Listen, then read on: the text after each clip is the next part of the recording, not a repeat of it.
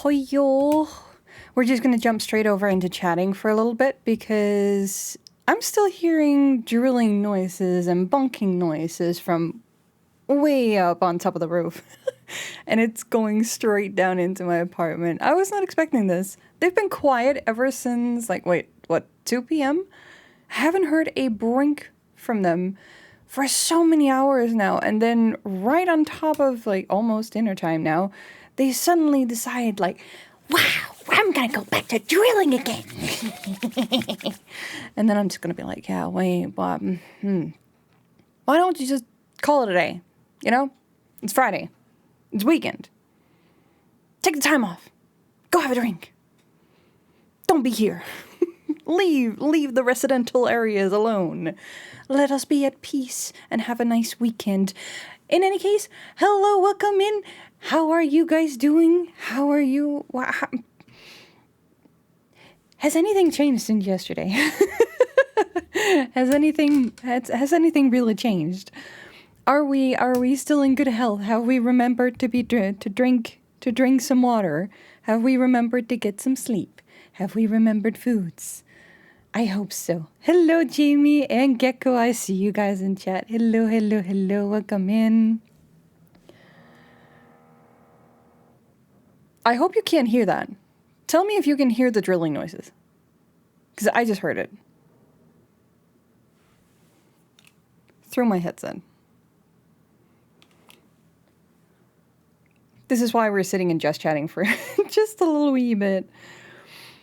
Oh no. This is going to destroy everything that I wanted to do. These fuckers. Being all obstinate. Let me just change the game here so you can actually see what we're going to be dealing with. Let me see. Was that not? There we go. And then we need to resize it so that you guys can actually see what it looks like. There we go. Are you guys excited? Are you excited for spoops? I'm excited for spoops. I'm excited because I know what's awaiting us, kinda. I know the first few chapters somewhat. I started it way back. I mentioned it just before we ended last stream yesterday. But I started this way back. Way back when I tried to get back into streaming again. I was like, this seems like a really good story. It's spoopy. It's maybe not kind of cozy, but it's really interesting. I love the story. And we're we're getting close to the season where all of these themes and horror stories and games are very much in season. I don't really know where I have myself these days. All this construction noise is also keeping me on edge. So I find that I would rather want something to do rather than just sit still and do nothing. Otherwise, I might actually go crazy.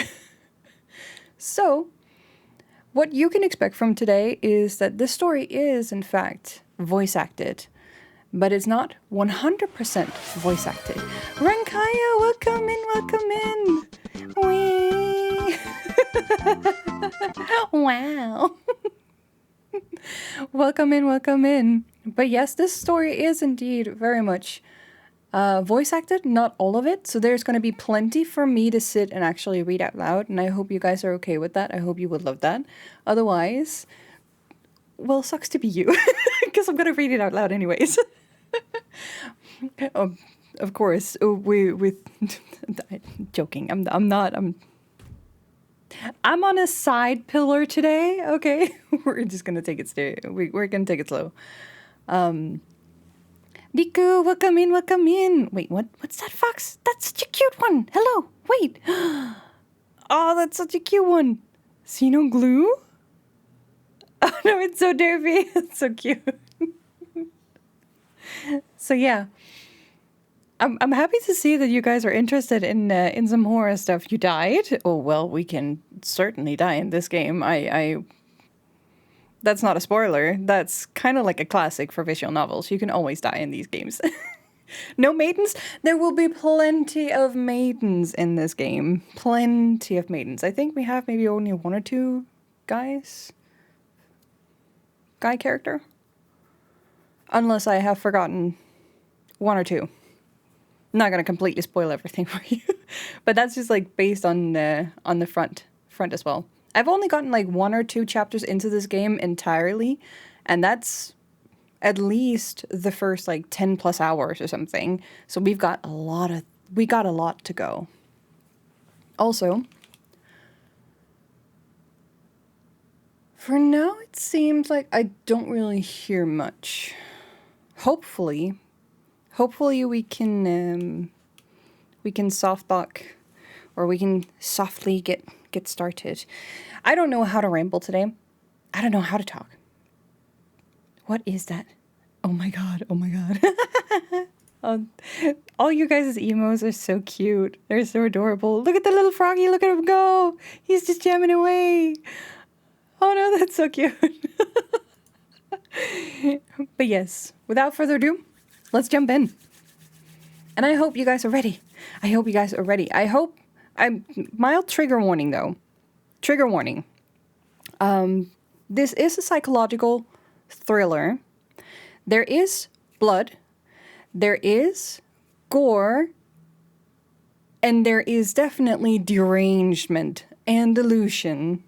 Not illusion, but delusion. It's very much Delulu Frank Tulu. So if you... How can I make this trigger warning without actually 100%... How can I make this trigger warning without spoiling anything? It has to do with death. It has to do with wishing for death. It has to do with derangement in a form of the characters actually wanting to, you know, pursue this as kind of like a business in a sense. So yeah, it's if you're used to reading thrillers, if you're used to horror stories and that kind of stuff, not the fun, soft, fluffy ones, but the ones that are a little bit more spicy, there's not any not safe for work in this, but we're talking spicy in the regular other sense, where it can get a little bit crazy. And I don't know the entire extent of it because I haven't finished it. So, we'll take it as we go. And if, just a reminder, and remind anybody new who comes into chat, if they need to take a break, if they're dropping comments, being super surprised, help me make them aware that if they do need to take a break and step away, it's completely fine. If you, for whatever reason, don't feel okay or comfortable throughout the entire thing, make sure to protect yourself first and foremost. And help each other out in case someone comes in and feels a little bit lost. I'll be on top of it and keep an eye on chat as well, but we'll take it one scene at a time. Let me get this up and going. Game scene. Oh! Wait. What capture do we have here? We have the game capture.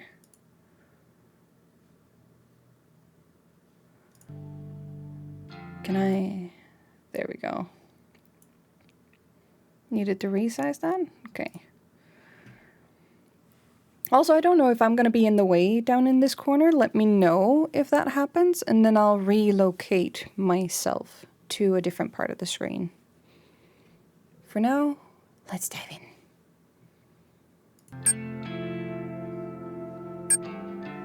Let me just toss off the music.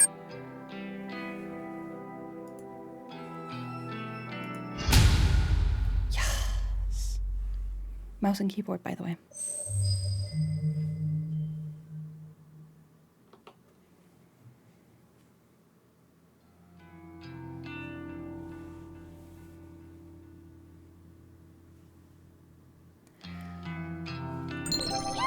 Ooh, hello! It's meant to be emote only? Oh, no, it's not. I'm sorry. Oh, no. It's not meant to be emote only. I did that as a countermeasure while I was offline. Now you guys can actually spam. Now you guys can spam. Welcome back from emote only. It's not meant to be emote only, no.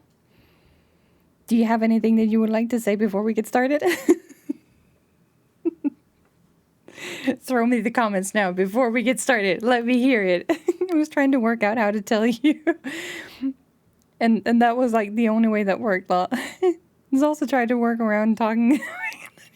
We can't talk, our voices won't be silenced no more. God damn it. I mean, scuff is supposed to be part of the entire thing, isn't it? I'm pretty sure that every streamer has their personal scuff. And it doesn't matter if you've been modding or viewing other channels for like a millennia. It doesn't matter. Oh, I found another workaround. I'm gonna highlight your message, then you can talk as well. Oh, this is great. This is fantastic.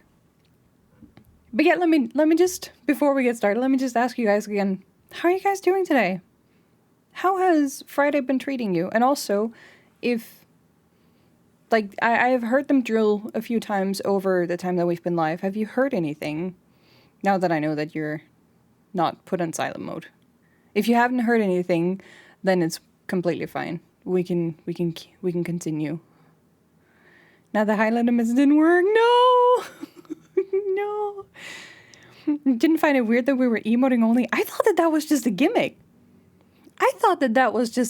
Not gonna lie. I thought you guys had like a one brain cell working all together coherently. I thought it was like really, really fun.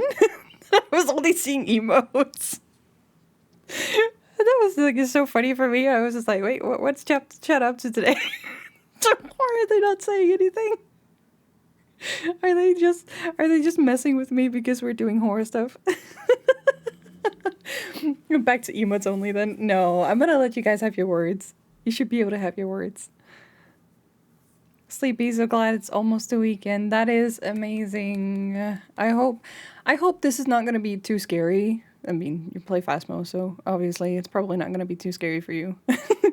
But I hope that this little like story time can help you rewind and relax. Haven't noticed any drilling? Good. That means it's not bad enough for my microphone to pick it up.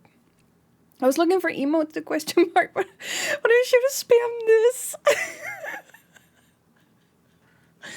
Oh no. I know. I'm the sad little one. He was like pointing. I mean, that would have just like pointed towards your name, Brinkaya. And I would just been like, yeah, Brinkaya, you're here. Welcome in. I've been super excited instead. Me and my one brain cell, we work very simplistically. So yeah. Let's dive in. There is a mix of non and voiced dubs in this. So it will be alternating between me reading stuff out loud and then for them to take over whenever. And we're not going to be rushing through anything. So I'll be looking over at chat every now and then in case you guys have anything that you need to say. Let me know if it's too loud, how the sound is, if it's too quiet, if you need more sound, we can arrange that.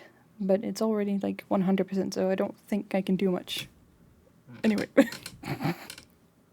ignore my feeble attempts. Phasma doing secret stuff for their fifth birthday. Wait, when is that? When is Phasma? When is that? October? Next week? Do you think they're gonna have something on Twitch too? Like something with drops that we have to farm for?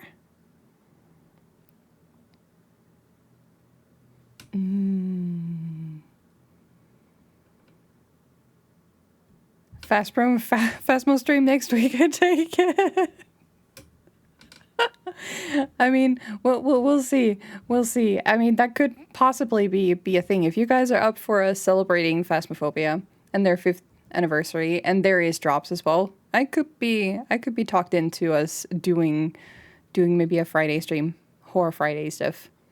That would be fun. They don't seem to have announced anything yet. They're probably not going to have anything much then. But we'll see. We'll keep an eye out, because I can easily make the switch. No problem. No problem. All right, I'm stalling. Let's get into this. I know these bitches have been talking about me behind my back. They flash those fake smiles when I walk past. They wave half-heartedly and say things like, "Oh, hi, Emmy," or "You're the only one brave enough to pull off that look." They're all two-faced, lying assholes. I hate each and every one of them. Amano, Sachiko, Kurosawa, just look at them. Everything about them is fake. Fake lips, nails, smiles, fake personalities. Look, I'll be the first to admit that I'm a fake bitch too, but even I know I'm not as bad as them. I'm not horrible to every person I meet. Just the ones I don't like. Ugh. It's not fair that I have to work with them. I just wanted a part-time job. Nothing breezy and casual. Something breezy and casual. How was I supposed to know these delinquents would obsess over tormenting me? Amano is unbearable, but probably the least terrible of the three. She's a year younger than me and acts like she's some famous pop idol. But she's a dropout, just like me, working in this dead-end part-time job so that her parents don't kick her out of their house. She spends her evenings singing at underground bars and hanging out with shady talent agents who swear they can promote her and make her the next big pop star. She gets taken advantage of time and time again, but never seems to learn her lesson. I don't know if she's just stupid or if she really thinks she's on the right track to becoming famous. Sachiko is the kind of straight-laced girl you see at every school, studying her ass off to earn her parents' approval. The type of girl that always has the best grades, but never really has any friends. She's the kind of girl that graduates, then the reality of the real world knocks her on her ass, and she realizes she actually has no clue what she's doing. Just like the rest of us. So she settles for the first crappy job she can find. And then suddenly, it's 3 years later and she's still slaving away for those asshole managers just to make ends meet. Instead of being humbled by her situation in life, Sachiko decides to take her anger out on everyone around her. I've seen her slap customers out of frustration. Rumor has it that she strangled our boss on one occasion. Apparently, he's too afraid to fire her now. I don't blame him. I'm afraid of her too. And then there's Kurosawa. I could write an entire blog on all the things I hate about her. She's pretty, but she's very aware of it. She seems to have a new sugar daddy every few weeks. Some poor old fool that she strings along and milks dry. She must be nearing 30, but all her friends are still in senior high school. It's more than a little weird. They hang out around the train station, bullying homeless people and shoplifting from the convenience store. I'm pretty certain that she's done time once or twice. Kurosawa is an all-around terrible person. She makes Amano and Sachiko look like saints in comparison. Honestly, I couldn't ask for a worse group of co-workers. Holy shit. Holy shit. I didn't remember this being such an intro. Wow. Changed jobs already. These three sound so bad. They sound so bad. How is the music over my voice, by the way?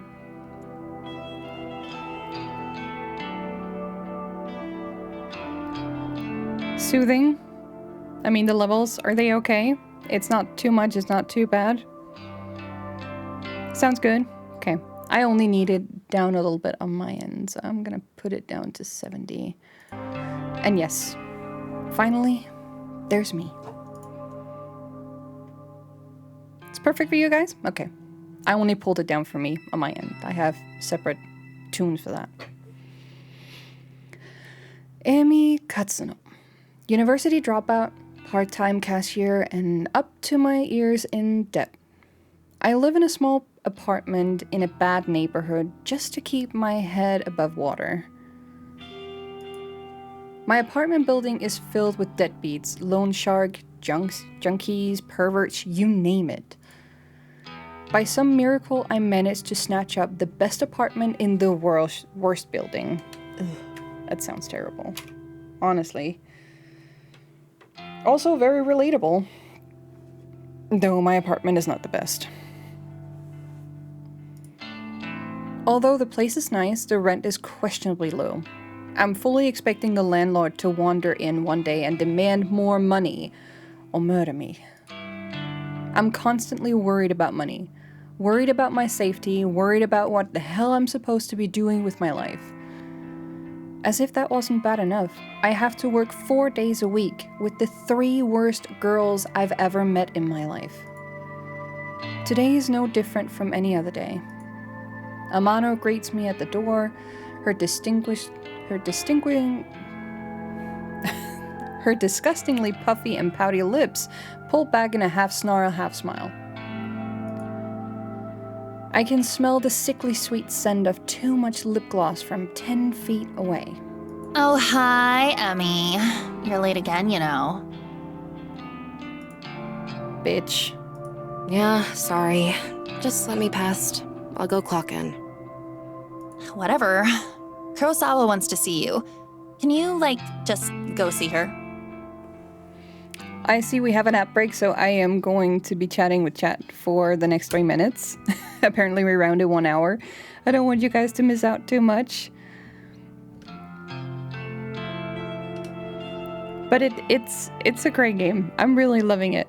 I'm really loving it. I honestly can't wait to discover a lot of what this game has to offer in terms of story. I remember I came to this one scene and I got so sucked into reading it that I almost felt like I jumped into an actor's position and role, which was one of the reasons why I'm like, if I could just sit and read out horror stories live for you guys, I would want 100% of that. I just get so sucked into these kind of stories. It's just, it's juicy. It's amazing. It's lovely. How do you guys feel about horror stuff? Where on the list of favorite genres is that?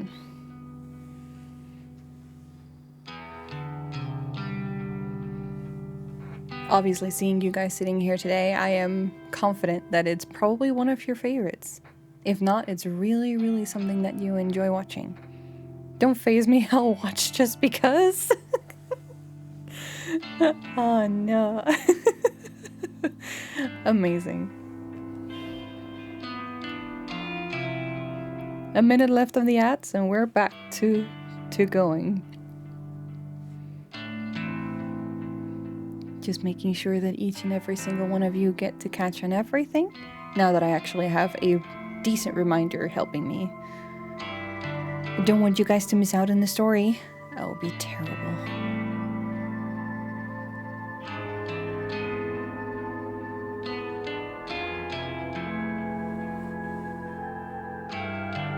So that we... Oh. There we go. Alright. Gearing up. And we're back again. Welcome back from ads. Everyone, welcome back from ads. Fine. Amano walks off. I look around for Kurosawa. The stale stench of cigarette smoke eventually overwhelms the lingering scent of lip gloss in the air and leads me to her location. You wanted me? Katsuno, I need you to process a big refund. Don't mess it up, okay? It's for a regular customer. Okay, I can do that. What am I refunding?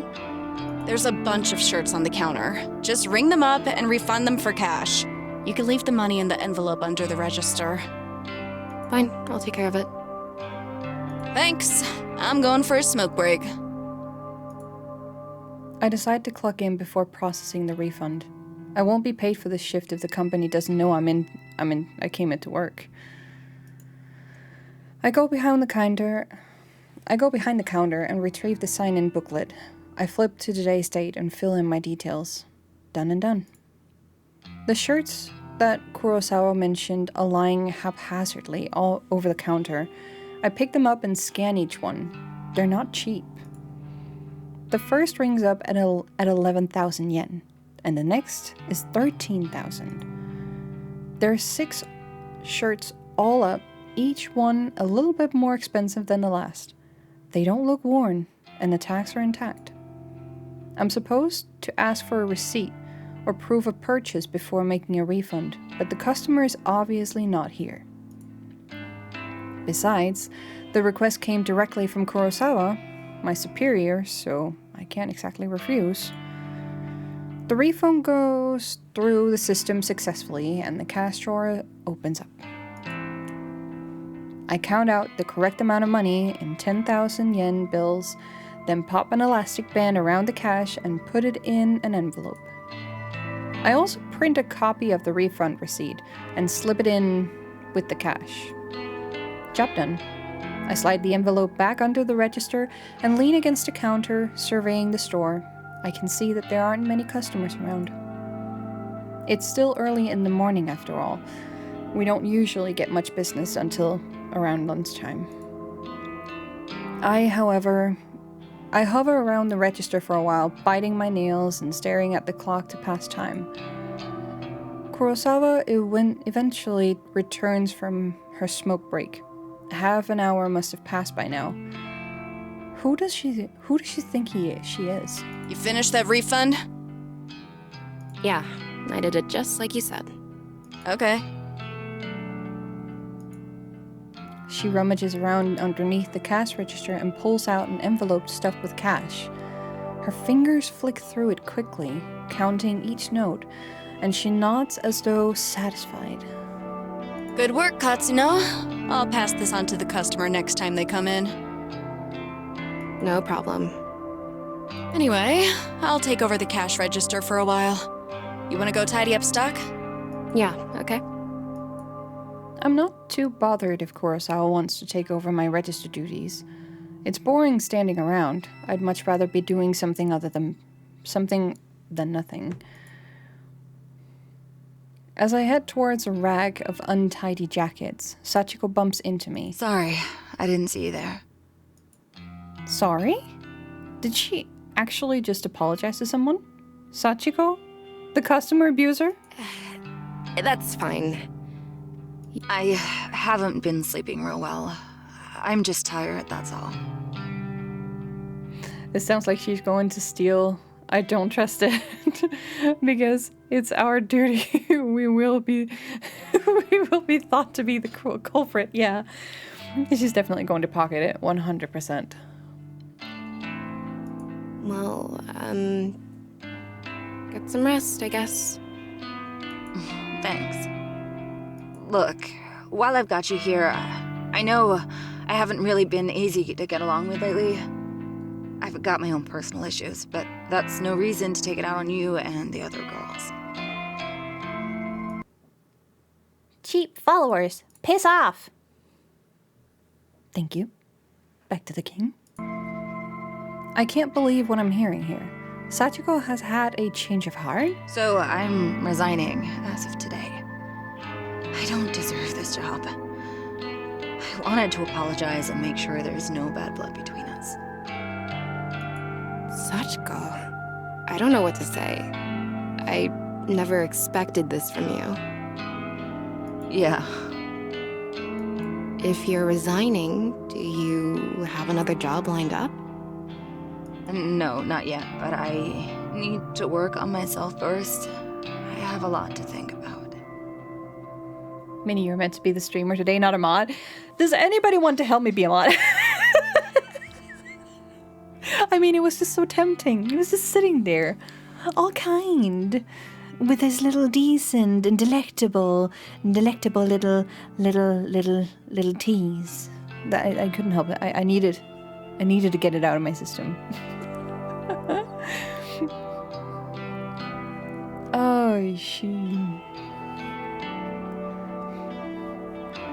Do let me know, though. For any of you who's sitting in chat right now, I am willing to pick out a mod for helping. It's like a reward. Kinda. Back in we go. Well, I mean, as long as you're sure about this. I think we are... There's 4 people on my end.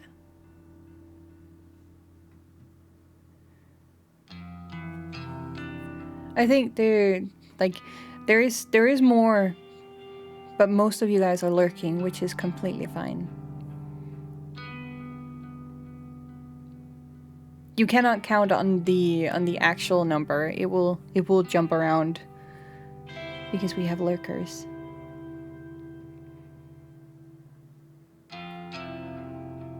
I am.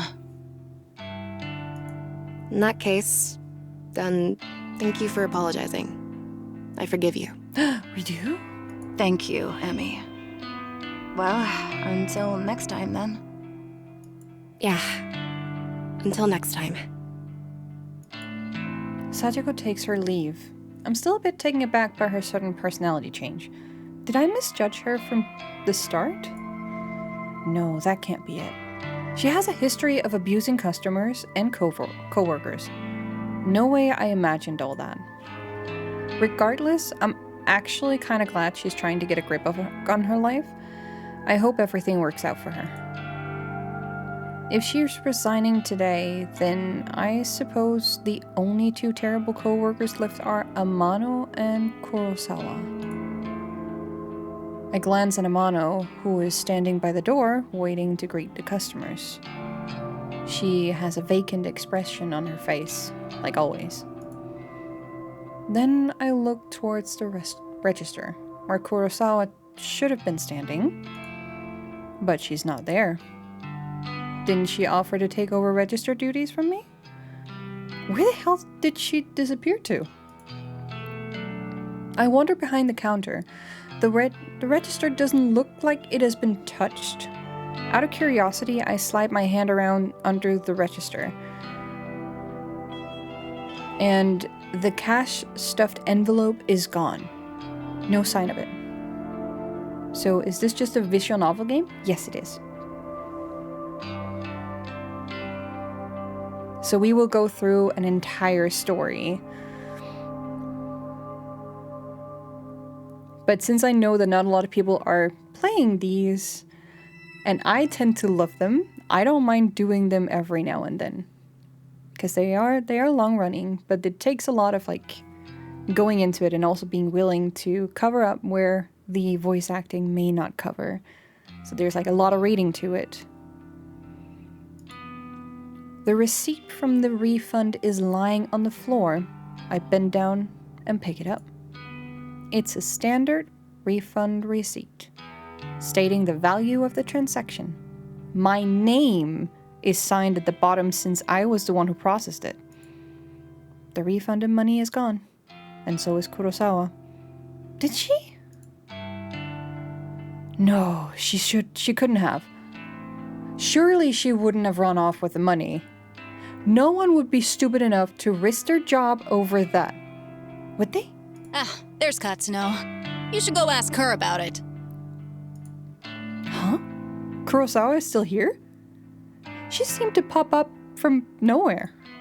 Katsuno, a word, if you please. Uh-oh. Ah, Hirota. The manager of the store.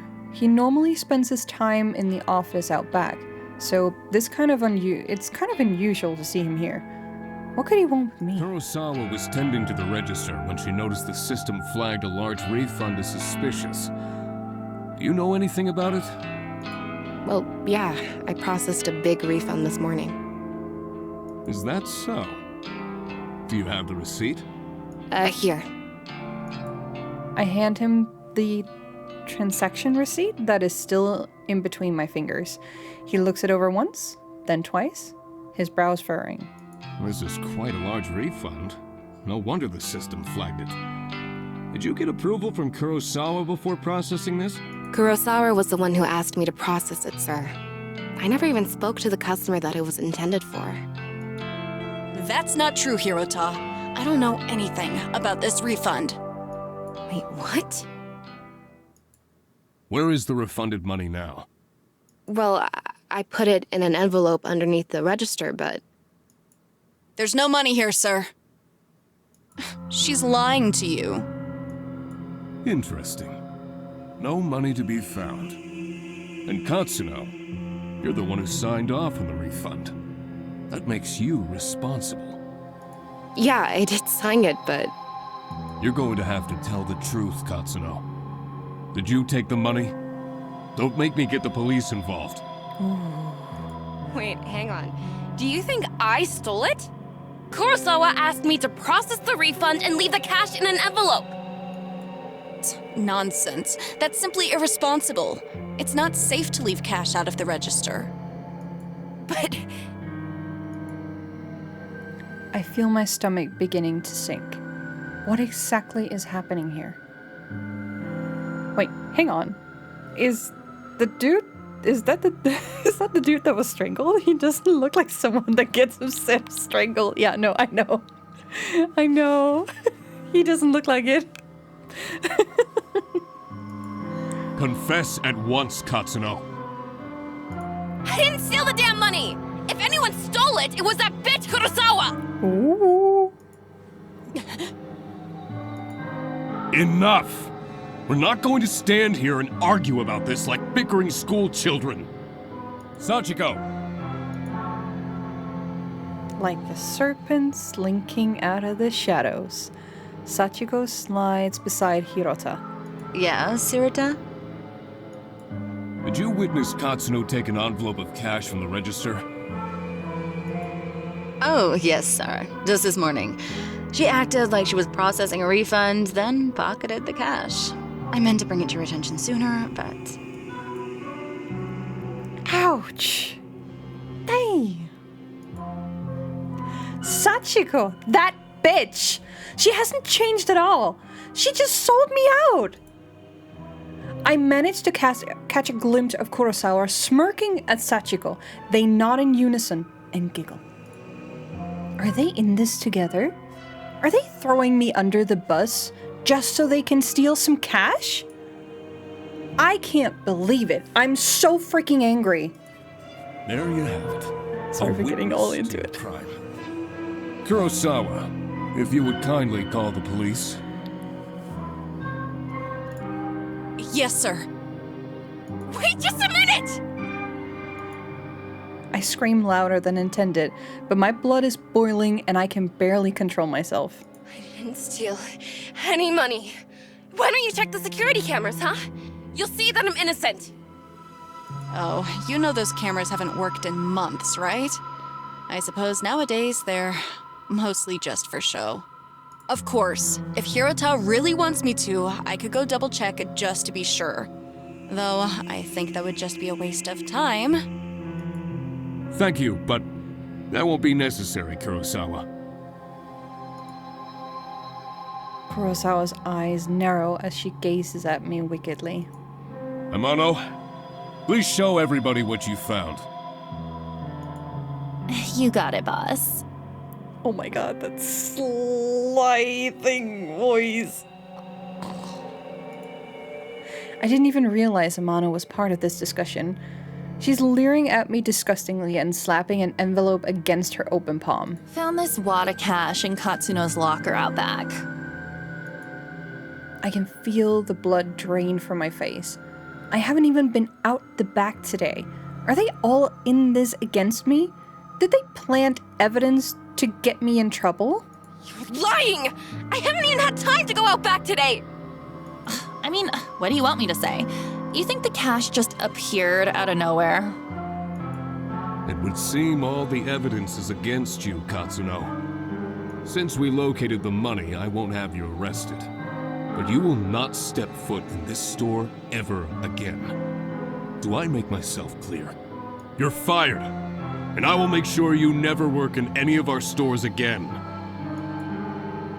I am speechless. I can't even process my thoughts.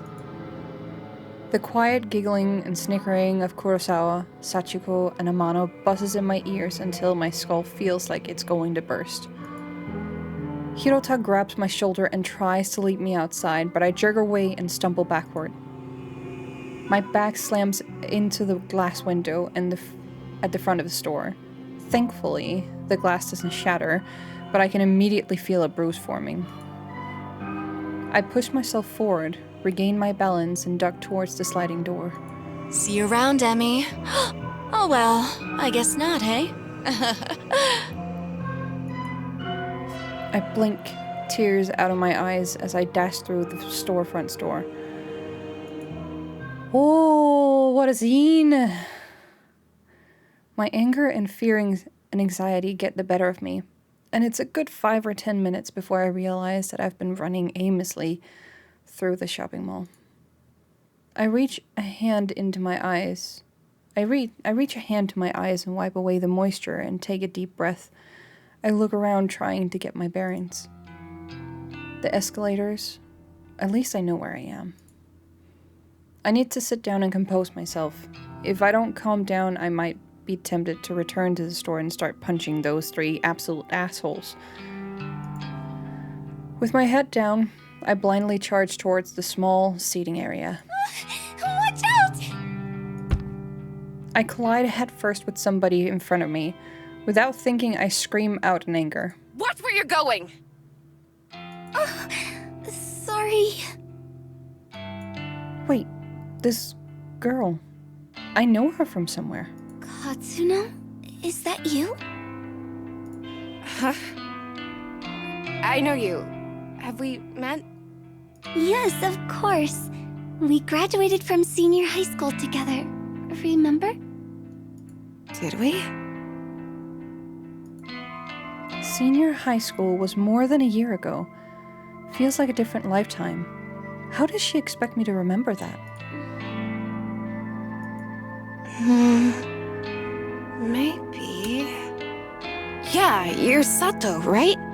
Aoi Sato? That's me. You do remember. Well, kinda. Sorry. I've had a crappy day. I just got fired, so I'm not thinking straight. You got fired. I'm really sorry. You bumped into me pretty hard. Are you hurt? I'm fine. Aoi is rubbing her arm tenderly. I figure I must have injured her, but I'm not really in the mood to stand here and apologize to some old acquaintance. I have to go. Excuse me. Oh, okay. I push past Aoi, unexpectedly. The shy and spineless girl grabs my arm and stops me from leaving.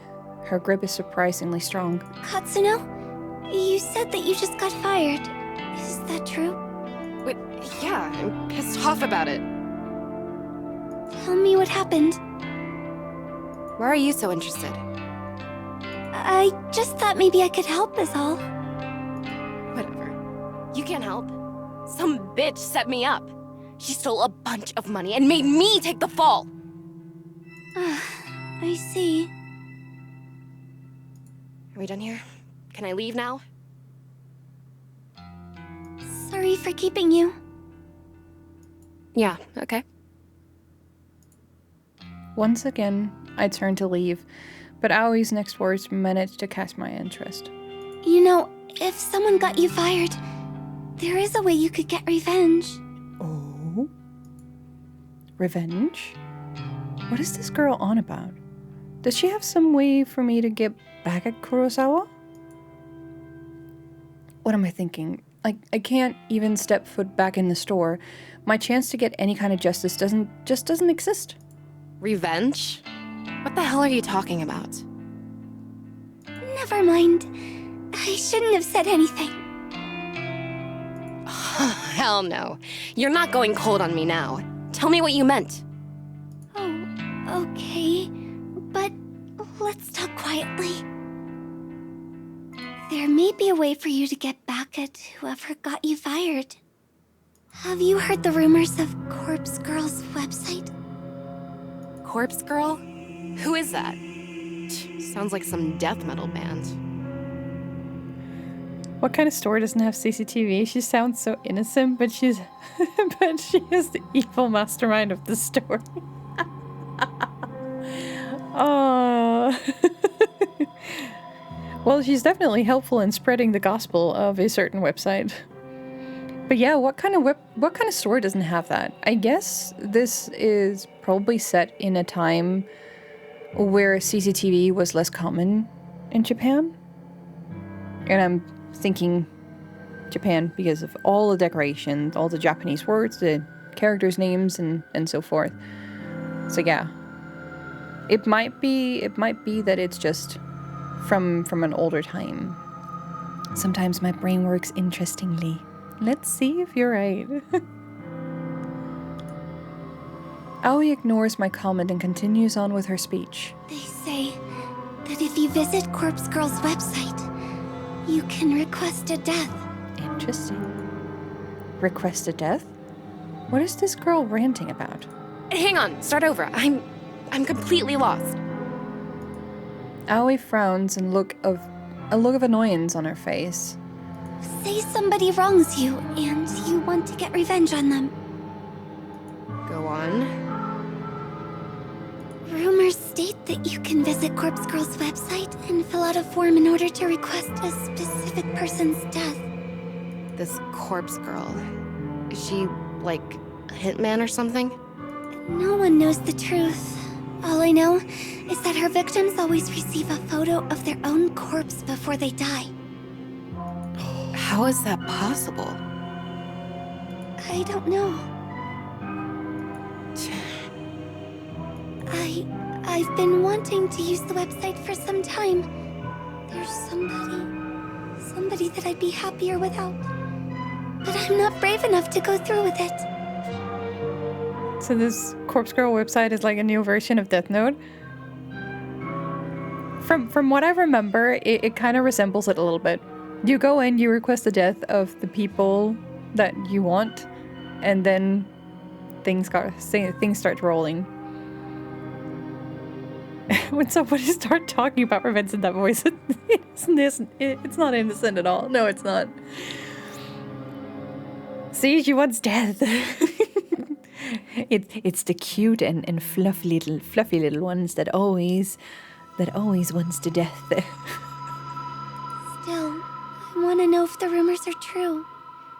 If you use the website, you could tell me if it works or not. I get it. All right. This whole thing sounds sketchy. Risky. Are the police gonna come get me if I go on this website? I've got no idea. Well, thanks, I guess. Aoi doesn't make a further attempt to stop me when I turn on my heel to walk away. I don't know what to make of her suggestion. Can such a website even exist? The ability to request a death just sounds so unbelievable. And yet, I find myself unable to get the possibilities out of my mind as I make my way towards the train station.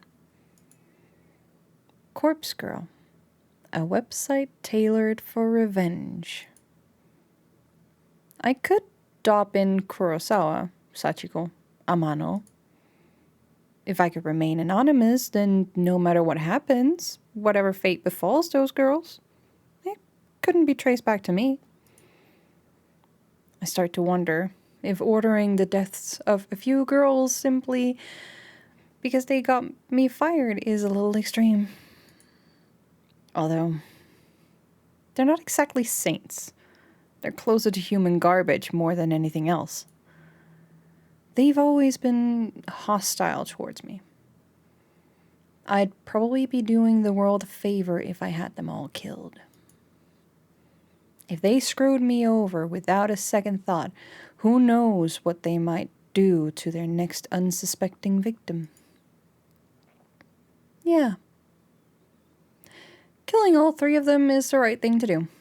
Removing them from the planet will prevent them from hurting anyone else. My heart begins to race.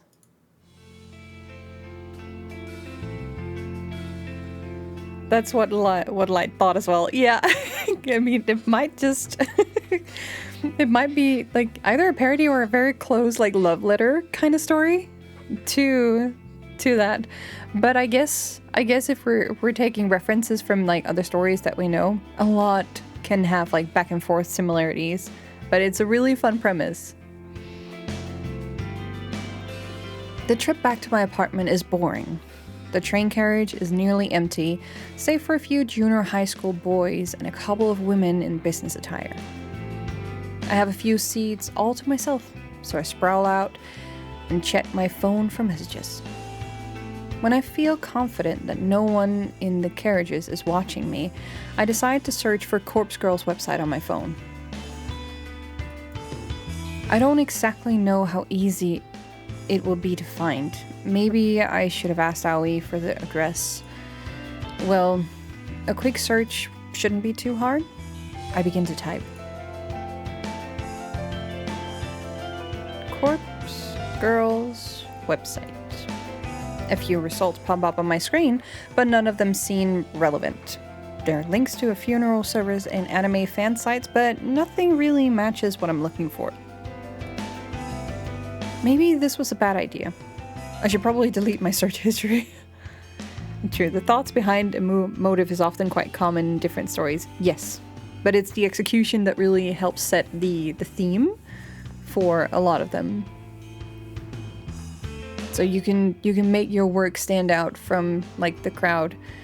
The more specific and detailed you get into it, and the more you start developing it, like, with your own ideas. You can always have a base to go off on, but then as you start developing, you will also take on your own interpretation of it and add in your own little, like, pinches of spice to your story and your universe as you go along. That's pretty common. Maybe Aoi wants to kill people and need the request before she can... Oh no. We don't know. We don't know. Maybe just one more search. Corpse Girl, request, death. My phone seems to lag for a few seconds as the search is submitted. Then, a fresh list of links appears. The top result catches my eyes immediately. Corpse Girl, revenge at your fingertips. This must be it. I click the link and the website loads immediately.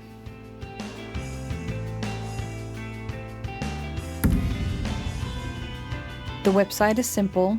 There's a freaky little dancing girl at the top of the screen who looks too happy to belong on such a site. The whole site is really basic. A small blurb of text offers instructions. Let's see here. What does this little image say? Corpse Girl's website, revenge at your fingertips. Request a death. Fill out your victim's information and upload a photo of them. Your victim will receive a photo of their corpse shortly before they die. Watch out. Don't be an idiot and enter something something. Request a death. Fill out your victim's information and upload a photo of them. Your victim will receive a photo of their own corpse shortly before they die. Watch out. Don't be an idiot and enter your own information, or you will be cursed. Oh no. What the hell? Is this site actually for real? I start to wonder if I should go through with this. There's very little useful information on the site. I mean, it does say request a death, but come on. Is someone actually going to go out and kill the person that I choose? And how on earth can someone receive a photo of their own corpse before they are actually dead? That just doesn't make any sense.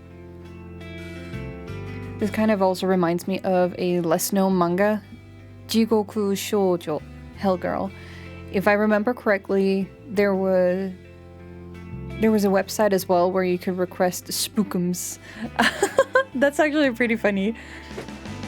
That's a pretty good like I want to read that. Let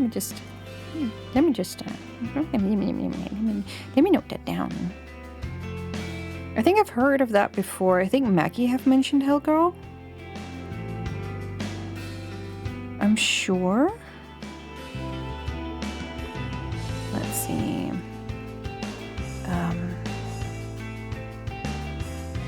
New list. What is this, an anime? A manga?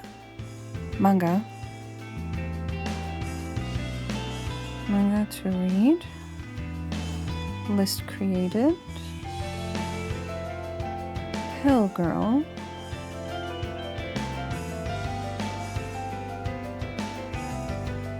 No. Cancel. Hell Girl, and then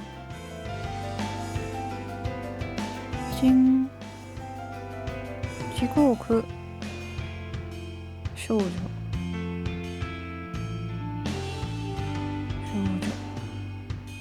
There's an anime as well? Ooh, even better. Even better.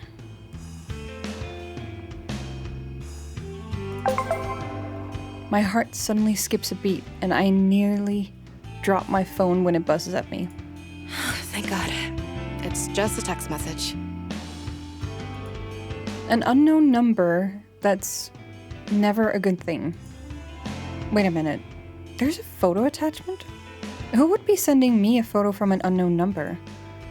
My curiosity gets the better of me and I open the message.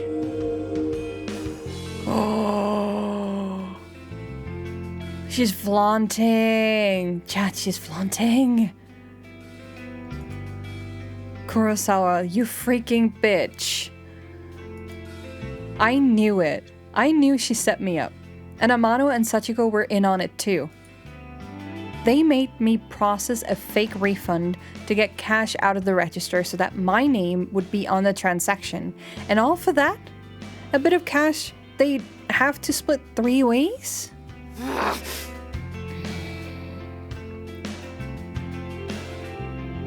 Yep, that's it. We have the photo now.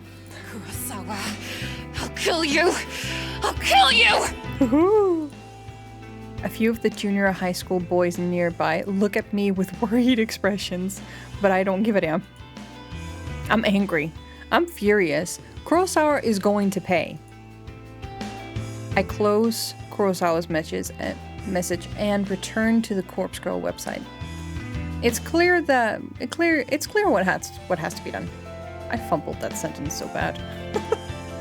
I'm going to request Kurosawa's death. I read the website's instructions one more time to make sure I haven't missed anything important. Enter the victim's phone number. Upload a photo of the victim. Also, is the music... To me, the music sounds a bit too loud compared to the character's dub. Do you guys mind if I go turn that down a little bit?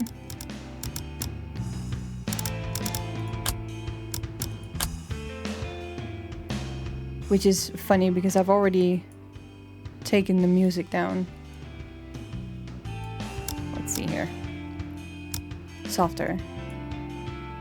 Let me see. You can still hear it now, right? It's still fine, but it's not as like boom blasting in your face. Also, G-Man, hello! This is G-Man. G-Man Spampa. Just want to say hello. Hello, hello. Can hear it, but it's softer. Okay, okay. Get that up a little bit. There we go. Should be fine. Hello, hello, hello. Welcome in to the spoopy story. We're about to make our first request of a death through a website. How are we all doing? We're practicing murder. Joking. In game. Twitch, don't cover me. Don't cover me. It's all in the game. It's in the game. Don't cover me. Aside from that, we're doing pretty good, I feel. How are you doing today? I hope your Friday is going well. Happy welcome to the week. End. Where we don't end anything.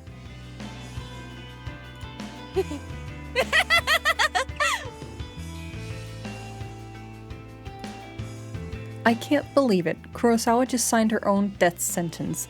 She sent me a photo of herself and her phone number was included with the message. I fill in the phone number and upload the photo, my hands trembling the whole time. My thumb hovers over the submit button. I feel it chill down my spine. My face turns pale and I immediately feel cold and clammy. Is Kurosawa really going to die if I use this website? Or is this all a sick hoax? I run through the possible outcomes in my head. First possibility, nothing happens and Kurosawa is none the wiser. Second possibility, Kurosawa gets pranked by whoever is running this website. Maybe the administrator gets a kick from tormenting people? Kurosawa might just receive some spam text or something like that. Third possibility, Kurosawa dies. She gets murdered, or some elaborate scheme is concocted to make her die accidentally. My lips curl into a frenzied smile. I like the third possibility the most. Can we hack the website? Possibly.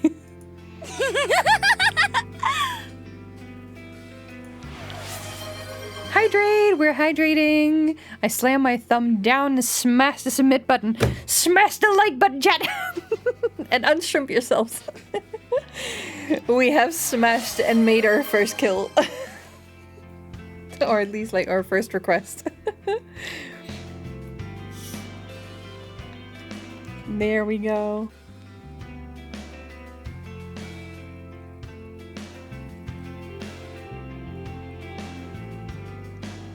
Hell yeah.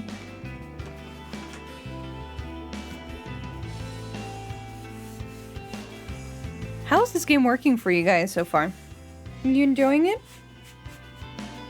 Is it an interesting read?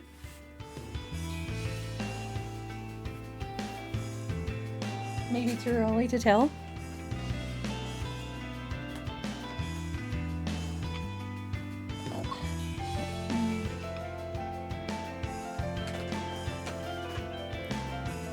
Get a bit more of this done. Here we go. I don't know, I just got here. That is okay. Are you enjoying the speculations? It's exciting, and it gets better. It gets better. Prepare for the end, Kurosawa. We haven't even met the main character yet. This is all just a prologue. This is like the introduction to the whole thing.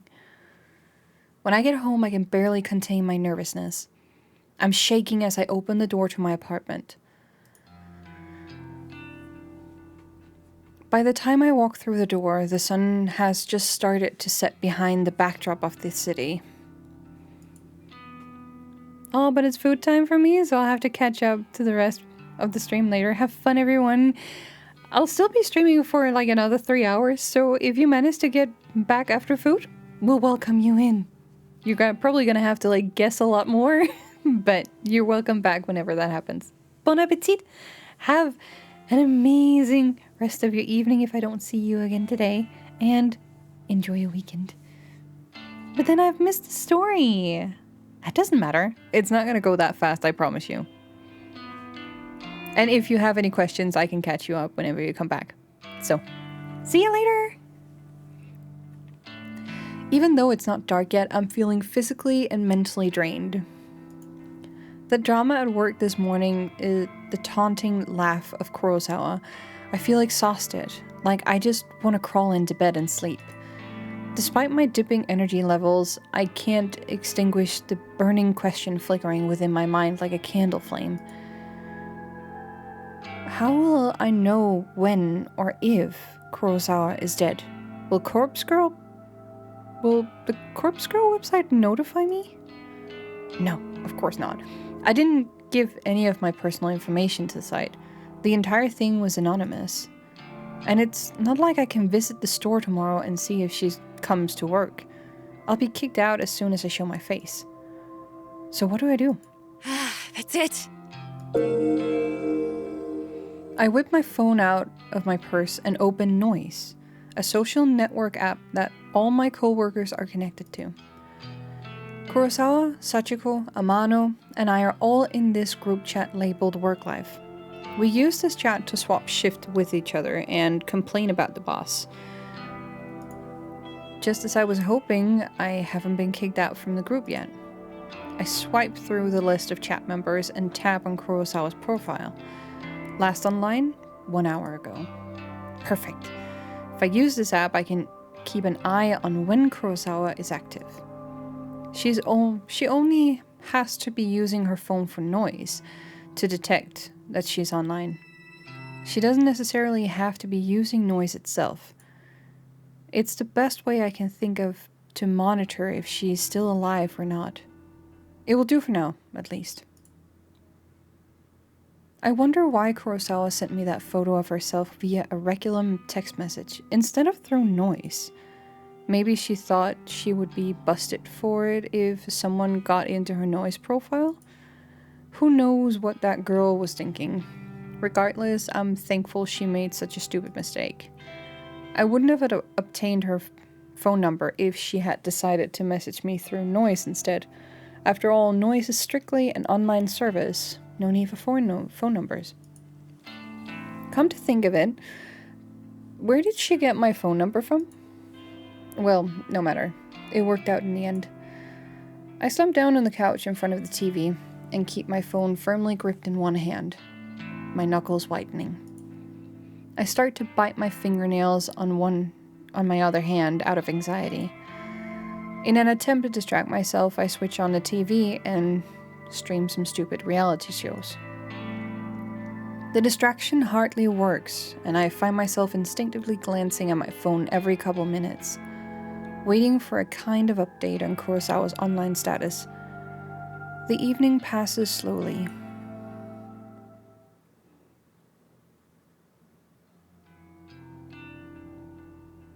June 13th, Saturday morning. Sunlight streams through the open curtains and I startle. Did I fall asleep on the couch? I wipe my mouth with my sleeve, cleaning off a trickle of drool from my chin. My phone is still in one hand and I quickly check it, tap the fingerprint smeared screen, but it's not responding. The battery died? But I must have fallen asleep and left the screen on all night. Oh no. A phone with no automatic screen off is kind of annoying because it drains your battery really, really fast. I race towards my charger and plug it in, anxiously waiting for just enough energy to turn on the phone screen. After what seems like an eternity, the phone comes to life. I catch a glimpse of the clock and as I swipe the lock screen away.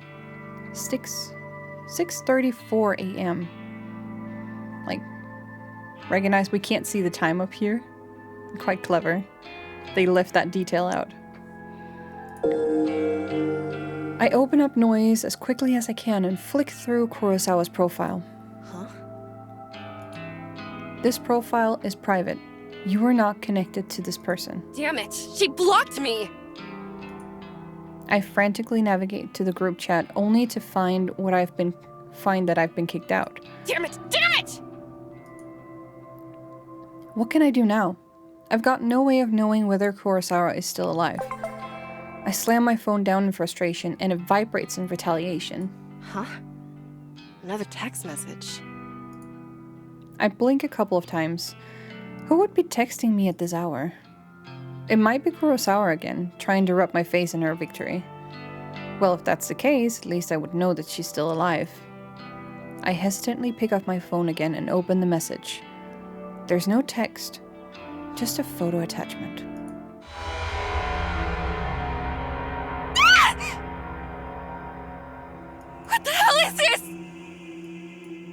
I nearly dropped my phone in terror. A photo of a dead body, twisted, crumbled, like it has fallen from great height. A spatter of blood is flecked across the grass. It's hard to make out the details of the person. Dirty blonde hair, familiar clothes, smudged makeup.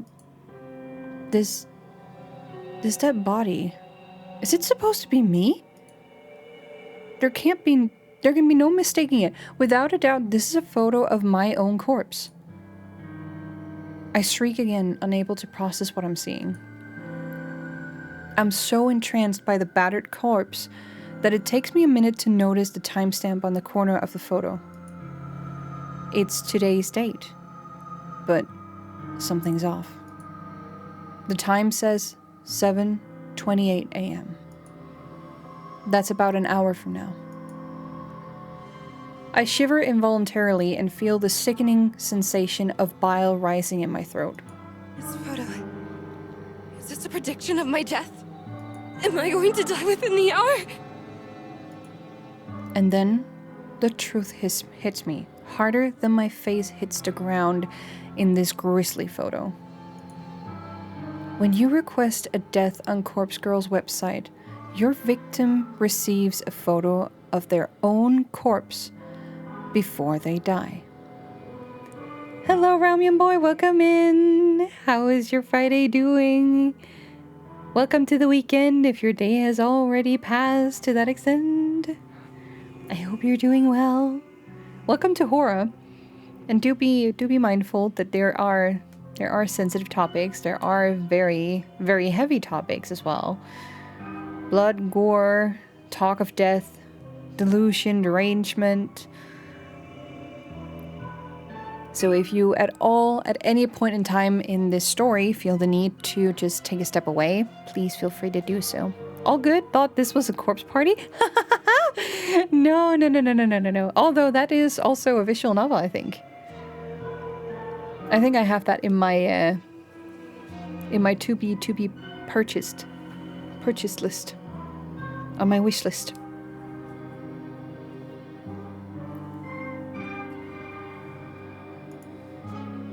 Before they die. I can't look at it anymore. I throw my phone to the side and curl up on the floor. Did Corpse Girl send this to me? And how?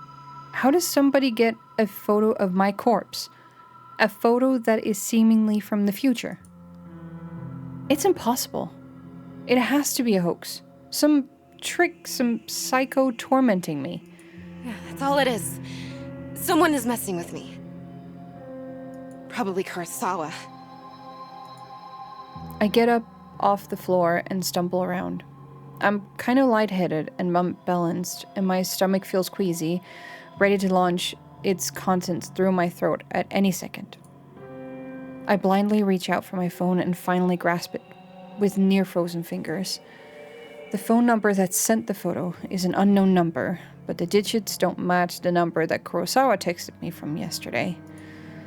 So it's unlikely that this came from her.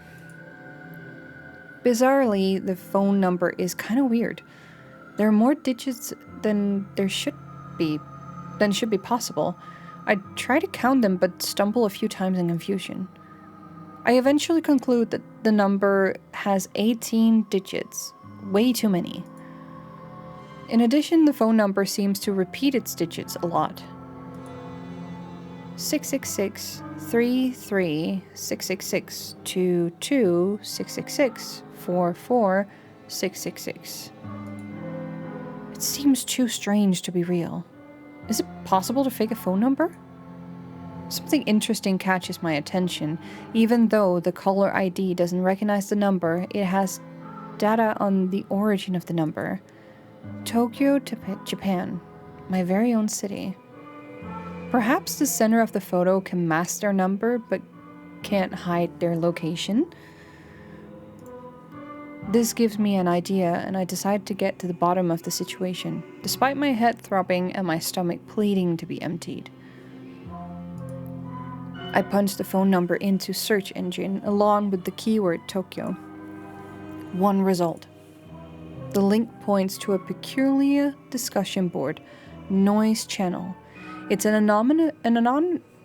anonymous board where users can talk about almost anything. And no big surprise, it's owned and operated by the very same company behind the Noise app I use on my phone. I tap the link and I get taken to a discussion topic from less than a week ago. I quickly read through it. Let me just check up on chat.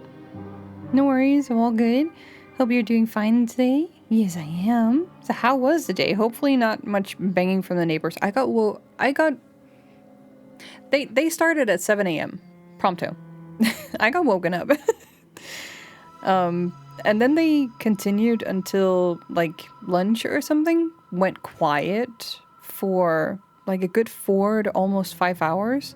And then just right as we started stream, they were back at it again.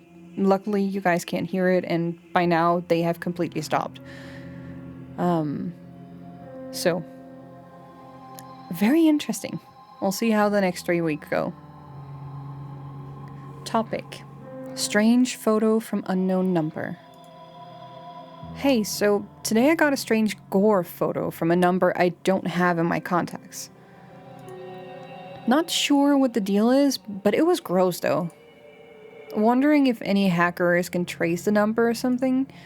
It's 666-33-666-22-666-44-666. Seems like Tokyo area. I'm in Osaka. Okay, thanks in advance. The topic has only one reply. One reply, RE. Strange photo from unknown number. You got this photo too? Was the gore photo a picture of yourself? I'm worried. I received a similar pic from the same number. Thinking about contacting the police. Not sure if I'm overreacting. And that's it. The end of the discussion. Neither poster followed up on the conversation. It's quite weird, isn't it? It's really weird. Damn it. That's all? That didn't give me anything to go on, except now I know that at least 2 other people have received bloody photos of themselves. I wonder if those photos were as extreme as the one I received. What happened to these 2 posters? Why didn't they continue the discussion? I feel myself beginning to sweat. My body is going from cold to hot and back again several times a minute. It feels like I have a fever, but I know it's just stress tearing me up. I check the time. It's 6:59. About half an hour until the time printed in the photo.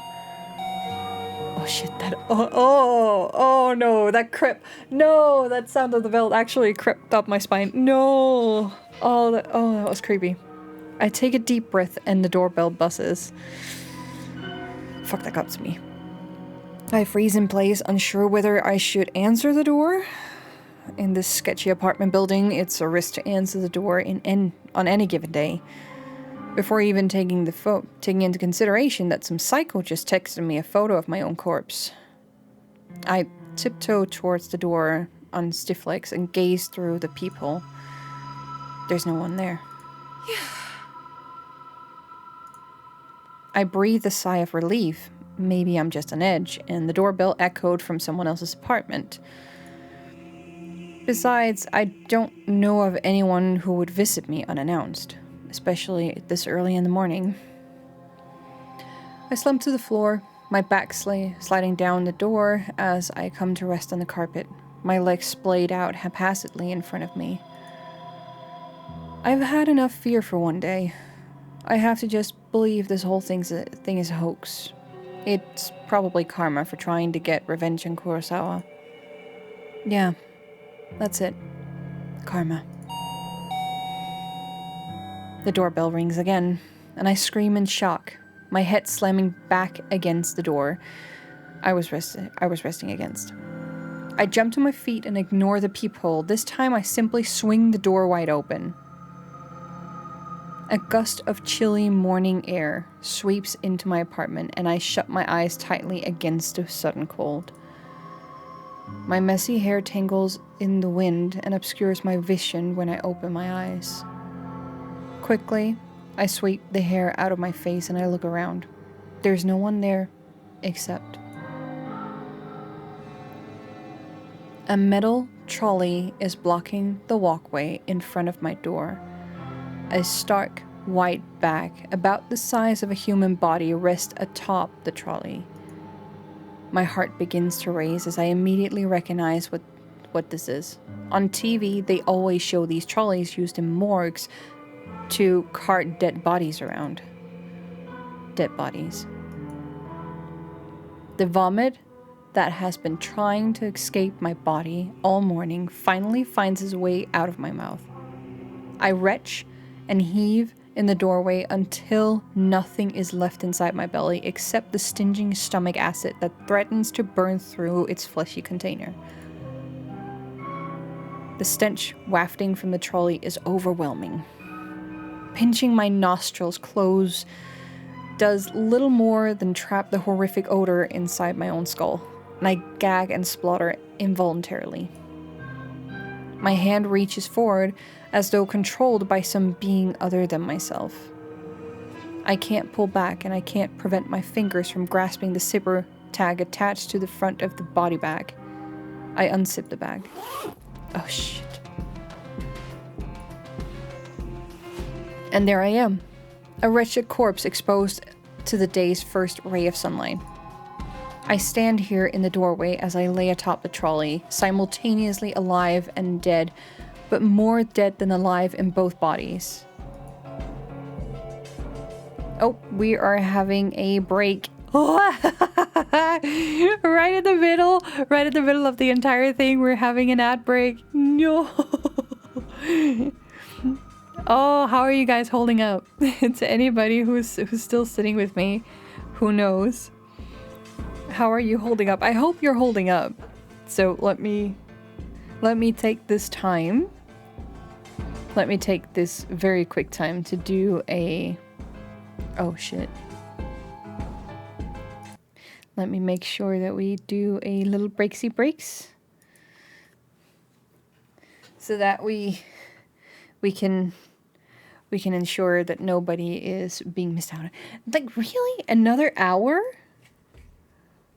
I thought I told the ads to chill and not be with me for more than like 3 minutes of an hour. Hasn't it only been like... Has it already been an hour? I thought we had one... Maybe that was an hour ago. I don't know.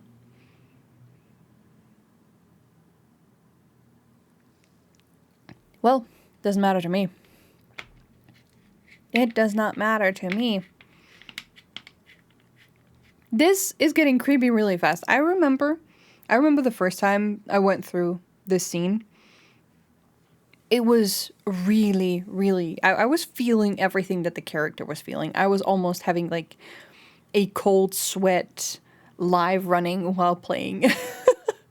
I remember that it was just so creepy back then. And it still is. And the doorbell really caught me off guard. I could not, for the life of me, remember that there was a doorbell. This game does an exceptionally good job at just grabbing you the first time that you go through it. There's like a lot of things that I do remember, which doesn't get to me as much. But that's going to happen the moment that we get past the stage where I am completely oblivious to anything that's happening. It's a really good story. Imagination running wild, 100%. 100%. It's impossible to thoroughly or like to really sit down and understand like how some of these like psychological thrillers are like executed. And I'm also working on my own story, which is also in the same genre, so it's even more interesting to me to see how effective it can be, but also how easy it is to get used to once you've done the story once. So I am truly loving this. I hope you guys are with me too. Welcome back from the ads. Let's dive straight back in. Let's go straight back in. The brushing on my face is horrific, and I reach a stiff finger to my own lips, my living lips, tracing the outline of the bruise I see before me. There's no pain where the bruise should be, and I breathe a sigh of relief, for why would there be any pain if I'm already dead? To feel pain would be absurd, and then I would really have to start worrying. I wonder how I died.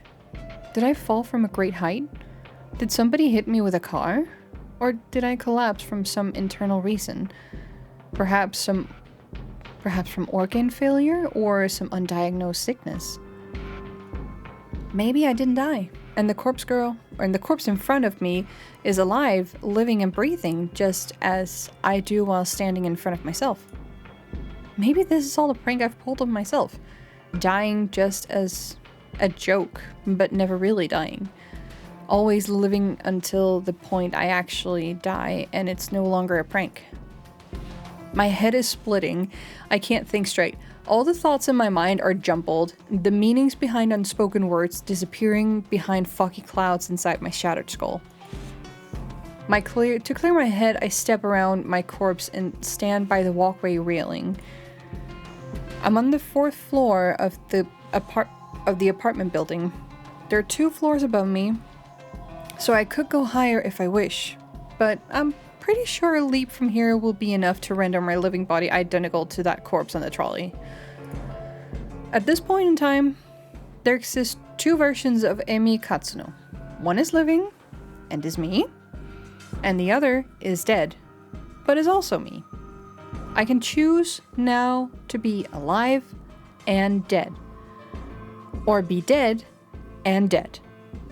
But I cannot choose to be alive and alive. So even if I choose to be alive and dead, I'll still only be half alive. But choosing dead, and dead is nice and clean, absolute, an indisputably solid state of existence. I grip the cool steel handrail and lean over the walkway, my hair whipping against my face thanks to the relentless wind. 4 stories below me is a small courtyard paved with concrete and decorated with the occasional shrub or flower bed. I miss the concrete by about 2 feet. Dirt sprays up into the air as my nose is crushed under my own body weight. I think about that photo Kurosawa sent me, with her smug smile and her hands full of stolen money. My teeth grind into my tongue and sever it, but it doesn't manage to escape my closed mouth. My mind wanders and settles on Corpse Girl's website. What was all that about anyway? As far as I know, nothing happened when I submitted Kurosawa's details. Maybe Kurosawa found the website as well and submitted my details first. I guess Corpse Girl got me. Well played, Kurosawa. I think I can taste the blood in my mouth, but I might just be a memory from some other point in my lifetime. A blinking light from a nearby parked car kind of irritates me, but then my vision turns blue or black, and my only concern is how I'll never truly know what.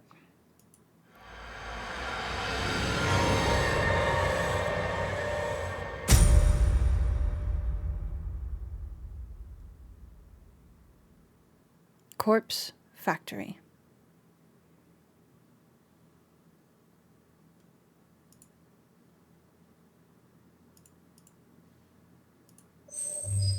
Act 1. Noriko Kurosawa. Are you guys ready for the real thing? Now we're actually gonna get started. Ooh, now we're gonna get into it. Monday, May 25th, morning. I've always liked the shape of my eyes. I can be critical about other parts of my body, but I'll never complain about my eyes. With or without makeup, I think they look great. Mother used to tell me I inherited her eyes, and my big sister inherited father's eyes. To be honest, I don't see any of my father's features in myself or my sister. but I do agree that my eyes are exact replicas of my mother's. Mother doesn't see too well anymore, and that might be something I have to also worry about in the future. But for now, my eyes are perfect, and I couldn't be happier with them. I wear eyeshadow and eyeliner to bring out my best features. Some people tell me I use too much makeup, and I tend to overdo it and make myself look intimidating. Well, I don't really care. Mostly like the way I look, and honestly, how many people can claim the same? Not me. Today's morning ritual is the same as any other workday. I'm a slave to the wage, and I'm not proud of it. Call me a corporate sellout, but I can't survive without money. My alarm goes off at 6 a.m., the shower is running by 6:05, and I am dry and dressed by 6:15. I skip breakfast because I'm watching my figure and spend up till 6:30 working on my makeup. I'm out of my cramped shoebox apartment by 6:45. Sometimes I catch my neighbor returning home from his overnight shift, and if so, I exchange simple pleasantries with him and continue on my way. Today, there's no sign of my neighbor, so I don't slow down as I descend the stairs and exit the building. Hitting the convenience store for a can of coffee saps another few minutes from my each day. I prefer sweet milk coffees, but every now and then I'm in the mood for rich black coffee. Regardless, I never start the day without it. I don't always need the energy boost, but it helps to stop my stomach from growling. It's a milk coffee kind of day, so I pay for my favorite brand and get out of the store in no time. The canned coffee dives into my handbag as I continue on my way. The train station is always busy in the morning, and it's usually a struggle to navigate my way to the correct platform in time for the 7:12 a.m. train. Today is no different. However, I always make it in time, because my routine has been perfected over the last few months. I board the train bound for Shinjuku. A cursory glance reveals there are no empty seats, so I push through the throng of bodies and stand against the carriage wall. Whenever there are seats available, I like to sit and read, but it's much more common to have to stand and stare at my phone screen like almost everyone else. When I do read, I read the classics: Stoker, Lovecraft, Poe, horror, Western horror. At that, it's my favorite genre. And of course, faithful translations into Japanese are as good as it gets.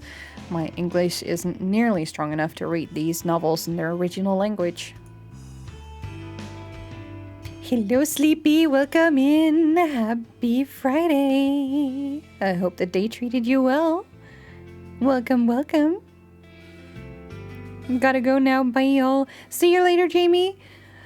Thank you so much for stopping by. Happy weekend. If I'm stuck staring at my phone case, I like to stalk people online. Acquaintances or the few friends I have lead such boring lives. They post about the most mundane topics all day, every day, acting like they'll shrivel up and die unless they get the attention they seek. I find their dull, tedious lives simply fascinating. From behind the safety of a glass veil, I can fulfill my voyeuristic fetishes and consume as much pointless information as I desire. Knowing every mundane tidbit of people's daily lives turns me on. That's a very, very freaky kink. This morning is the same as any other. I stare down at the phone held in my frail hand.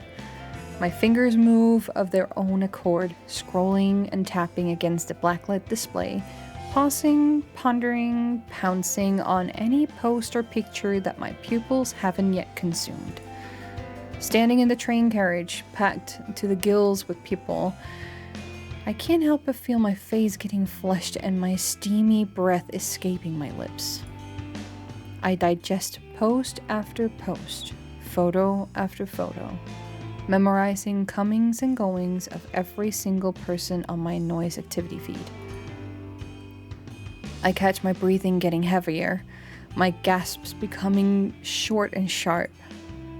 Ray went into the dentist yesterday for a root canal. Mizuno shared some photos of her international vacation. Kawahara objects to owning pets and thinks all animals should be free. My cheeks glow crimson, my chest begins rising and falling quickly. I clutch the collar of my shirt, knuckles whitening, knees shaking. She is all up on this. A few people in the carriage start to move away from me, but I barely notice them. My fingers keep scrolling and I hit the jackpot. A new post from a co-worker at my office, Tomoe Watanabe. She's a gal girl, the type with a heavy fake tan, bleached blonde hair, and questionable clothes. I hate her, but I love her posts. This morning update reads, Tomomo! 53 minutes ago. Just found this Corpse Girl website. Such fake bull. Waiting to meet a bitch try it on. Oh shit. Tomoe just discovered Corpse Girl website, huh? I feel a slight squeal trying to escape my throat as my legs threaten to buckle underneath me.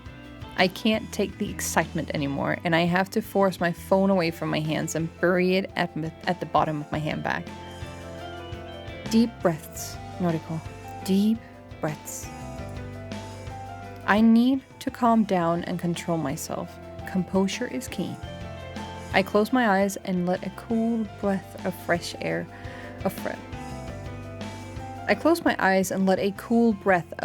whistle through my slightly parted lips.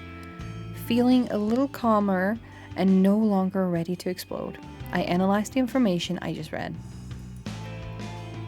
Tomoe wants to try out Corpse Girl's website. That's good. That's very, very good. Rumor has it that you can visit the website and request the death of somebody you know. How and if the victim dies is known to the public. Because of that, some people are pretty quick to dismiss this site as a hoax. However, the most interesting part isn't how or if the victim dies, but rather what happens to the victim before they die. Supposedly, the victim will receive a photo of their own corpse.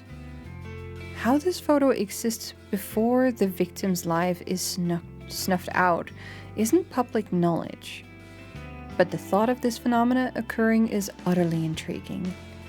Nevertheless, the site has been gaining popularity lately, at least in certain corners of the internet. Message boards like Noise Channel and other similar sites have picked up on the rumors and like to exaggerate the website's authenticity. The fact that somebody like Tomoe, a rather dense, dim-witted individual, has discovered the site means that it's actually more well-known than I previously thought. It means that people are actually talking about it outside of the internet. Chances are good that Tomoe will want to try it out and request the death of someone in her office, a coworker. Me, perhaps. She hates my guts as much as I hate hers. Finally, something exciting is going to happen in our dull workplace. The next station is Shinjuku. The doors on the right side will open. Please change here for the Chuo line, the Shonan Shinjuku line, the Saikyo line. As the automated announcement reads through a list of connecting train lines, I get ready to disembark. The train pulls to a stop, and I contort my body around the other passengers in an attempt to exit the train. Finally free of the tangled mass of flesh, I hasten my pace and navigate through the labyrinth the labyrinthine station.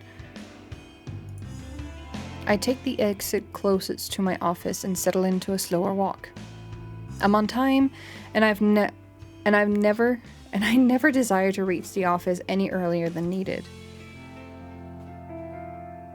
It doesn't take long for the looming office tower to enter my field of vision. 32 stories of office space all crammed into one sleek, slim tower. The name, Temujin, is stamped across the structure in gigantic block letters. If you're looking for this building in Shinjuku, you can't possibly miss it. Temujin carries the title of Japan's third biggest banking corporation. It's a gigantic company with other branches in Kyoto, Osaka, Sapporo, Fukuoka, and a dozen smaller cities I don't even remember. I've worked here for close to 3 months now. Not a long time in the grand scheme of things. That said, I'm only a temp, and all I do is data entry. I work on the 14th floor along with about 60 other junior employees, including gal girl Tomoe Watanabe. I don't speak to many of my coworkers. That's the way I like it.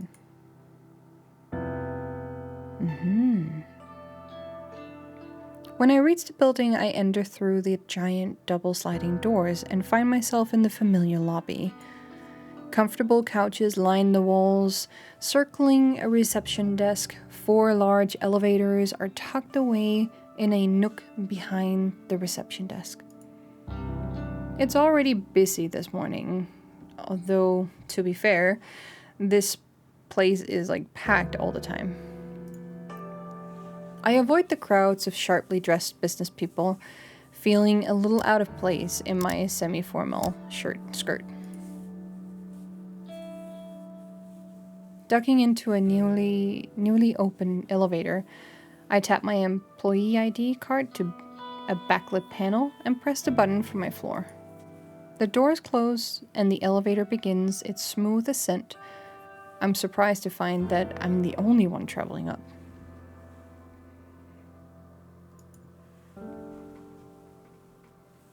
I reach my floor and I listen to the shooting chime as the doors open, revealing the open layout office before me.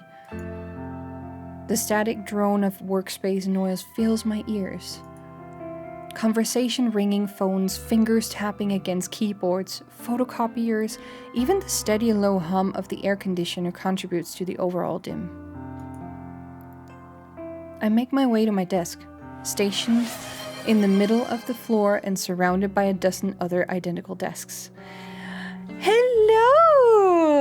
It's a min raid! Welcome, min raiders! Hello, hello! How are you all doing today? Mina, I see you there. Welcome in. Hello, Captain Mordrin. Hello, hello, Twico. And also Girlie in Demon Shade, Anders of the Fields. Hello, hello, hello. How are you guys doing? What were you playing today? How was the stream? What did you guys do? What were you up to? What were you playing? Also, welcome in. My name is Minnie. I am normally just a artist, author, writer, designer, but on occasion and recently I've picked up streaming again where we dive into some fun games and just having an amazing jolly time with the community. Nothing too fancy, nothing too out of the norm, but we have a jolly good time. Today we're diving into a horror visual novel, which is going to kickstart our countdown to the very, very cozy season that we're entering with Halloween and a bunch of other stuff. I was finishing a drawing. Oh, what were you drawing? Was it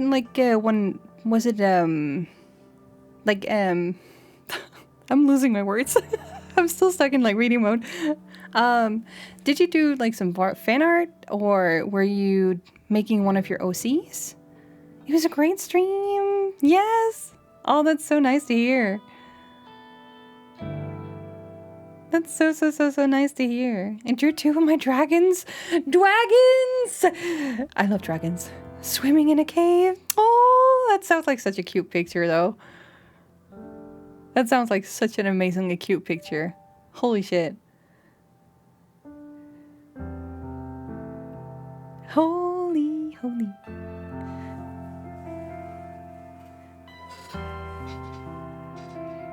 Also, don't forget, if you have anything that you need to do after stream care, make sure you get yourself hydrated, that you stretch after having sat down for many hours, and that you get some food and maybe even some rest as well.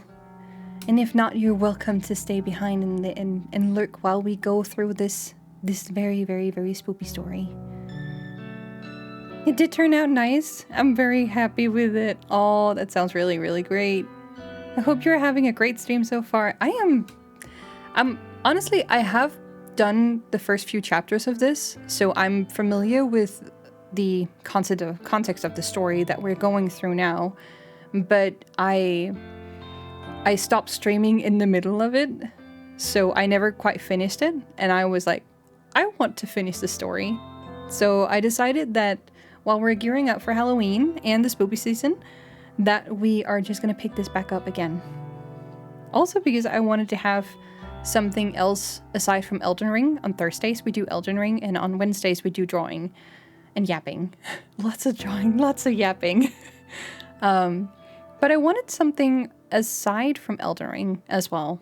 Something a little bit more chill, cozy, not super extreme. And reading visual novels or doing very laid back, cozy games is a good way for me to add in some extra content while also making sure that my arm gets the rest that it needs. I am still semi banned from heavy duty work stuff, so I can do minimal aside from my usual 2 work days of the week. You love drawing and yapping? Drawing and yapping is amazing. We end up yapping way too much during my drawing sessions. I really don't get that much done. I had to skip out on the drawing and yapping stream this week because I had a 2D animated frame by frame illustration emote for chat that I wanted to get done, and that was not going to happen if I had to stream on top of it and would be yapping most of the time. So I made sure that I just had 100% full focus dedicated to get it done in that day. I made it, and I got it done in that day. When you're making emotes, you don't have to focus that much in details, so that's really great. It shouldn't take that long. And so now we actually have a jellyfish rave emote for everybody to use whenever we go into battle and we summon my jellyfish. The jellyfish Tony. Aurelia, as she's formally called in the game. But that is super cute. So yeah. Streaming is very much a side gig from what I usually do. I'm working on a comic at the moment. I also have 2 novels. One of them that I am kind of considering whether or not I should just do as a comic instead of a novel, but like, I'm on a fence. And then I have a horror visual novel that's waiting for me to get done as well. I lost all my stuff on my old hard drive about like a little over a year ago at this point. Or is it more? I don't remember. Fact is, lost my shit, and I have to redo everything. So about the Elden Ring. Most of these people are from the community I mostly mod at. Elden Ring is the main game of the channel. That is so cool. Wait. Gerlin. Okay, so Gerlin is probably not the one that you've mentioned before then. Is it, Mina? The one with like 4,000 plus hours? Nope. Okay. But they probably know them. I bet.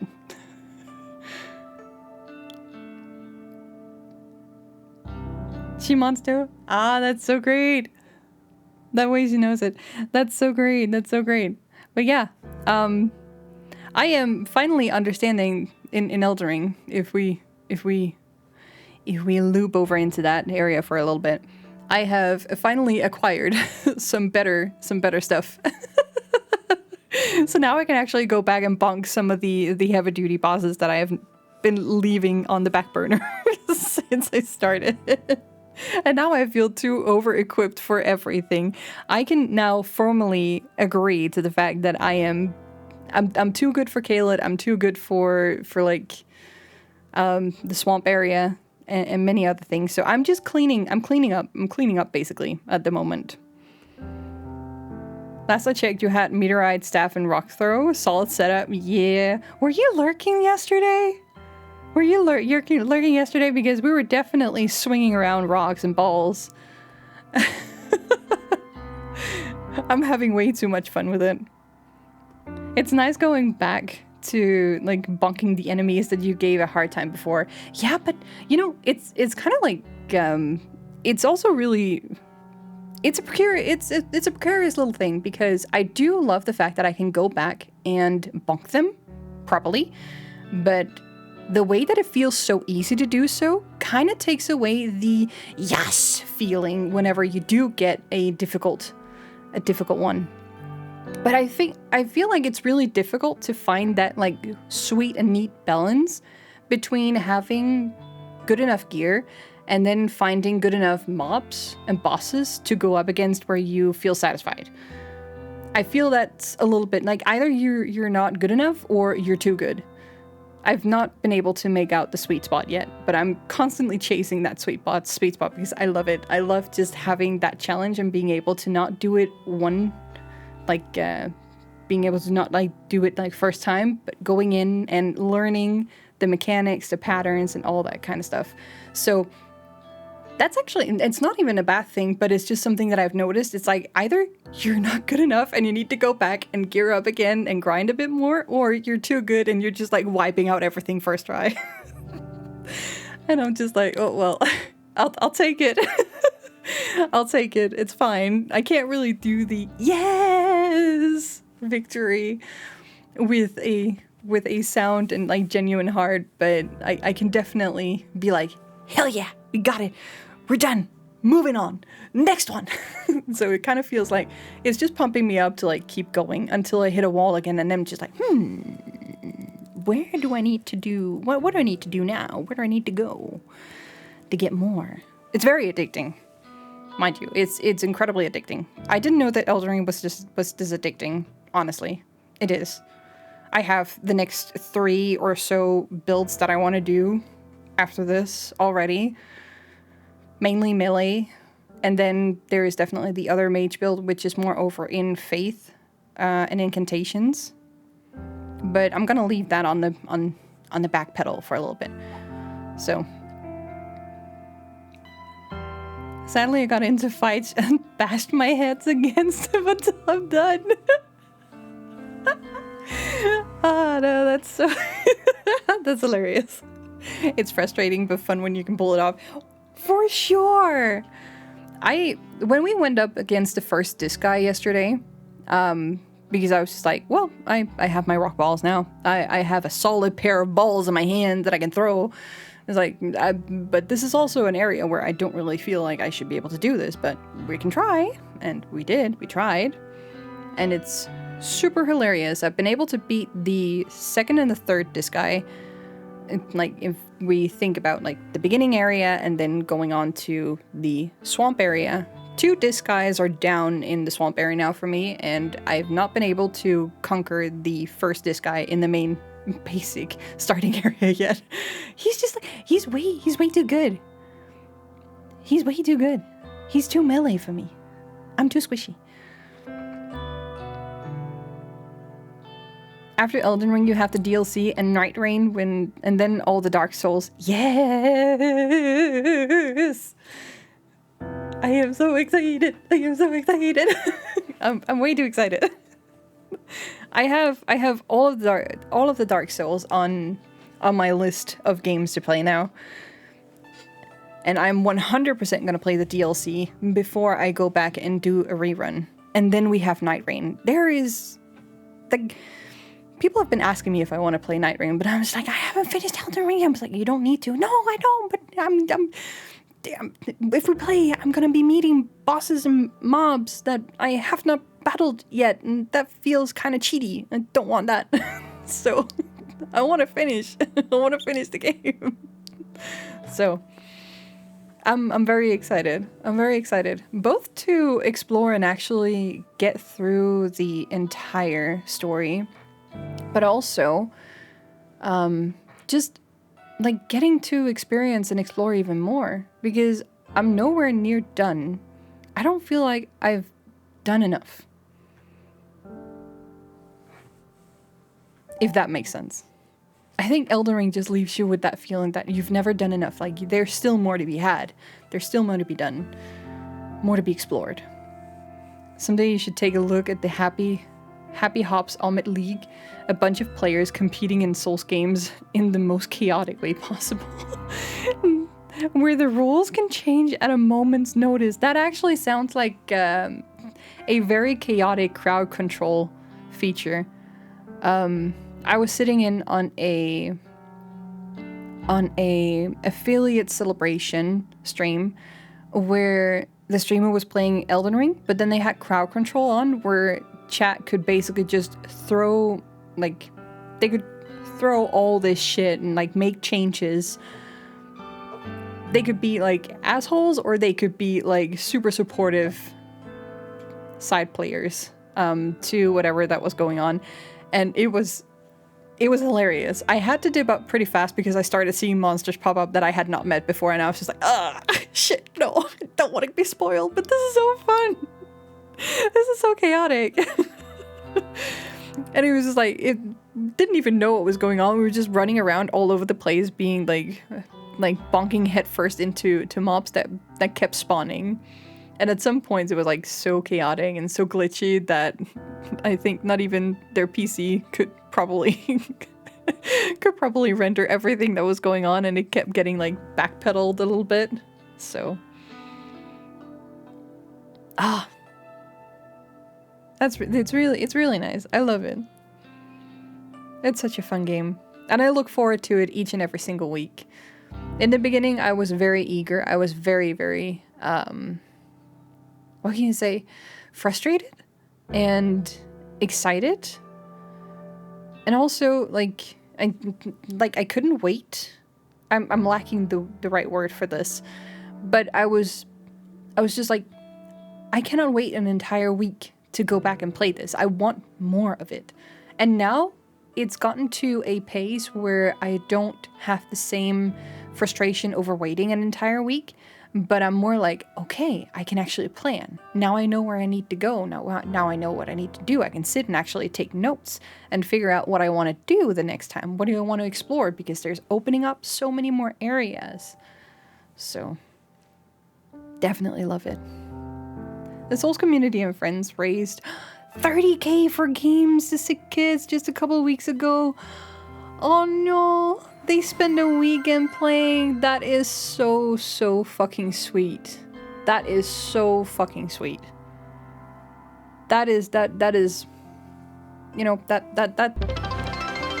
peak.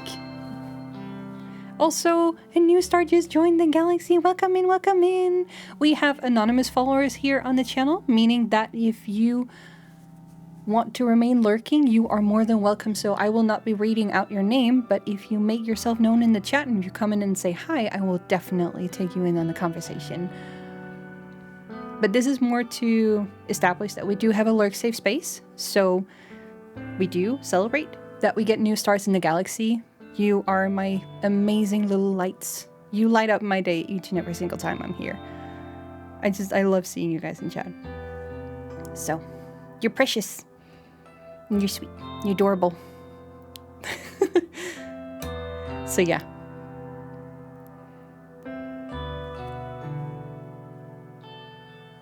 What do you say that we jump back into the game? Because I have...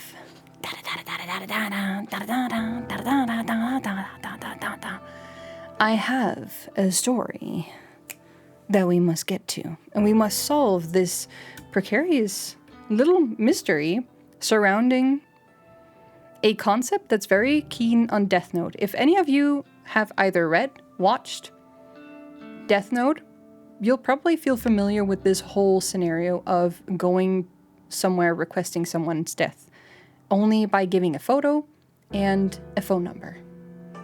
So you would need to know what their face looks like and where to send the before death pictures.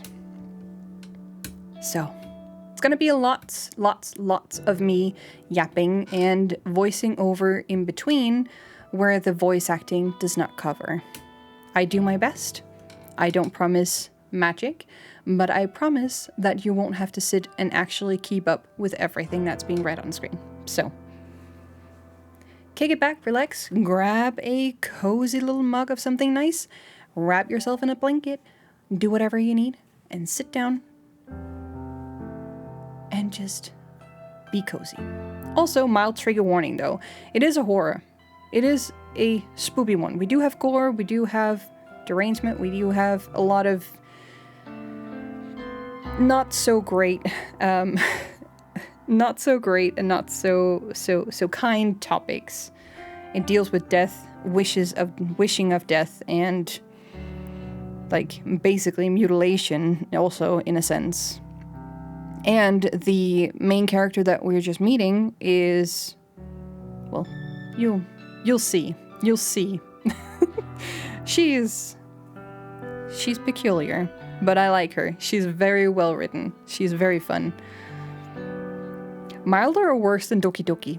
Can't even comment on that because I haven't played that, nor have I seen it. However, if that's a game that you would like me to tackle, you can jump onto that link right down below to suggest a game, and then I'll check it out. Maybe that's one of the games that we can get into later down the line. Who knows? In any case, if you ever stumble upon something that is just ticking you a little bit, by all means, take off the sound, close down the browser for a little bit, jump to a different place, and just breathe for a little bit before you come back. Make sure that you take care of yourself in every shape or form whenever you're watching this. So, just to make sure that we're all on the same pace. It's a very slow building story, but sometimes we will have what can seem like jump scares. So, let's jump back in. I'm gonna get something to drink before we do. Hi, yeah.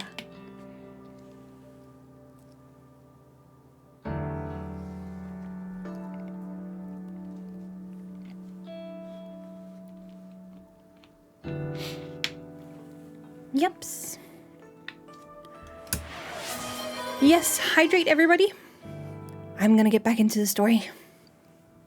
I make my way to my desk, stationed in the middle of the floor and surrounded by a dozen other identical desks. As I walk, somebody taps me on the shoulder gently. Good morning, Kurosawa. Ah, Shinya Fujikawa, my senior, though he's really only a couple of months older than me. He's worked here for a whole year, after taking an internship straight out of senior high school.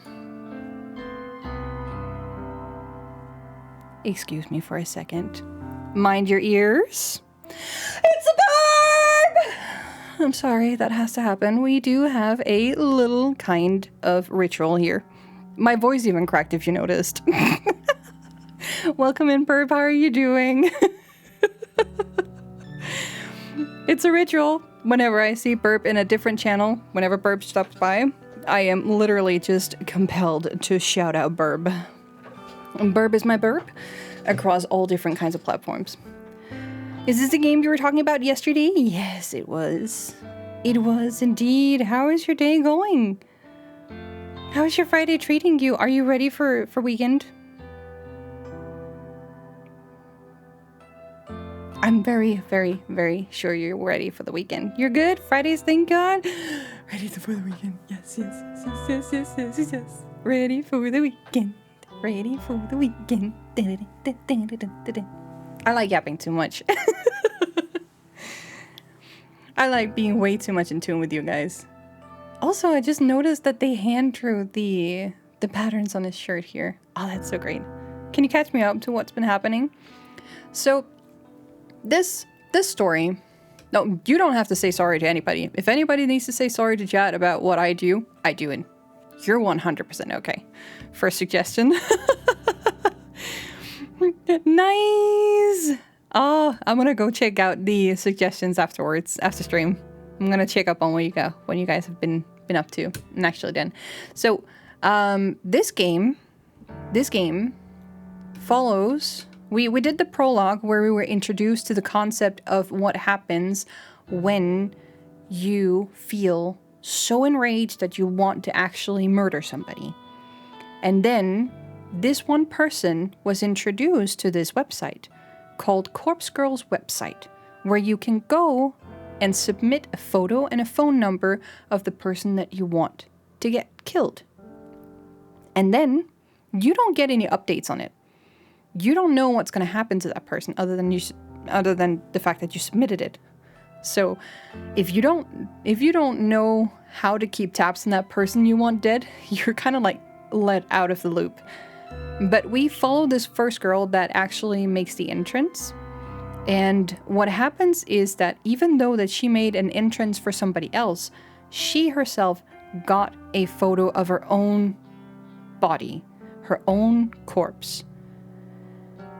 And because she just cannot believe what's happening, she ends up actually jumping to her death, perfectly mimicking the visual that the photo had.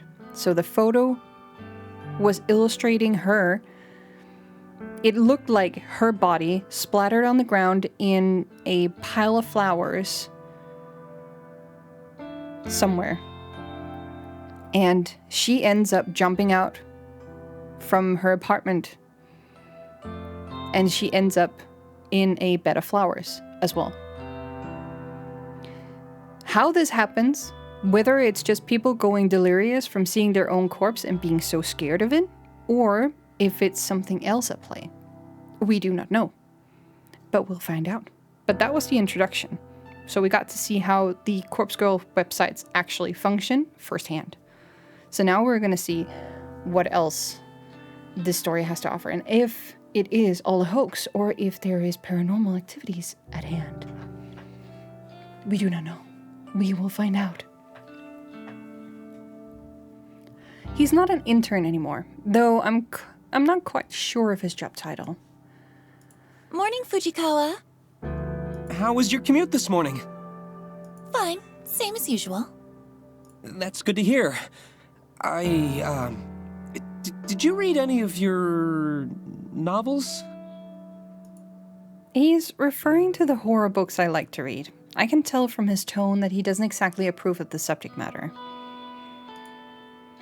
I've known Shinya since junior high. We go way back, but I wouldn't exactly call us friends. However, he's the one that landed me this job, even though it's just a temporary contract. I've always had the feeling that he's a bit sweet to me, or sweet on me. I could be way off the mark, though. Well, I couldn't get a seat on the train today. Too hard to read while standing. Ah, that's a shame. You, still haven't accepted my, friend request, did you know? Oh, sweet boy. I have to fight the urge to roll my eyes. He's a nice guy, but we were connected on Noise once before, and I had to delete him. He's super obsessed with his father's detective work, and all he ever posts about is his assumptions and theories on petty crime cases. Normally, I'd find anyone on my friend list fascinating, but here's the thing. Shinya never posts about his personal life. All he writes are long-winded rants on boring cases. Oh yeah, about my suggestion, there are a free version and a paid version. The paid version is with the updated graphics and extra content, but the free version is the full main story and looks good enough. Okay. I mean, that's at least something. And I'm not opposed to like buying games for you guys, but I mean, if the free version is giving us like a lot to go on, we can start out with that and see if we want to actually grapple on to the rest of it. That sounds actually really exciting. That sounds really exciting. There is a lot of things that I want to do. I want to try. There's another story, another visual novel that is 100% otome, so not as linear. And I don't know how I would go about actually playing otome games live, because it feels... I guess... going through it once is fine, but then once you start replaying it, you'll have to skip over all the extra dialogue just to get to the tat bits, and that can be like a little bit more boring, I feel. Only very specific type of audience would actually like to have that kind of like grind for perfection and like full on like 100% getting everything, even all the deaths. I find it interesting, but I don't know if anybody else would find it interesting. Going through visual novels that is a little bit more linear, but also have potentials for death if you make a wrong choice somewhere, but it doesn't like branch out into something too extreme. It's a little bit more easy. With otome novels, it's usually like harem style for girls, where you would have like a bunch of different branches in storyline. So it's not everybody's cup of tea. But there is one that is surrounded by the mafia and everything, and it was just like one of my favorite ones. One of the more hilarious ones is that like I have not been able to get a good ending, an ending where I live. I've always gotten the death. I've always been killed in that story, and yet I still come back. I come back to it every now and then. It's so funny. It's also only on my Switch, so I would need a capture card for that. No. Don't know. We'll see. Let's continue. It's far beyond the amount of dullness even I can stand. I fish my phone out of my handbag and pretend that I'm looking at noise. Oh, how about that? Looks like I don't have any incoming friend requests. I quickly dip my phone back into my bag. How peculiar. Well, I'll try and nudge again later. Sure, no problem. Well, anyway, I better get to it. Work hard today, okay? You got it. Doki Doki is a harem-style visual novel. If you're in literature club at school with a group of girls, each with their own things. Yes, I have seen a little bit of it. Not a lot. So it's one of the games where I could definitely see myself diving in. Visual novels I definitely do love. I have a few other visual novels that I would love to play on stream as well. But I'm testing this one out. So we'll see how you guys like it. And if you actually like listening to me reading stuff out loud, that's another very important thing, because me yapping is one thing. Me reading stuff out loud could be terrible. I don't know. I'll just have to see what you guys think. Shinya offers a formal bow and goes on his way. Before I can take a step towards my desk, a mocking voice whispers in my ear. Ugh. How long are you gonna lead on sweet little Shinya? I shiver and find Tomoe Watanabe lurking right behind me, buzzing around my neck like an irritating mosquito. Bzzz. That poor boy really has the hots for you. When are you gonna tell him you're a cold-hearted psycho? Wow. Listen, I'm not leading him on, and I'm no psycho. Huh. Sounds like something a real psycho type would say, don't you reckon? Of course.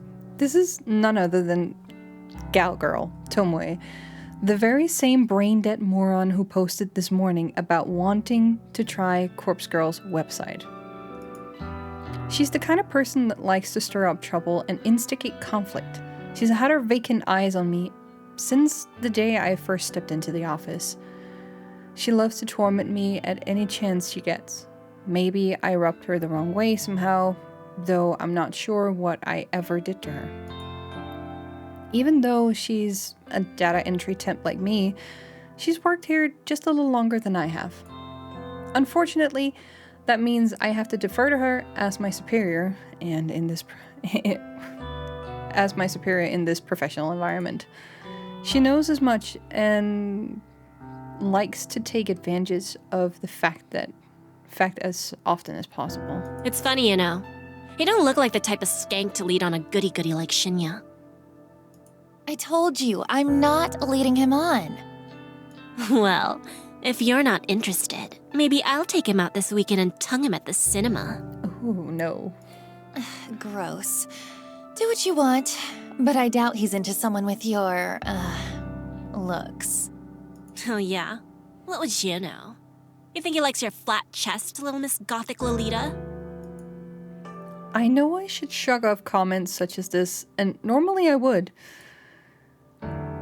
But backing down from Tomoe isn't something I can do easily. I'll give you a tip. Guys like Shinya are smart. Clever. If you want to impress him, don't let him know your head is as full of air as your inflatable breasts. Oh, shit.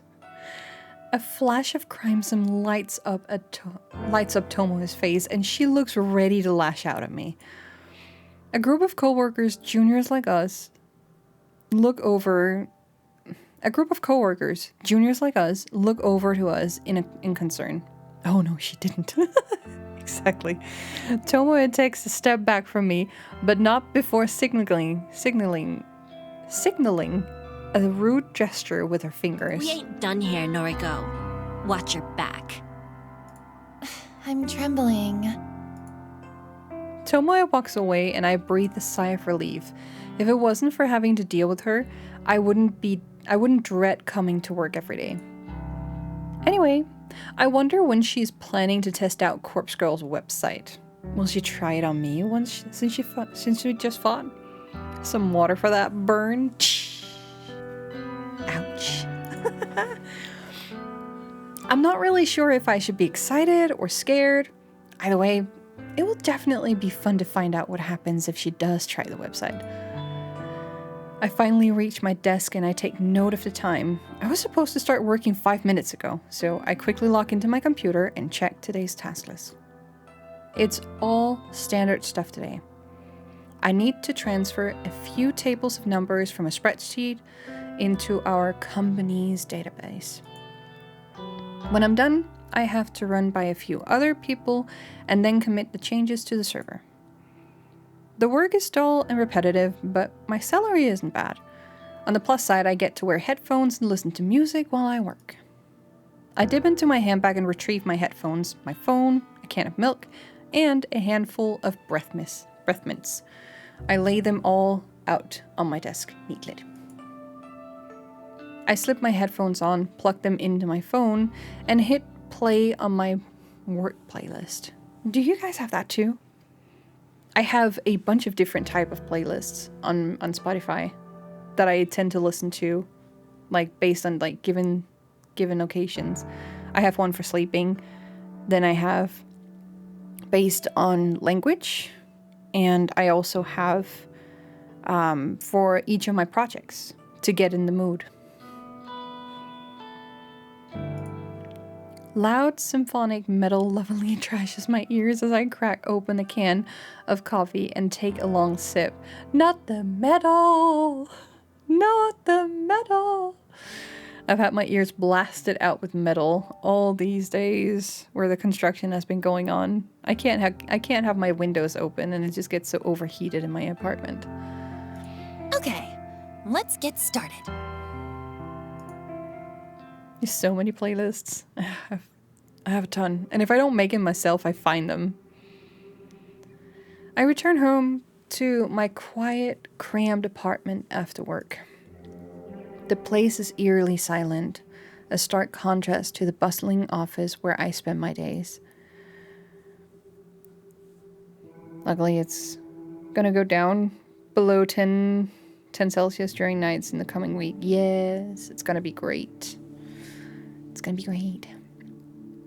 Throwing my hand back into the tiny coffee table, I pick up my laptop and sit on the couch.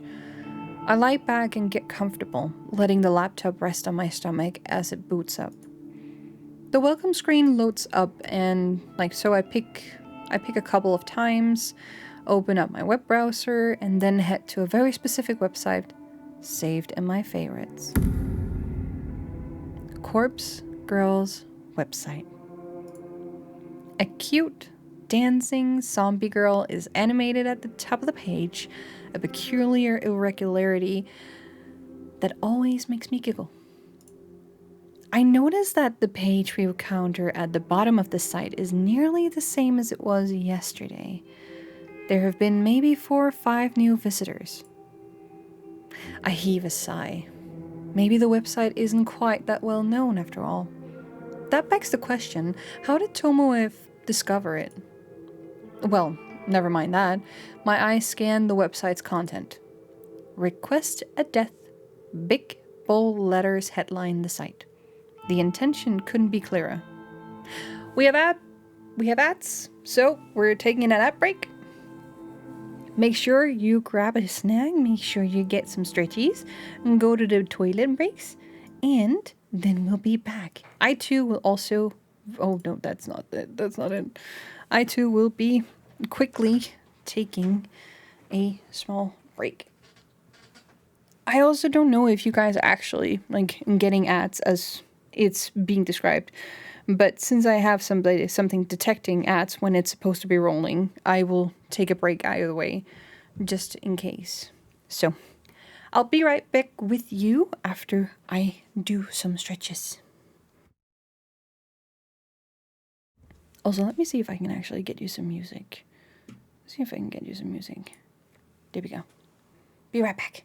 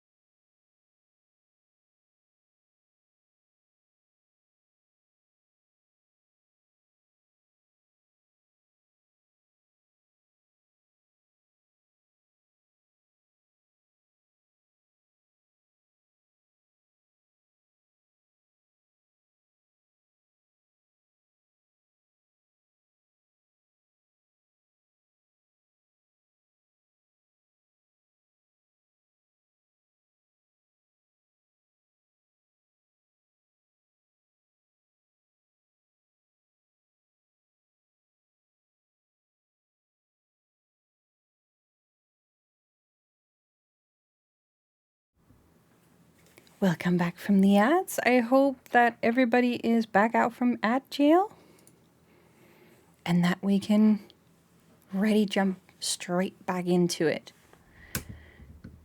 I really hope that we can at least like get a good chunk of the story done today. I might actually go over by an extra hour because we've been yapping so much. Request a death. Big bold letters headline. Let me get the music. Headline the site. The intention is clear. Oh, log. Request a death. Big bold letters headline the site. The intention couldn't be clearer. Further information on the site is sparse. Brief instructions tell the user to fill in a victim's phone number and upload a photo. Aside from that, there's not much else to mention. It doesn't even ask for a name. After scanning the site, I move my mouse to the browser's address bar and click. Oh, shoot. I type a forward slash after the website's address, and then add the word admin. Admin? I hit the enter key.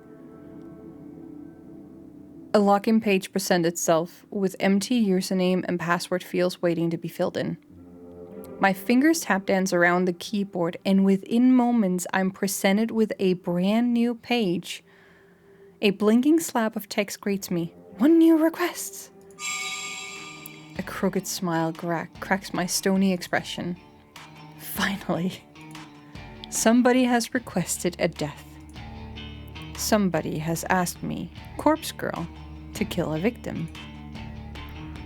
This is where things get exciting. I giggle and feel my cheeks flush red. This is the first request I've had for about a week. I've been logging in every evening, fingers crossed that somebody has elected a new victim for me.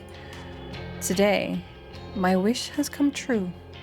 I can't help but feel emotional at a time like this. My lower lip trembles and I feel tears welling up. I dab the corners of my eyes gently to avoid smudging my makeup. As I hover my mouse cursor over the View Request button, a familiar and pleasant tingling sensation surges in my chest, my stomach, my thighs. I shiver with anticipation, my hot and steamy breath beginning to fog up the laptop screen. I click the button. Request details. Today, 2:47 p.m. local time. I blanked out. I blanked out at the name. I blanked out at the numbers. 2:47 p.m. God damn it. Victim's phone. Not mentioned. Downloading image attachment. Oh. The victim's photo automatically loads up on my screen. The person in the photo is in front of me is a total stranger, but that's okay. It doesn't change the task set out before me. A woman, rather plain, in her early 30s. She's well dressed with minimal makeup, and she's not really putting her personality on display. It's a nice photo, better quality than some of the images that I've received in the past. In fact, the photo looks like a corporate ID. I wonder if it was downloaded from a company database or website. Well, the source of the photos doesn't matter. The simple fact of the matter is that somebody has made a request for this person to die. It falls to me to fulfill that request. And as Corpse Girl, I take requests very, very seriously. I have the victim's photo, and I have her number. All I need to do now is to select a way for her to meet her untimely demise. I've previously thought about including an extra field on my website, an option for the user to choose the way they want their victim to die. After all, it would reduce the amount of strain on my creativity if the method was decided for me. But after careful consideration, I decided against it. Some people are sick, twisted. The cause of death could be far beyond my means and impossible to achieve. Therefore, allowing the user to define the cause of death is just isn't feasible. Instead, I'll stick to my current modus operandi. Everything depends on the quality of the victim's photo. If it's detailed and the victim's features are easily distinguishable, then I can be rather creative with the cause of death. Perhaps the victim's face suffered grotesque burns, or she has an iron stake thrust through her skull. However, the victim's photo is low quality and doesn't provide enough detail to identify the subject. I have to resort to the default cause of death. A terrible, unlucky fall from a great height.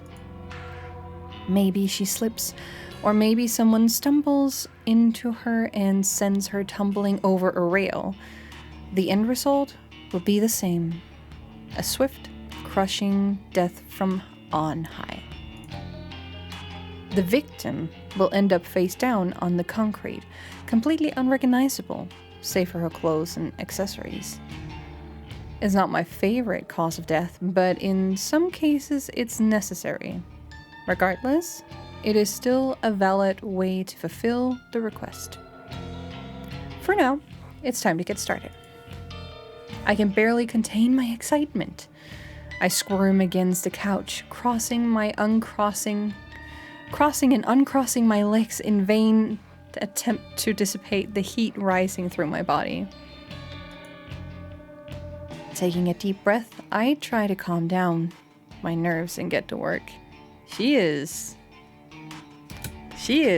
a special kind of kinky. This corpse girl is a special kind of kinky. I really like her writing. The character they made for this is very fun to read. The victim will receive a photo of her own corpse, timestamped with the date of her death.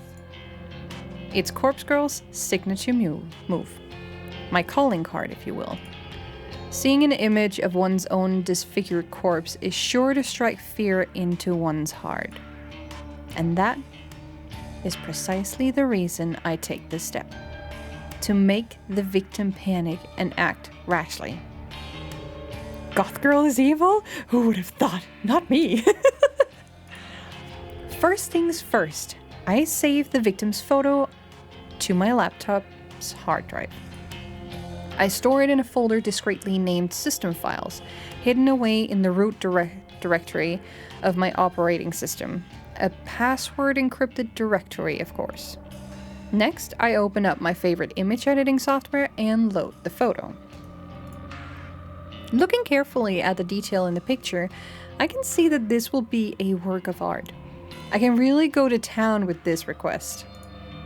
I minimize the software, open my web browser, and access particular website. The database of the deceased. The DD, as it's known on the dark web. My secret weapon, the ultimate resource for my work. The DD is a collection of countless high-resolution photographs of dead bodies. Murder victims, crime scenes, suicides. If somebody has died in one way or the other, chances are good that some perverted individual has captured the moment in all of its glory. Such valuable images are essential to my work. Using these photos as a base, I can edit my victim's details into the picture. My process is simple. I start by locating the perfect corpse photo. I search the database, and in less than 2 minutes, I discover a distinguishedly detailed photo of a woman with her entrails spilling from her stomach. It's very graphically reading. And here I am, absolutely just gobbling it all up. I'm having a jolly time reading this.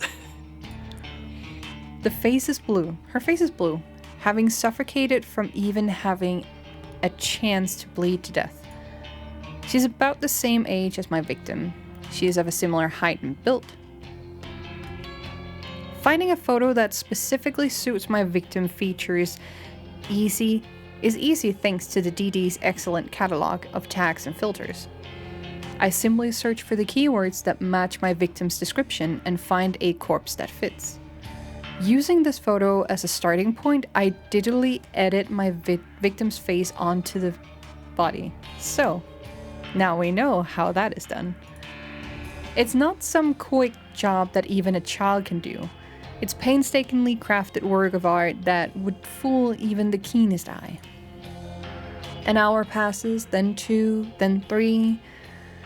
Before I know it, midnight has come and gone, but the work is nearing completion. All that remains is to add the final touches. I like to add specific distinguishable details to the image. A personal item or accessory, clothes, makeup, you name it. I can edit it in. With personal details added, I adjust the lighting and color palette just slightly enough to make the photo truly unique. If the victim decides to reverse image search the photo and discovers that it's a forgery, all my work would be for naught. And with that, the masterpiece is complete. A grisly, gruesome, gratuitously gory gift for the soon-to-be departed. The victim will receive this photo of a corpse that is, for all intents and purposes, a perfect replica of her own physical form. She will open the image on her phone, and the life she once knew will crumble into pieces. My lips curl into a satisfied smirk. During my hours of work, my breathing eventually steadied. My excited nerves settle into a sin-like calm. But seeing the finished art piece now, I begin to feel my heart pounding once more. The macabre vision before me is exhilarating. Adrenaline and the dopamine surge throughout my body, giving me a sudden head rush of bliss. To say that I am attracted to the sight of blood and guts would be misleading. No, I'm not into that at all. The excitement stems from the thought of taking control of somebody else's life, dictating their future, controlling their fate. Girl, get a different hobby. She is a special kind. And this is what I'm talking about. So we're having some kind of like derangement, deliriousness. I will say this, that this is not a normal way of thinking about other people. It's not a normal kind of hobby. And it is definitely, it's definitely on the list of mind patterns that you should be wary of. Have she heard of knitting? Probably. Though that probably isn't as exciting as this. By forging this convincing creation, I will compel the victim to take her own life. That's right.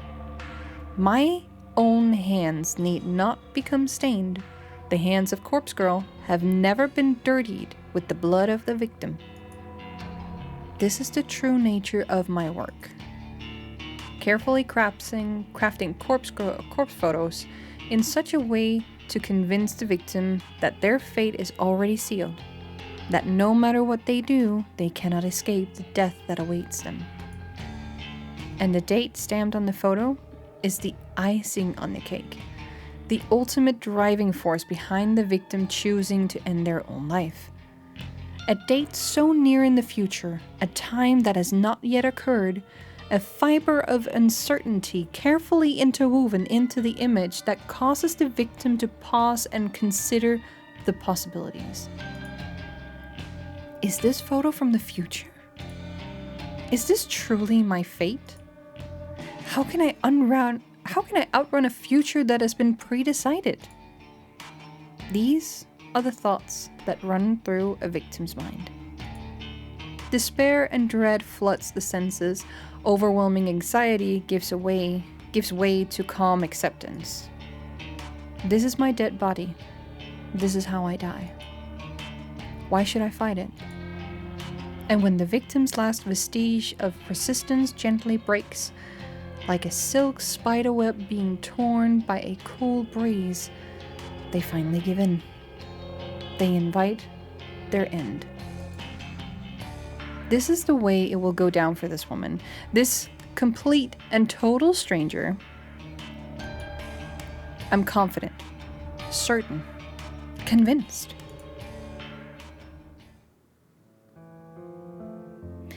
You know what's really interesting, chat?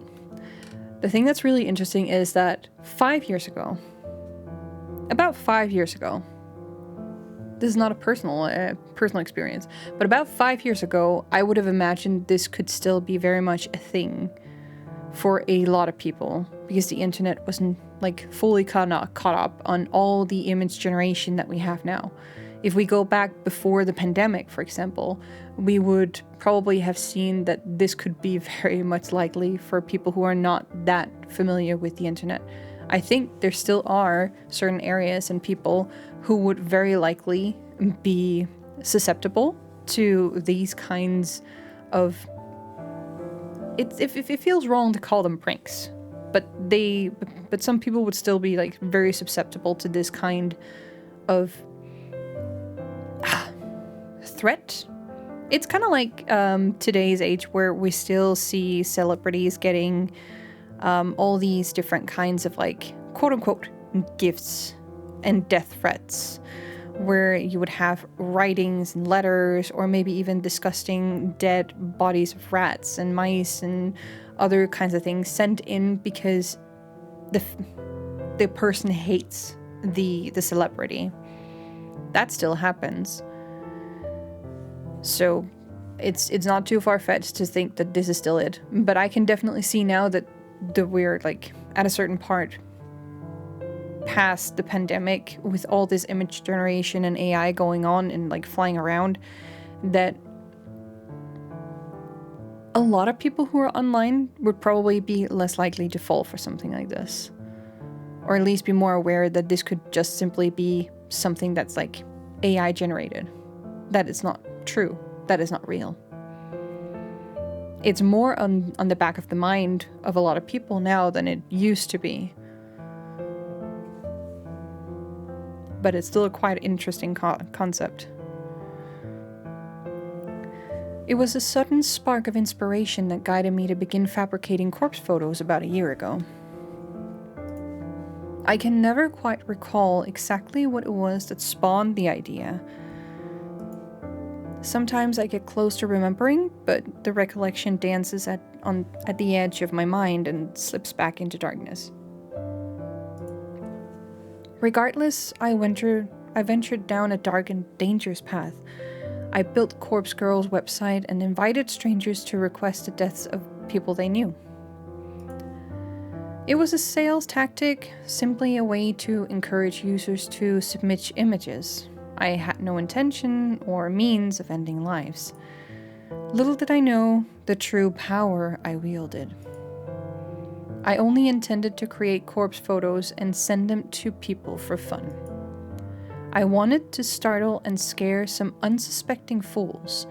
It would be a lie to claim that I didn't get off on it. The thought of people shrieking in fear and the sight of their own corpse was more than delicious. It sated my budding lust. It sated my budding lust. It filled a dark hole in the depths of my soul and gave me purpose. Never in a million years did I dream that one of my corpse photos would result in the death of another human being.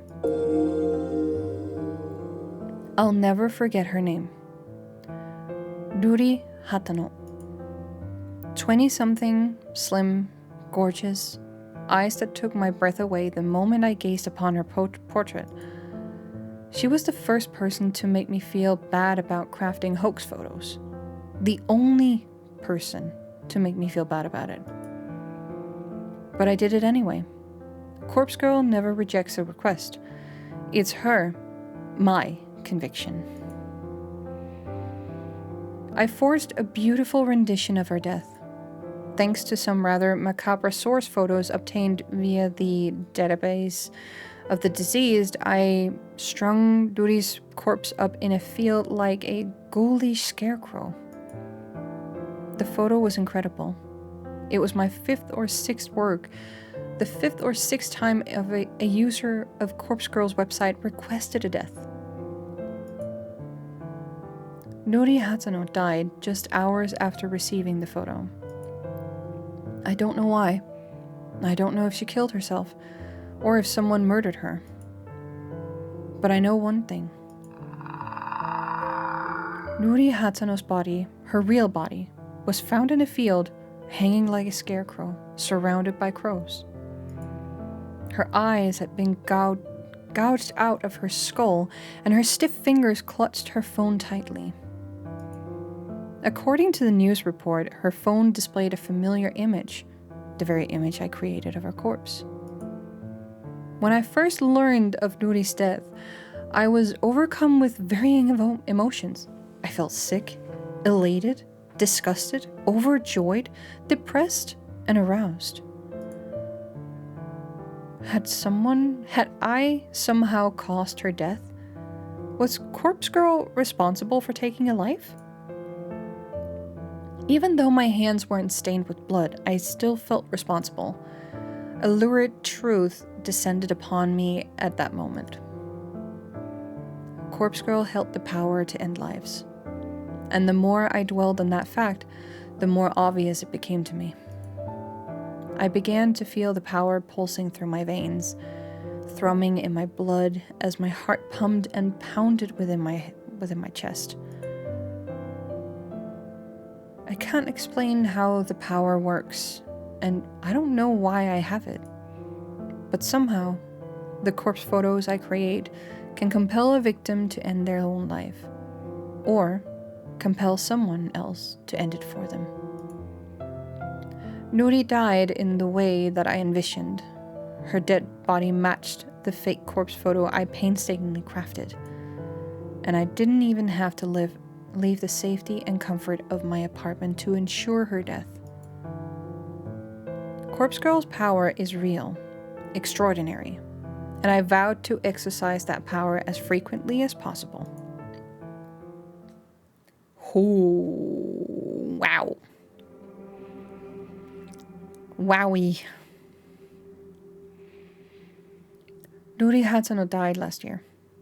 Since then, I've been chasing that rush, that thrill, that comes with snuffing out a soul.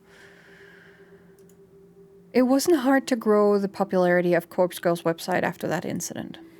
Particularly dark corners of the internet gobbled up the news with enthusiasm, and the site saw an influx of new visitors. And, on a few occasions, I've even overheard people in real world whispering about the mysterious website that lets you request a death. I've crafted corpse photos for dozens of requests. Each photo is more convincing and realistic than the last, thanks to my ever-evolving skills. But none of my recent attempts has been successful. Not a single person has dropped dead since Nuri Hatsuno. I'm beginning to wonder if Corpse Girl's power has fizzled out. Or perhaps I never had any power to begin with. Maybe Nuri's death was simply a fluke, a morbid coincidence. I've spent countless hours doubting myself, doubting Corpse Girl. I've tried so hard to replicate that one success. Every time I receive a request, I do the same thing as I did in Nuri Hatsuno's case. I edit the photo of the victim, I create a convincing corpse photo, and I timestamp it with a time of death. I send the photo to the victim, and then I leave the rest up to fate. Welcome back, Renkaya. Is Aoi the murderer? No, you'll meet her soon. You'll meet her soon. We're reading it from her perspective. We are effectively now playing the game from the official main character. So when you left, we were doing the prologue, like the entrance. We were seeing how everything with this Corpse Girl website was actually functioning. The fact that the word of mouth about it gets around, and then somebody with a thorough thirst for revenge goes to the website, requests a death, add the photo and the phone number of the person they want to be killed. And now we know that the main character that we're playing from is the one responsible for crafting the images that are being sent out to the victims before they die. And we're also getting a very deep insight to her kinky fetishes in that sense as well. So, but you're gonna see plenty of that. You're gonna see plenty of that. So the first girl that we saw, the blonde girl, who were very sadly being wronged by her co-workers, were being so frightened by the whole concept of the Corpse Girl website, the fact that she received her own photo of herself being dead, going outside of the apartment, opening the door to a body bag lying on a cart, and she opens it and she sees herself. Now, my guess could be a various of things, but how can one see their own body lying ready and already dead and cold? And so she ends up being so scared and deluded into thinking that she's actually dead. She cannot tell right from wrong. She cannot distinguish fiction from reality.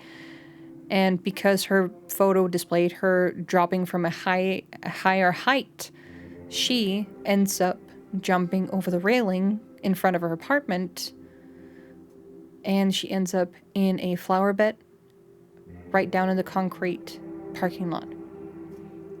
So yes, they became a ghost without knowing. In what sense? And who? Because we don't know. We don't know if there's actually paranormal stuff involved here or if it's 100% just mind play.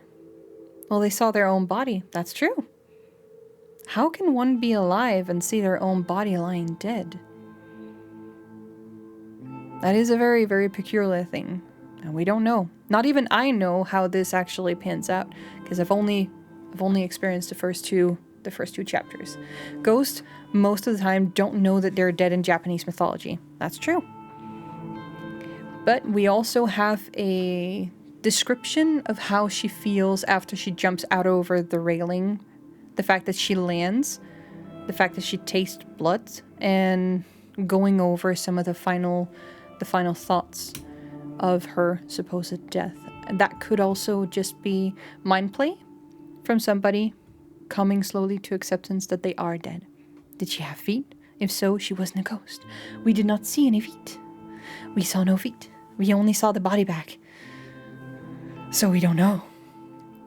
However, we now know how the photos are being created, and how the fact that they're being created and that the website is being run by one girl with a hell of a fetish for something. Let's continue. I edit the photo of the victim, I create a convincing corpse photo, and I timestamp it with the time of death. I send the photo to the victim, and then I leave the rest up to fate. Yes, please do go back and catch up on what you missed. I'm also planning on taking this whole playthrough and cutting out all of the yapping sessions in between so that it's much more fluid and that we can get a full experience up on my main channel. So do not worry. You're welcome to go back and also take in all the yapping sessions from the live streams, but I will make this into a fully cut down version so that you can just get it in one sitting, or maybe even like a few in case it gets above a few hours. Then no, don't. This is why we're here. We're here live to have the yapping sessions. But this also just means that for a story like this, it's perfect to just go back in and cut it down and have the smooth experience as well. So I'm planning on doing that on top of that. So we're live here. We take all the yapping sessions that we want. We're just gonna let that be. That's completely fun. I love chatting with chat. I did that earlier and don't worry, yeah. Like, for example, it would be like so jarring to have like a burp scream right in the middle of everything. So keep that on the VOD, and then we can chop this down into a more smooth and nice experience. But nothing ever comes of it. I'm not so delusional to think that in normal circumstances, a simple photo would be enough to convince someone to kill themselves.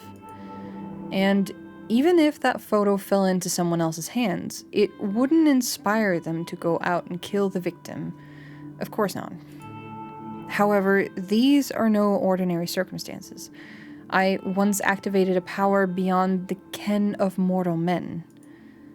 I caused Duri Hatuno to die by her own hand, or by the hand of another. I need to find a way to manifest my power once more, to prove that I, Corpse Girl, have the power of death and destruction at my fingertips. I can get nerdy about stories in Japanese mythology because I like writing and I have studied mythology. Exactly. It's so cool. I love some of all these like very, very paranormal like things. And it's not just like from Asian mythology, but since I grew up with Nordic mythology. I was about to say Northern, but it's not. It's Nordic mythology. Because I grew up with Nordic mythology, it's much more interesting for me to hear about something that I don't know anything about. But I'm still very much like leaning towards all of these like spoopy mythology and like paranormal old folk tales that you hear every now and then. I know that there's a few games made from some devs here in the Nordics, I think it was, that is also a derivative work of Hansel and Gretel, I think it was. It's such a beautiful game, aesthetically beautiful, incredibly. I can't remember the name of it. I'll see if I can find it and then I can share it with you at a later time, or maybe on my server. So that my country doesn't have much folk tales. It probably have some, I bet. Or maybe it's just like the type of folk tales that doesn't really like get much traction because it's like not extreme enough. But yeah, I also don't see like a lot specifically to my country. So when I say Nordic, it's including Denmark, Norway, Sweden, and I think a few others that goes into that pile too, where we have like the Nordic gods as well.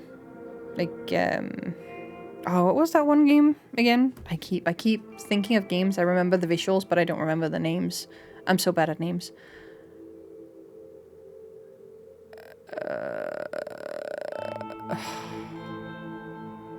What was it again?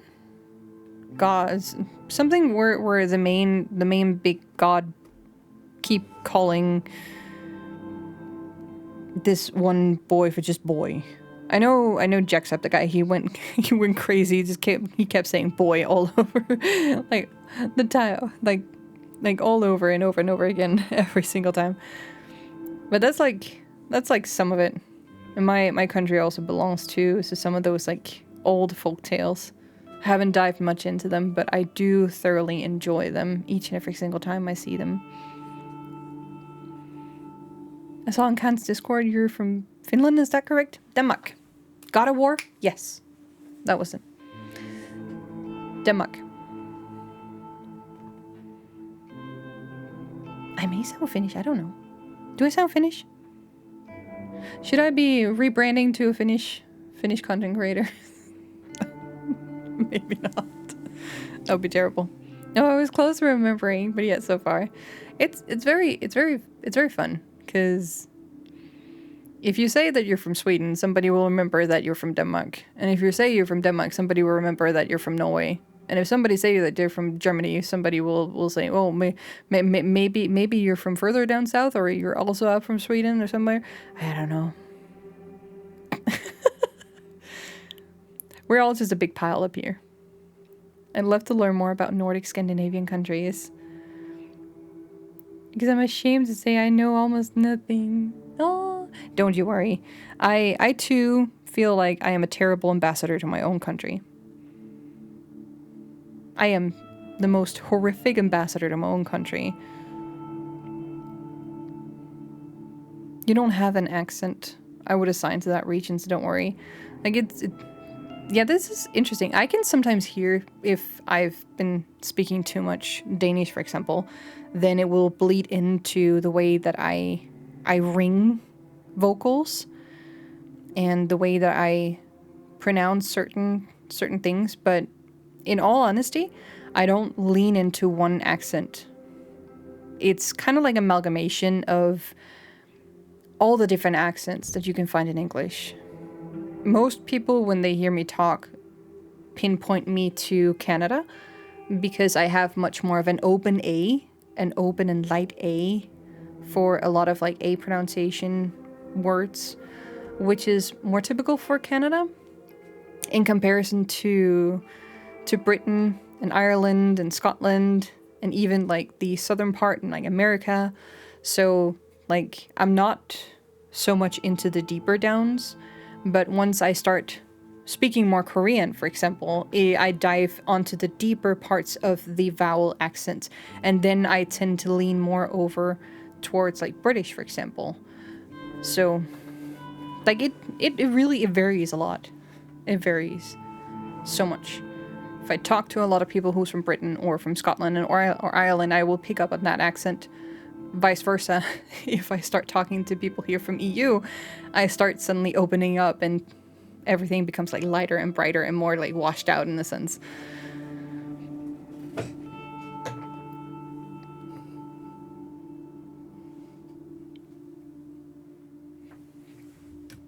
So in those cases, I am a chameleon of different accents.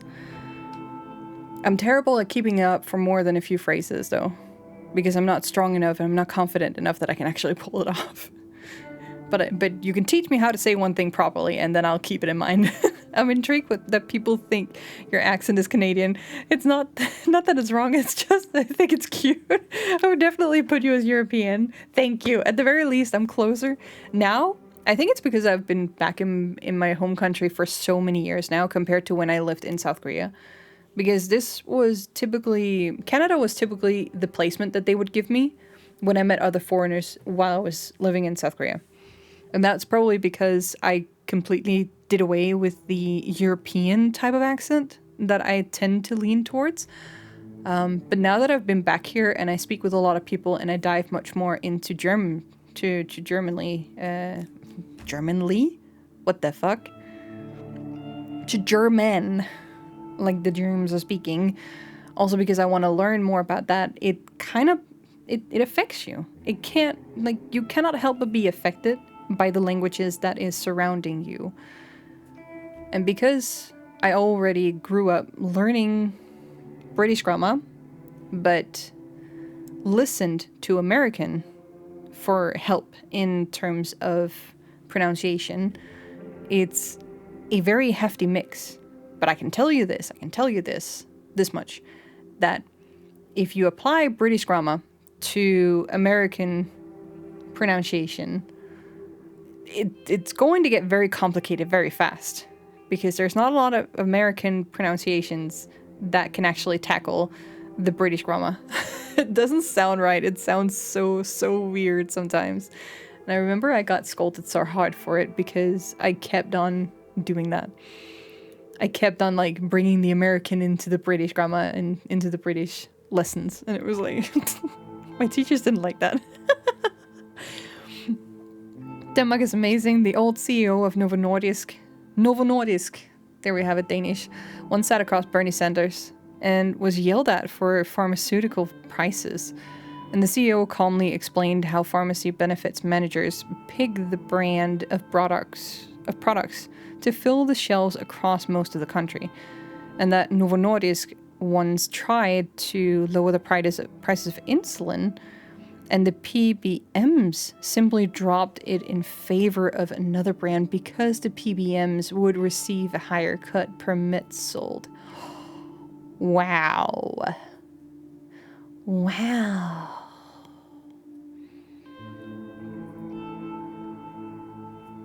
Novo Nordisk, I instantly jumped into Danish right there. Like, that's like what? What is it that Novo Nordisk is actually like doing as a company? Like, what is their prime focus? Do you remember that? It's just meds? Because I don't see that brand on a lot of meds out. Maybe it's because it's just subtly placed. I also don't get a lot of different kind of meds, honestly, to be fair. Diabetes, weight loss is their primary target. If you asked me, and I would have had to give you a guess, I would have said they're probably into making movies. But that's probably because we already have like Nordic cinema. I am really tripping over my words today. That's amazing. What is it like? They do make estrogen. Are you lacking estrogen, my guy? Because I am most certainly not lacking estrogen. No, if you were asking me what Novo Nordisk actually would be making, I would bet on movies because they sound like one of the movie theaters that we have. To be fair, I feel like my accent also changes based on whomst I'm around. When I went to the UK this summer, I definitely picked up British intonation, but kept Canadian pronunciation. You're from Canada then? Burb. Is my burb a Canadian little burb? Are you a precious Canadian burb? Picking pancakes, picking pancakes, picking pancakes, picking pancakes. My accent also changes based on who I talk to. At work, when people are not that good at English, I find myself searching for the words as well. While when I talk to people who are active English speakers, my Dutch accent disappears. Yes. Canadian burb indeed! A maple burb? Ah! That's so funny. At some point, they were like the 8th most valuable company in the world, and they really wanted to lower the prices in the US, but the system didn't allow it. And then they were yelled at. Oh no. But also, burp, I now know what we need to call you in order to distinguish you from Dingle over in Shaggy's channel. You're the Mabel burb. You're the marble burb. The marble burb. The sweet marble burb. Amazing. Amazing. Amazing. Amazing.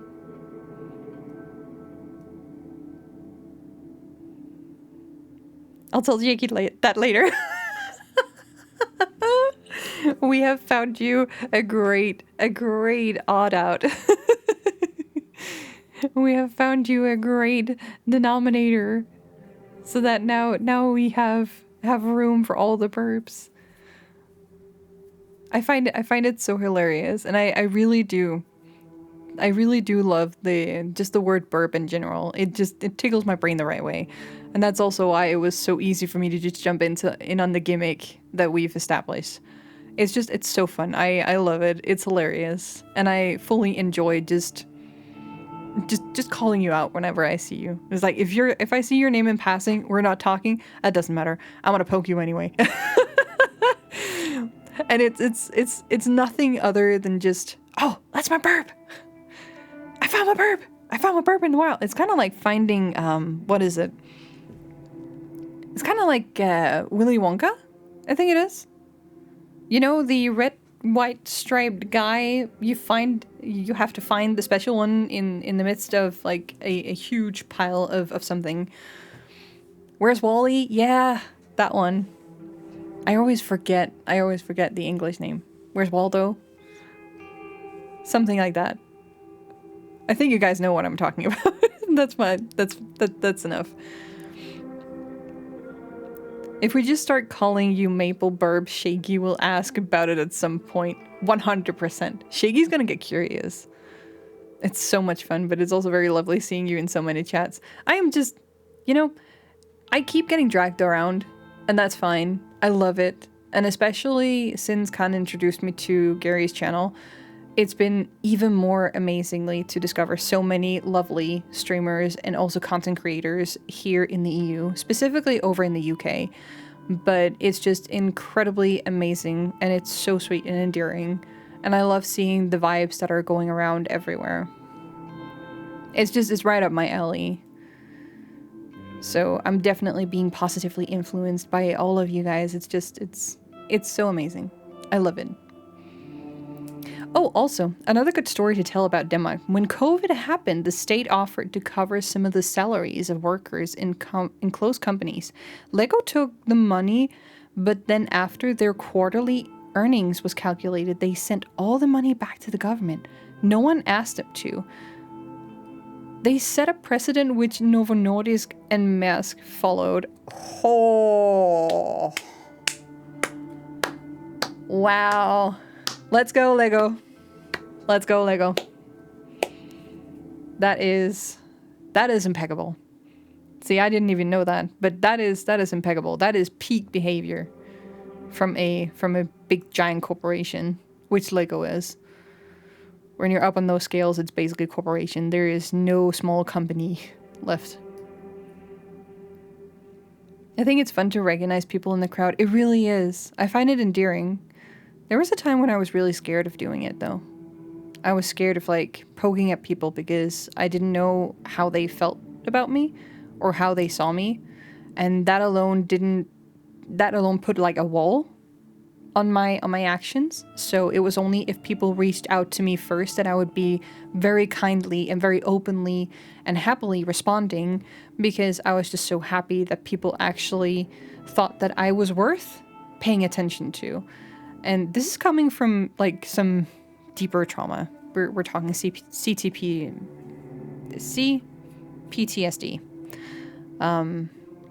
So in that sense, there are a lot of times where you might have found me that I never reached out first if we had, like, a once in chance encounter. And, well, the only thing I can say is basically just like, I really honestly do not believe that you found me worthy enough for me to be actively okay just reaching out.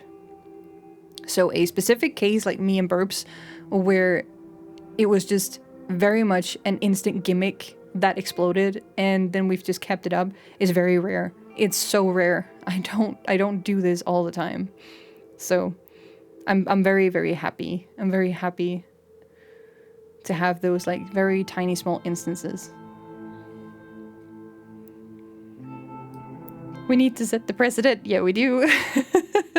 I agree, Gary was my gateway to so many European streamers. I feel so far away being here in jolly Canada. You don't really have to. I've spent the greater time of the internet speaking with people from America, speaking to people from, like, basically all over the world, but sorely and rarely ever here from within EU, and specifically never from my own country. When talking with people from all around the world, it really says something with these big companies. I think about the people rather than their earnings. It really sets us apart. It does. And it's by far the best kind of behavior that you can have as a company. When we're thinking about like making money, it's fine. It's okay. It's great. But it shouldn't come at the cost of completely destroying the community that revolves around the company's core focus. And they're basically like, this is our mission, this is what we do, and this is what we would want to achieve. But even if you're a corporation, if you're a company, if you're a single person, nothing is done alone. You're always doing everything with a community standing behind you, being able to vouch that this is authentic, that this is actually genuine, and that you can trust it, basically. And as long as if you end up on the path where that kind of like disappears, the authenticity and the genuineness about it, you will naturally feel that people are just going to ebb out, like they're just going to disappear. Like for me, for example, going back into streaming has absolutely zero to do with the monetary gain. Now, the job center, and I'll be very transparent about this, the job center is very much rooting for me to get this going and actually being able to pay for my own bills so that I don't have to sit in the system. And that's a fair thing. They can root for that. But that's just not my main core focus. It's not why I want to go into streaming. Streaming for me is about connecting with people, and it's always been from the day one. But I was very early on, back in 2017-18, when I tried starting, it was very much corrupted by the whole gimmick and sense of like perfectionism. And the fact that I was easily affected by how everybody else was doing it. And that kind of like put me in a position that if I have to do this, I have to do it the right way, quote unquote, the right way. Whereas the right way was visually described and showcased to me as being XYZ, as a content creator, doing some certain things, having like certain kinds of outputs and that kind of stuff. And it's no shocker that I have all the times that I have tried to dive back into it saying, okay, I'm ready now. I am good to go. I am so pumped and I can definitely keep it up. That I have been shutting down time and time and time again because I could not keep up with it. Having a persona, trying to be a performer in that sense, and completely closing off my authentic self in order to preserve this kind of image where I couldn't allow myself to say the things that I needed to say, the things that I had on my mind, the things that I was like very close and near and dear to my heart, was also putting me in a like, you know, an actor's role that wasn't authentic, that wasn't genuine. It wasn't genuine in the sense of like, okay, we know that we're just like trying to build up hype here, but it's not necessarily what we're like in, like wearing a mask. Exactly, wearing a mask. Wearing a mask is easy for me, but wearing a mask is exhausting. And if I have to wear a mask where I am trying to be very, very, very transparent and open and welcoming and inviting and embracive of other people's, as well as me. Also, this was before I actually knew that I was autistic and had ADHD at the same time. This comorbid condition that is disabling me in a lot of ways that I did not understand or had no way of comprehending how to deal with. It just became such a difficult thing. And so, starting up, crashing down over and over and over again. And now we have today. We have 13 weeks ago now, where I started up Elden Ring because I wanted to play Elden Ring. And I had gone through the first 4 years now of my healing journey. I'm still there. I'm still working on everything with it. I'm getting better, learning from past mistakes, and just openly accepting that there are things that I'm good at and things that I'm bad at. Embracing it, and as somebody pointed out in a few streams beforehand, said that there are people who will come in and take advantage of XYZ if I'm providing or showcasing myself in a vulnerable state. But then I've been a mod. I've been going through a process of modding for different channels now, learning the tools behind actually keeping up a framework for a specific stream, learning what kind of things that we are thinking this is okay here or this is not okay, getting comfortable with actually exercising those boundaries, and slowly but surely just being able to be fully content with this state of mind where I'm like, I don't need to yell or shout at anybody for doing something wrong, because I know how terrible that feels. However, I am going to be very, very harsh in my actions if talking in general and in a very calm and decent way to you is not proving effective. And there we go into using some of the tools that we have as moderators on different channels, now also as creators. The more you mod, the more you know as a creator when you get into it. So this time around, I'm way better geared and structured in order to handle all these chatters that comes in. You saw me. I saw somebody jump in because I've taken off the follower thing, because I've noticed that when people want to raid, they can't really raid and post messages unless they follow, and I don't really want to force to follow, so it's a little bit like a double-edged sword there. So, but I took off the follower restriction today. Had that one come in, I was expecting it, but it's also, now I actually feel super excited whenever I see it. So it's just like, you came in in the wrong way, and I'm gonna get you. It's kind of like a game of whack-a-mole in a sense. It's fun now, and I've embraced it as just a fun kind of game where it's also very serious. So you can joke around with me. I'm very serious a lot of the time, honestly. It's difficult for me to even grasp sarcasm entirely. So if people, they're talking to me in sarcastic tones, like I don't get it at all. But I get very easily onto a serious note because that's where I vibe. So I'll never be the type of content creator that will go out of their way or have unnecessary fun joking times about things that are too serious or things that I can't personally see the fun thing about. Now, and that can prove as a negative to me. Here we're going into like actually reflecting on who we are as a human, me reflecting on myself. Some things that I find funny could look really, really skeptic or really, really bad to someone else. But again, it's just part of my personality. And at the very end of the day, I would never want anyone else to feel bad or hurt by the things that I find funny, by the things that I take serious, or anything else. I can misjudge, I can misread, I can have difficulties with social cues and whatnot in a lot of situations, but that's okay. We take it as we go. And I'll have to learn how you guys also feel whenever it is that I react to certain things that you're doing. So essentially, in a shorter way to say it, cultivating a kind of community that understands the back and forth that you guys are having with me, because I get to know you guys through what you put in chat, and I'm always up for a yapping session, as you can see now. We don't kick the yapping sessions out. We keep them in. So let me cut. Ah, no.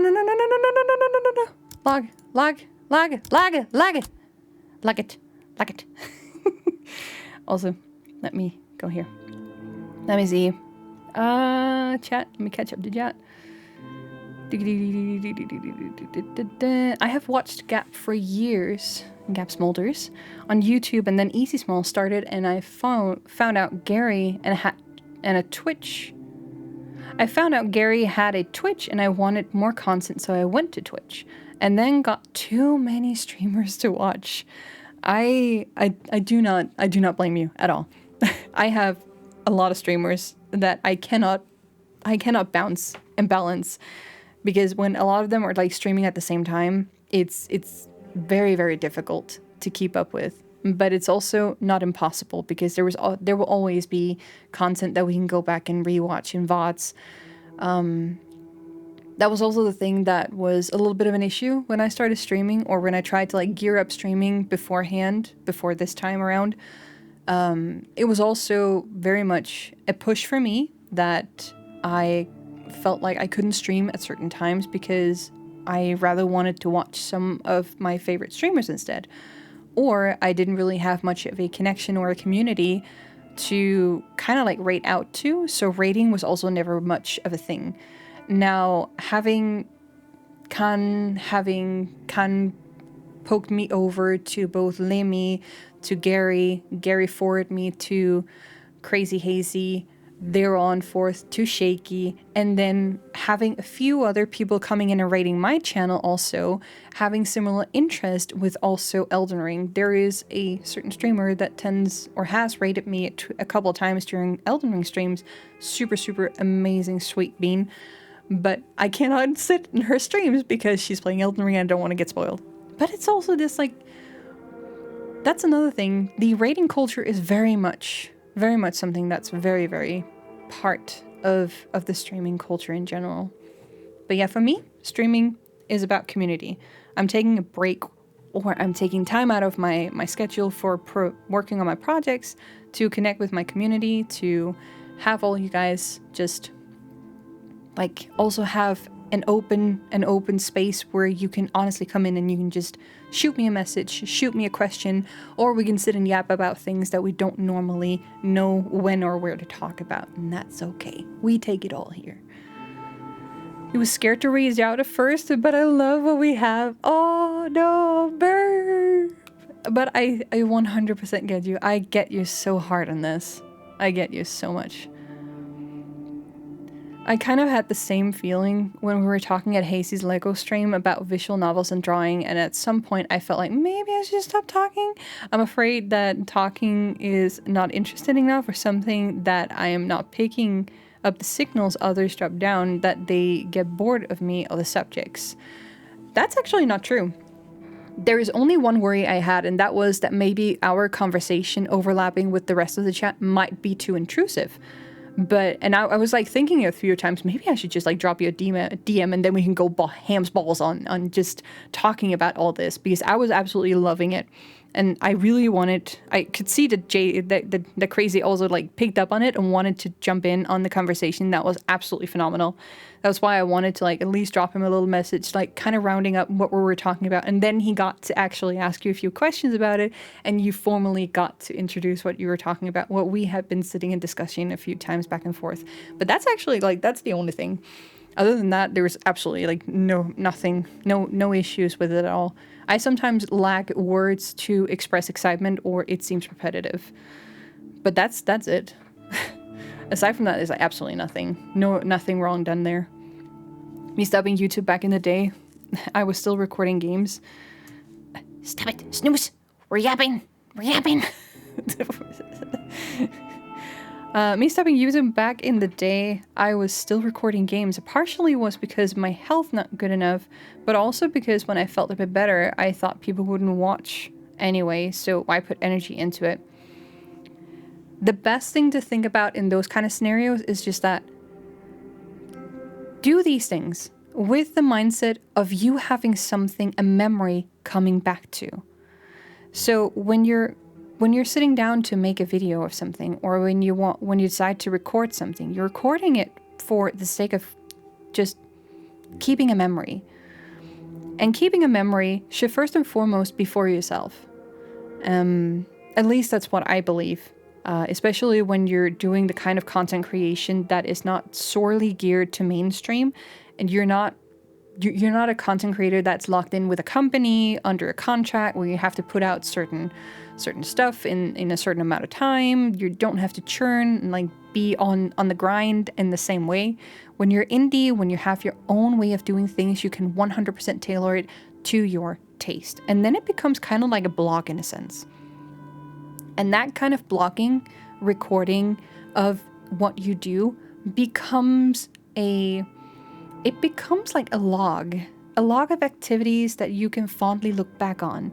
Or if you're having a conversation with someone, then you might be remembering that you have a recording of exactly what you're talking about. And then you can actually pull up that video and showcase it to them because you have it. Like, it's just an easy way to like document what it is that you've done. And certain types of documented stuff, be it like on writing or in video format, can come really much in handy and be somebody else's form of entertainment too.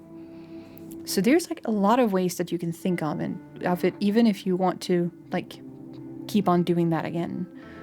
And you want to hang out instead of being an actor 100%. That's also why I'm like 100% sure that there's going to be ups and downs. Like the followers are going to come in, they're going to expect something, and then they're going to drop out again, and then they're going to be like new ones in, and they think there's one type of like streamer on my Elden Ring streams is going to be super fun. Then they drop in on our stream, it's not what they expected. Old ones that are sitting there for ages are going to come back and say, oh, it's completely changed, I'm not really into that, I'm just going to dip out. Like, there's like a lot of reasons for it. But at the very end of the day, I'm more concerned about the people who show up consistently, or like the people that very much participate in just having this community grow and isn't afraid of just joining. And for you lurkers out there, this is no downgrade to you guys. If you're lurking and you're just like sitting through all of this, hats off to you. The fact that you're just enjoying me rambling and talking with chat about each and every single thing, that speaks to itself. You are just here for the ride and you're enjoying it, and that's amazing in its own right. And I absolutely love and adore each and every single of you lurkers for that. So that's just like another way of enjoying content. You don't have to take part of it, but the people who do take part of it and are actively engaging are definitely going to be much more actively involved in how the community unfolds.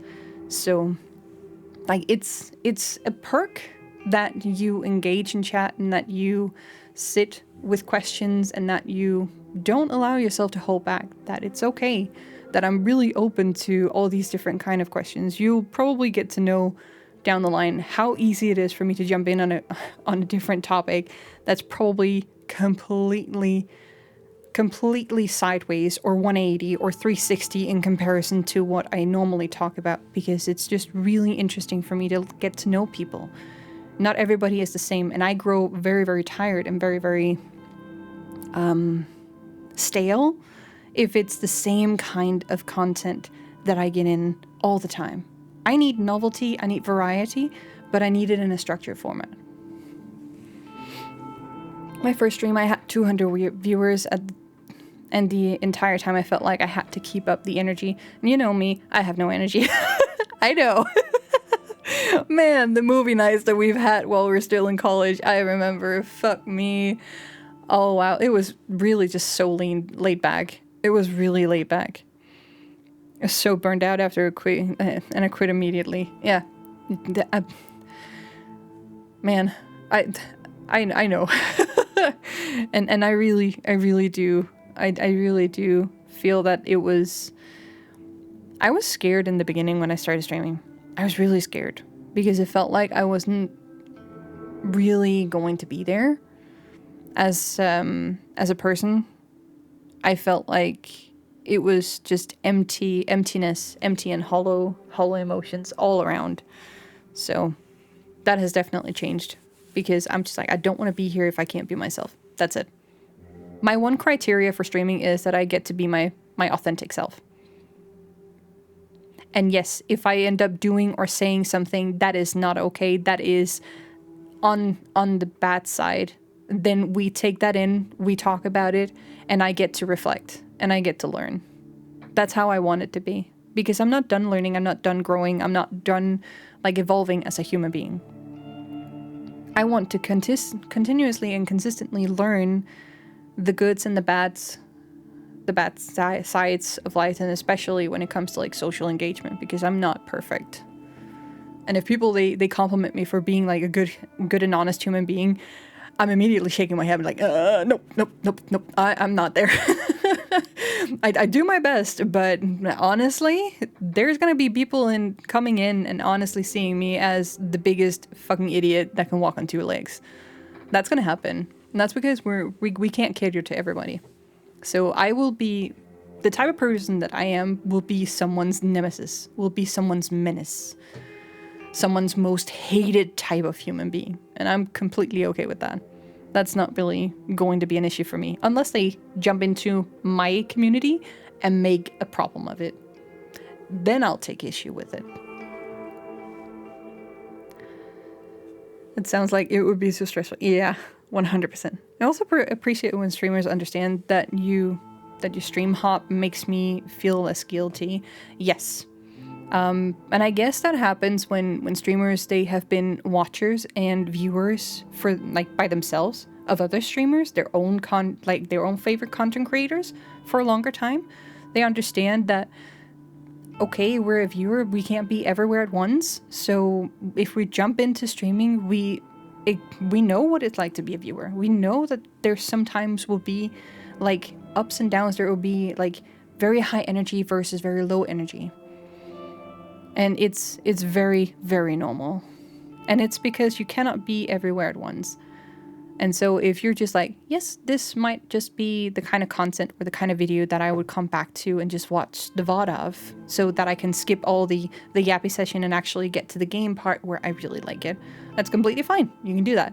That's also why some of us actually dive into video editing, so that we can cut out the exciting parts, or even just like the game parts, and leave in these like community yapping sessions that we have live on stream.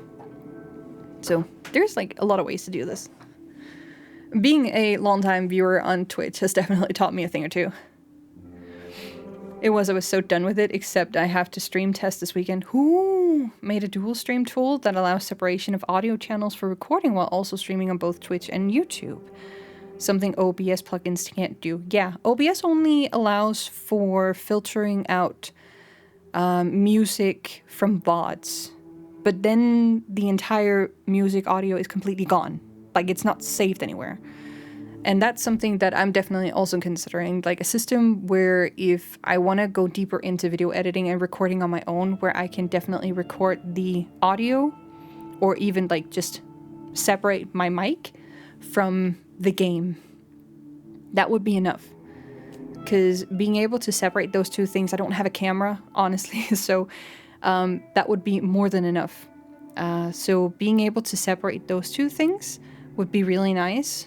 Maybe if and when my VTuber avatar gets up, I would probably want to see if it's possible to also separate the recording of the VTuber's movement so that I can sync up VTuber movement with my mic audio and then have those two channels in editing in DaVinci, for example, and then I can go in and actually like plop everything in afterwards, backwards edits. So it's something to consider, definitely. But it all depends on what kind of like direction you want to go with your content creation, really. There's like so many ways you can do it.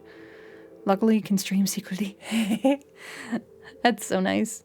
I'm happy that you're still trialing. Trial? I think you're trialing? Yeah, trialing. Oh, my chat jumped down. Happy that you're still trialing. And wait, why did it keep? Oh, there we go. Happy that you're still trialing and sounds like a good setup.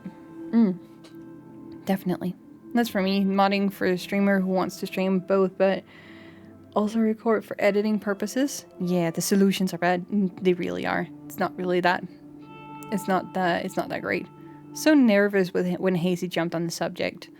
Yeah, I can imagine. But he's just so curious. He wants to know what chat is up about. That's one thing that I've definitely learned being in his channel. Like he's so much more community minded than anybody else I know. And he's way more interested in what chat is like talking about than actually being like focused on the game. It's kind of similar to our yapping sessions right now. I'm fully focused on chat and don't give two shits. I want to know what you guys are up to. We finally have a decent talking, chatting, yapping session, and I am just all in about it. Yes, Ramyan Boy coming in, saying lurking, definitely. Yes. It makes sense. Yeah, I want to try it someday streaming, but it's good to know that I can just stop it if I don't like it. No guilt required. Absolutely no guilt required. If you decide to test it out for like a good amount of time and it doesn't feel right and you don't feel not necessarily happy, but you don't feel inclined to come back next time. If it doesn't feel like there is a certain kind of excitement about actually jumping back in again. And this is why a lot of content creators will come in and actually tell you that the best kind of game that you can start out with is something that you're insanely obsessed with. Pick out a game or something that you're incredibly obsessed about and that you cannot shut up about. Pick that type of game so that it will suck you in and remove your focus from how long you've been streaming. And keep alerts up so that chat has to actually poke at you to get your attention. In those kind of situations, because it's super stressful in the beginning to just get comfortable playing a game while also having to turn over and be comfortable enough to shift over and just start talking with chat and then consider everything that chat is saying. And this whole mix was really difficult for me because I wasn't fully aware and a-okay with who I was authentically. And I could never have been before I got my 2 diagnoses because I never fully understood who I was past my disabilities. So having come to understand at least a fraction more about who I am has made it incredibly easy for me to simply sit down and be content and be authentic and be genuine even when I'm struggling. Because struggling is what humans do. Even if you're born with a brain that's not structured or wired perfectly or normally as per the textbooks, that we see the world differently it doesn't mean that we cannot communicate. It just means that we have a different visual and a different vision of the world that we're like living in and cohabiting in alongside everyone else. And some might find that recognizable. Others will find that as something completely new, something that they never thought were possible. And every single variation is valid. It makes sense. You want to try it someday? Yeah. Maybe I need to try and find some time again to try recording. That would be really cool. Especially now that you're actually going and participating in the art creation for your visual novel. And not just that, but you're also writing a story. So there is plenty of potential where you can do some behind the scenes, you know, director's cut kind of like dialogue into some of the things that, like, into the certain processes, like the mindsets that goes on behind it and that kind of stuff. Because there is, like, a lot of people will make specifically tailored tutorials for different aspects of content creation, and usually they target specific areas of, like, troubleshooting in the process of making. But there's also plenty of people who go out of their way to just, like, do vlog type of, like, going over how it was actually going through the whole process. What kind of different scenarios you went through, what choices you had to make, what kind of software you were, like left up to choose from. Because it's not a linear process, no matter what you do. But it really just, if you have a flair, if you have a, like, you know, a taste, you know, that little, like, this is good, I want more. If you have that kind of, like, that little drive that's sitting there and you're just like, I want more of this, I need more of this. If you have that already for recording the process of what you do, that's already leading up to, like, a good potential for simply doing just vlogging style of the process and just getting your thoughts out, essentially. That could be really cool. That would be really interesting.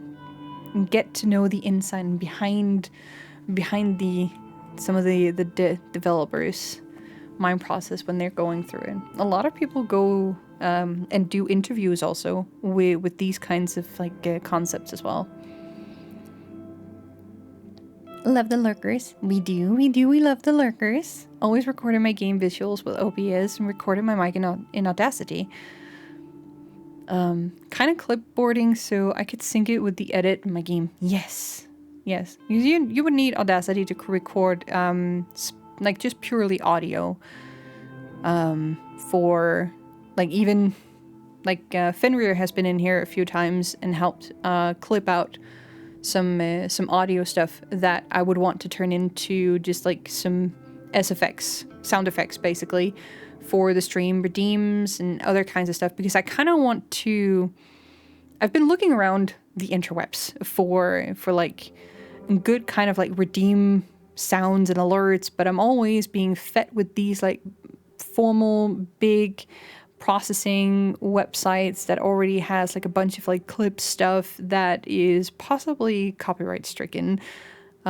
So I'm just basically, well, I say a lot of shit sometimes, and someday we're bound to get a very funky noise out of me, and then we can take that, clip it, put it into a redeem, whatever. We can put it on alert even, and have that actually go on.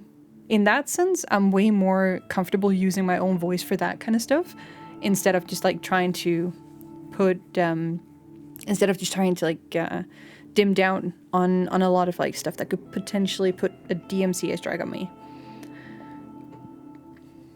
We're taking a break. Yeah, we did. I don't think that's possible if you live stream. I mean, it is. That's why we were talking about how to record. You would definitely need a little bit of a spicy PC in terms of, like, power in order to both record and stream at the same time. Especially if you're streaming a game that's very, very graphic heavy. And if you are... but even without... like, if you want to record the, like, just, like, the making of for some things, You can just record snippets of it here and there, and then just string it together later on in a full video. That's also completely fine. You don't have to have the full time lapse of everything that happened. But having snippets of different things, maybe even like a separate camera or using your phone for like separate recording over the shoulder shot basically, and then having like voice, it's basically just like a director's cut dialogue essentially. That's very much doable. The multi-stream plugin for OBS will only send you one channel perform, yeah, making it impossible to separate audio locally. So I have made an alternative tool which allows for it, but also Twitch VOD track won't be sent to YouTube. Yes, but it will be available on Twitch because DMCA. Yeah, on YouTube your video can't get monetized if it gets flagged for DMCA, but if you remove the music it can. Yeah, 100%. So like any of my time lapses for my art basically has no audio whatsoever. There is none. There's absolutely no audio whatsoever because it's just meant to be a recording of like set time lapse in Clip Studio Paint. It's just so that I have a visual representation and I can go back and actually see what kind of process was this actually like.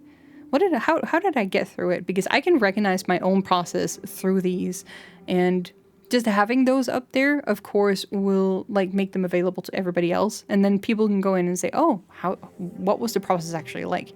Now, for animating, for example, the latest one that I put up is incredibly difficult to like get into or like understand the process of. The first few stages are fine. I'm sketching out the different motions. I am doing the inking work and line work and putting some color on it, and then it kind of starts looping, and then you can't really make out what kind of process it was from there. And then I was just like, okay, so animation might not be the most perfect thing to actually put up as a time lapse, but I'm gonna do it anyway, you know, because I want to like document my own process for different things and see how I went about it. No music equals monetized? Yeah. So for YouTube, if you put up something on Twitch, if the DMCA catches you, it blocks out the sound. But for YouTube, it leaves the sound in, but marks your video unavailable or unable for monetization. And so it will take you and give you the part of the video where it has seen or caught any copyrighted material. And then you can choose to basically just blank it out, cut out all audio, or you can go in and actually sub it for something else. You can also take down the video entirely and put it back into DaVinci, re-edit it, and then make sure that you have properly like replaced the sound with something else, and then you can re-upload it, and then be on with your way. That's usually how a lot of professionals would go about it, because the on-hand editing tool that YouTube has really sucks. Like, it stinks. It's not worth your time. So it's better to like pull the video back down, or just go back into the file and then just re-edit it and upload it again. But it takes a lot of time because you have to re-render, or YouTube has to re-render the entire thing first and foremost. So that can easily take up to a day, maybe 2, depending on how long it is. I know for these gaming sessions that run up to about 6 hours can at least take upwards 12 hours of rendering on YouTube's side before they become popular. For Elden Ring, I published it within the hour after I had stopped, and I immediately started sending it or exported it over to the YouTube channel with the automation system that Twitch has to YouTube. And from there to it was uploaded, I saw that when I woke up this morning that it had been completely rendered. So about 12 hour-ish, like kind of from like in that process, which is insane sometimes. So yeah, if you have a video on YouTube and it gets monetized, it's more often not coming from an unethical source, I will say. From a lot of people that I've heard talk about it, they often talk about how it's non-legit copyright holders, meaning fake accounts, fake people, not the authentic ones, that are actually doing the copyright strikes.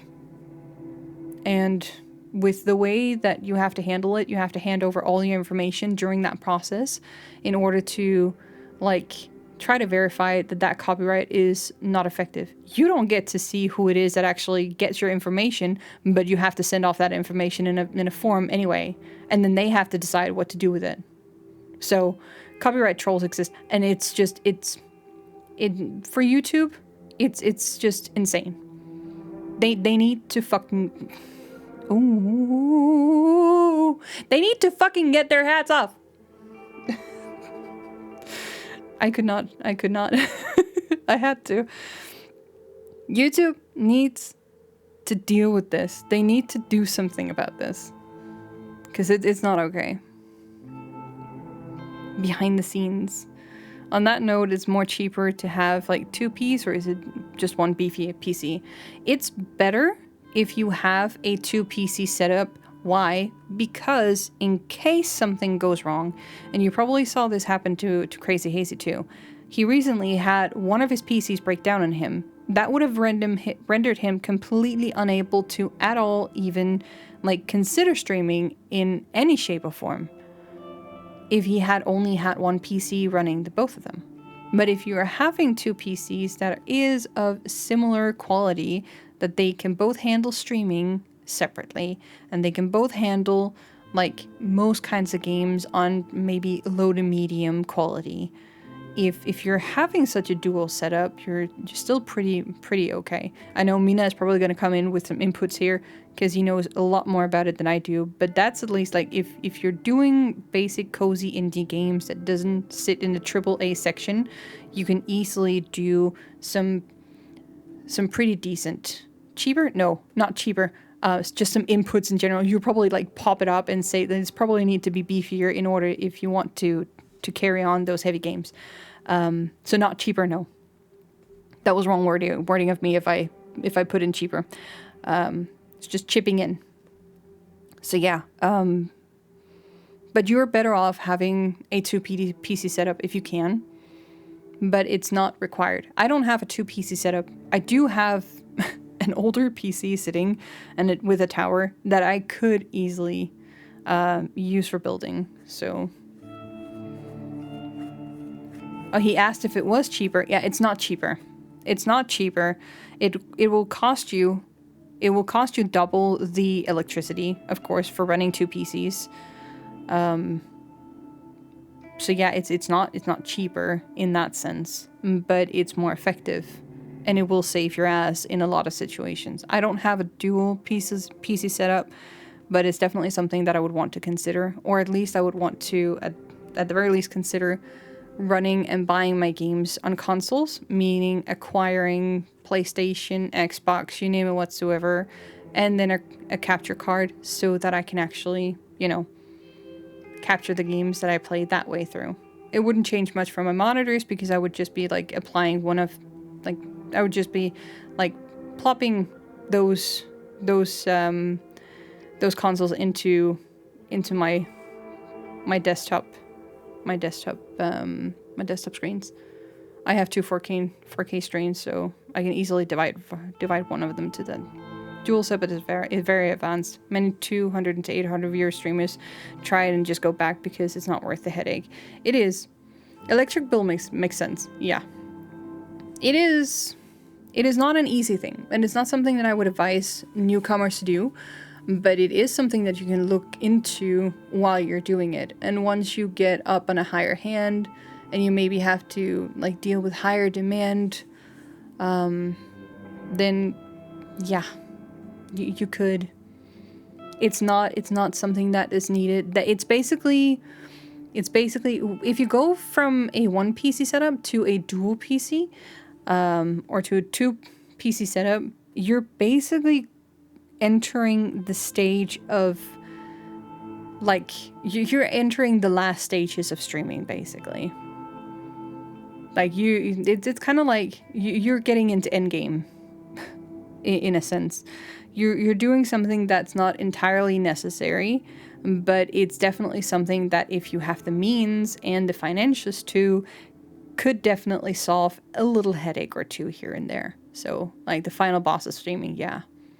There's plenty of people that I know, especially in the VTuber scene, that has a dual PC setup, because having a VTuber and a fucking like AAA game running at super high speeds at the best full like capacity graphics system that you can have, it takes a lot. Some of those like VTuber models that you see, especially like if I can mention Amelie, she like her mermaid model is so huge that it fucks over her system sometimes.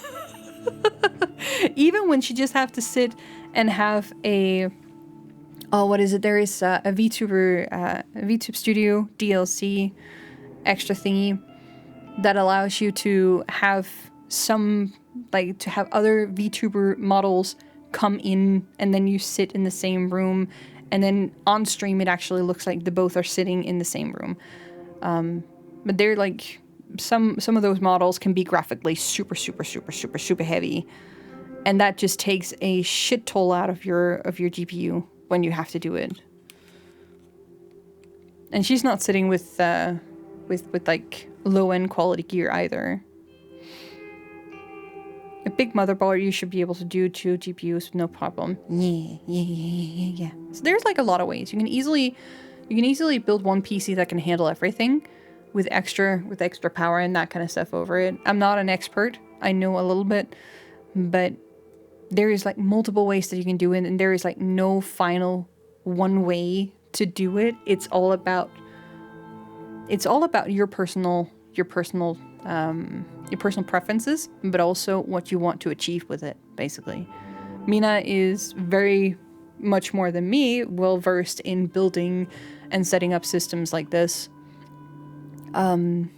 So like there's a lot of people sitting out there with good knowledge in comparison to me. I am just a silly bean.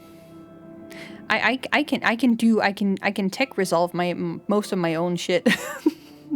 but that's also because I know how I set things up, so I can usually deduct where things went wrong and go back and untie the knots. Capture cards is so bad. All the quality and of the electronics are so bad. Yeah, they are.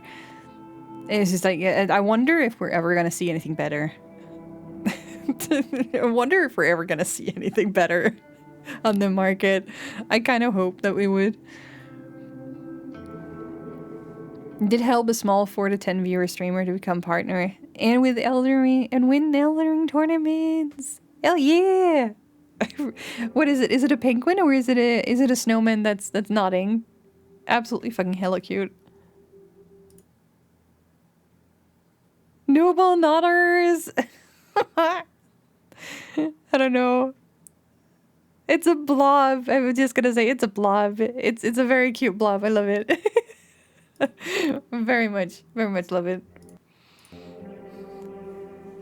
It also doesn't look like it's live 2D animated. It looks like it is maybe 2D frame by frame, maybe some keyframes in there. Interesting. I love it. I have caught up to chat. No, how did this happen? I have caught up to chat. No. Terrible. Carefully picked every part in her PC. I have been like looking around after we had our discussions about towers and that kind of stuff. Like, I know you said, I'm not going to quote what you said, but I know what you said. You don't have to. I will be looking at a tower that's much more breathable. I've been actually keeping my eye out on a few EU-based designers for towers that are also pleasantly aesthetically pleasing to look at. Not necessarily an RGB tower house, because I don't need that. I'm past my RGB days. Like, I want RGB in my keyboard, in my mouse. That's it. Nothing else. Don't need more. Because all the lights that I have in my current tower, my motherboard is the only thing that has an RGB that's like running on loop. It's very soft, it's very in the background, it doesn't annoy me. Didn't I send you one? I have not received anything. No. Oh no, you showed me the ones that the one that you wanted to get for your own build. But no, physically, no, you did not send me a tower. No, that did not happen. I held in reactive because I got confused.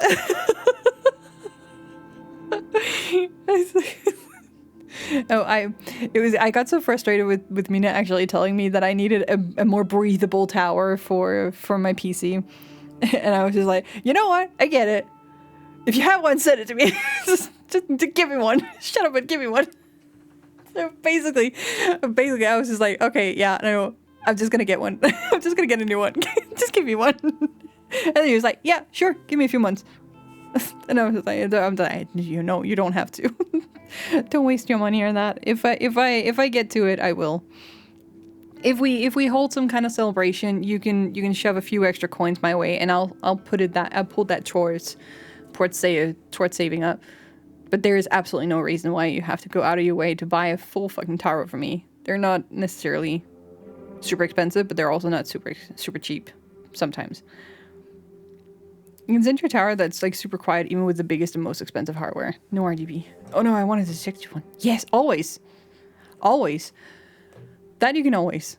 You can throw the digital pictures and the links and everything else, but please don't rate a shop and send it to me. I'll feel absolutely terrible if you do. I would not know what leg to stand on. I don't do well with that kind of thing. I didn't used to feel this way. I used to have it like very easy and like laid back with like receiving stuff, but not anymore. No. I'm not against it. I will say thank you, but I don't know what to do with myself when people they do that anymore. I really don't. And it's the same thing when it comes to like streaming and also getting subs. I'm super thankful, but it's not why I'm here, and it's not what I would want you guys to do. It kind of also pokes me in a sense where I'm like, yeah, I say I don't want it, but then I'm also making use of all the features and the different things as a streamer, as a content creator, where you guys can waste your money if you want to. And yeah, it's there. As a streamer, you make use of the tools that are available, but your personal opinion about receiving or people actually spending money on you is a completely and entirely different thing. That's just a moral thing. It doesn't really come into play when we're thinking about how everything like fluctuates or like is like interlined. I've also mentioned this and like a few chatters have also like backed me up on this and even like mentioned it over on Crazy's channel, I think it was, where I commented and said like people, they will be able to sniff it out immediately. You can say that you don't want money, but people are able to sniff it out immediately if that's all you're here for. But you're also not gonna find an indie streamer that's just gonna sit and yap like this with chat. I will send you food then. I'll take food any day. I'll take food. Sadly, that's gonna mean that you're gonna have to be in my city, though. If I said you want it, will be mush. It will be mush. I kind of wish that there was like an easier way to do this, but in order to send me food, you would actually have to send me money. Sadly. Treat stream works. Also in your city. Treat stream? Hold on. Treat stream? Treat stream? You got linkies? What is this? Treat stream? Treat stream? Treat stream? Treat stream? Ayo? What is this? I would love to just be able to go back to the job center and say, hey, yo, you know what? You don't have to feed me anymore. I have this. Look at me. I'm being fed by everybody else. You don't have to feed me anymore. Just pay my bills. Don't feed me. God damn it. Oh no, the deliriousness. Service hours for restaurants will be limited. Is this like is this a competitor to Vault? It probably is. It's not a competitor, but locking in. Authorize.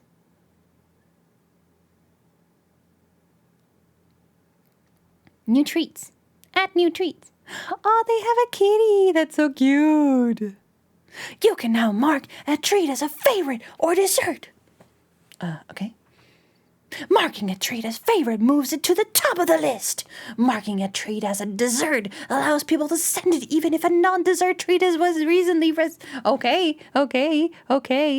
So if I say that fried rice is my dessert, then I can get that more often than normal. Is that what you're telling me? I can get more dessert than I can get normal food.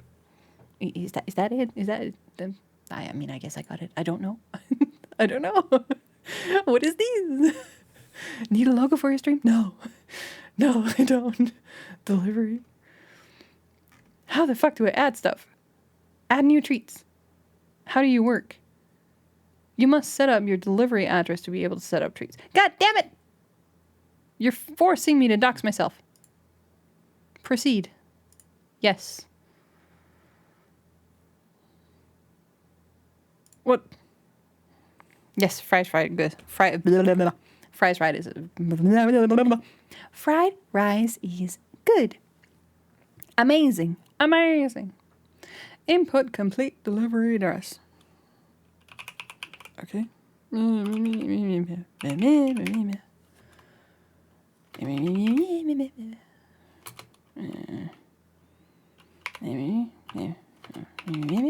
Me.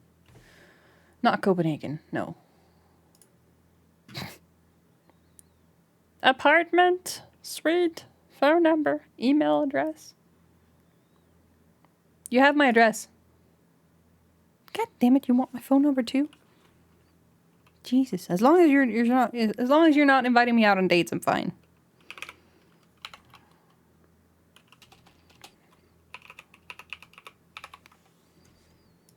Can I know? You want my email address too? You want to send me memes? The old-fashioned way? Alright. Alright. Alright. Should I do the official one or should I not? No. We have completely derailed. Like this is no longer a gaming stream. Add. Delivery address is not set. You may now add new treats. Give me treats. I want treats. Make sure nobody can see this. I am not streaming this to anybody. I guess it's a competitive vault, but pretty much anything you can find on Just Eat can can be added. Yeah. Just add stuff in your basket and Just Eat and then click the extension and it allows you to export what is the basket and let people buy it for you. Interesting. Proceed. Make sure nobody can see this. I'm not streaming it! God damn it! Use the treat stream extension to add the treats instantly. What? Add treat. What? What? No. Go away. Add. Proceed. What? Went the wrong way when I come back for food at 1.5 hours ago. Add. Alright, you know what? Fine. Fine. Fine. Fine. Where did you go? Where are you? You're here. Pinned to toolbar. Yeah. Is that how I'm supposed to be using this? What? How does this work? Help. Select the food delivery service? Treat stream? What? Help. Help. I can pick nothing. I can pick nothing. Ah! I have set myself up for failure. Just go to Just Eat and pick your food items. What? What? What? Why would they need my address and my phone number then if it's just an extension? The heck? You think it works with Vault?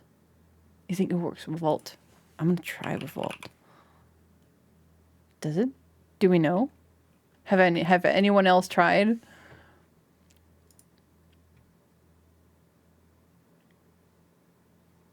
Manage. Required. Save. I think I need a different account. This one?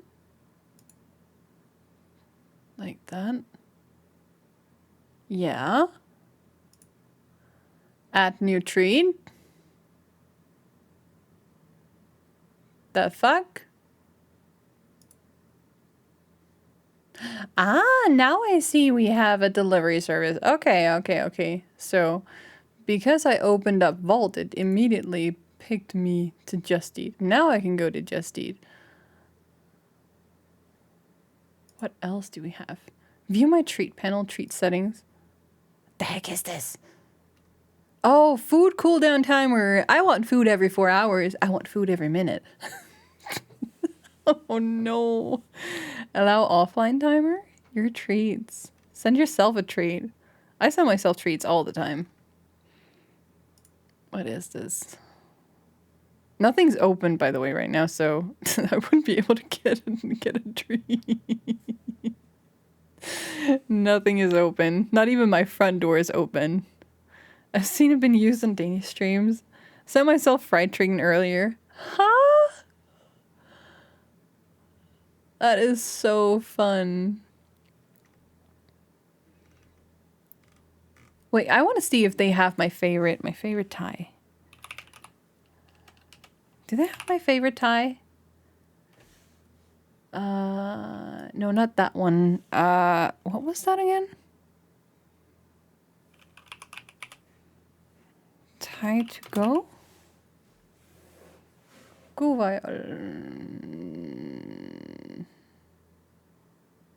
There's two. I don't think. Is this the one? Today's deal? No.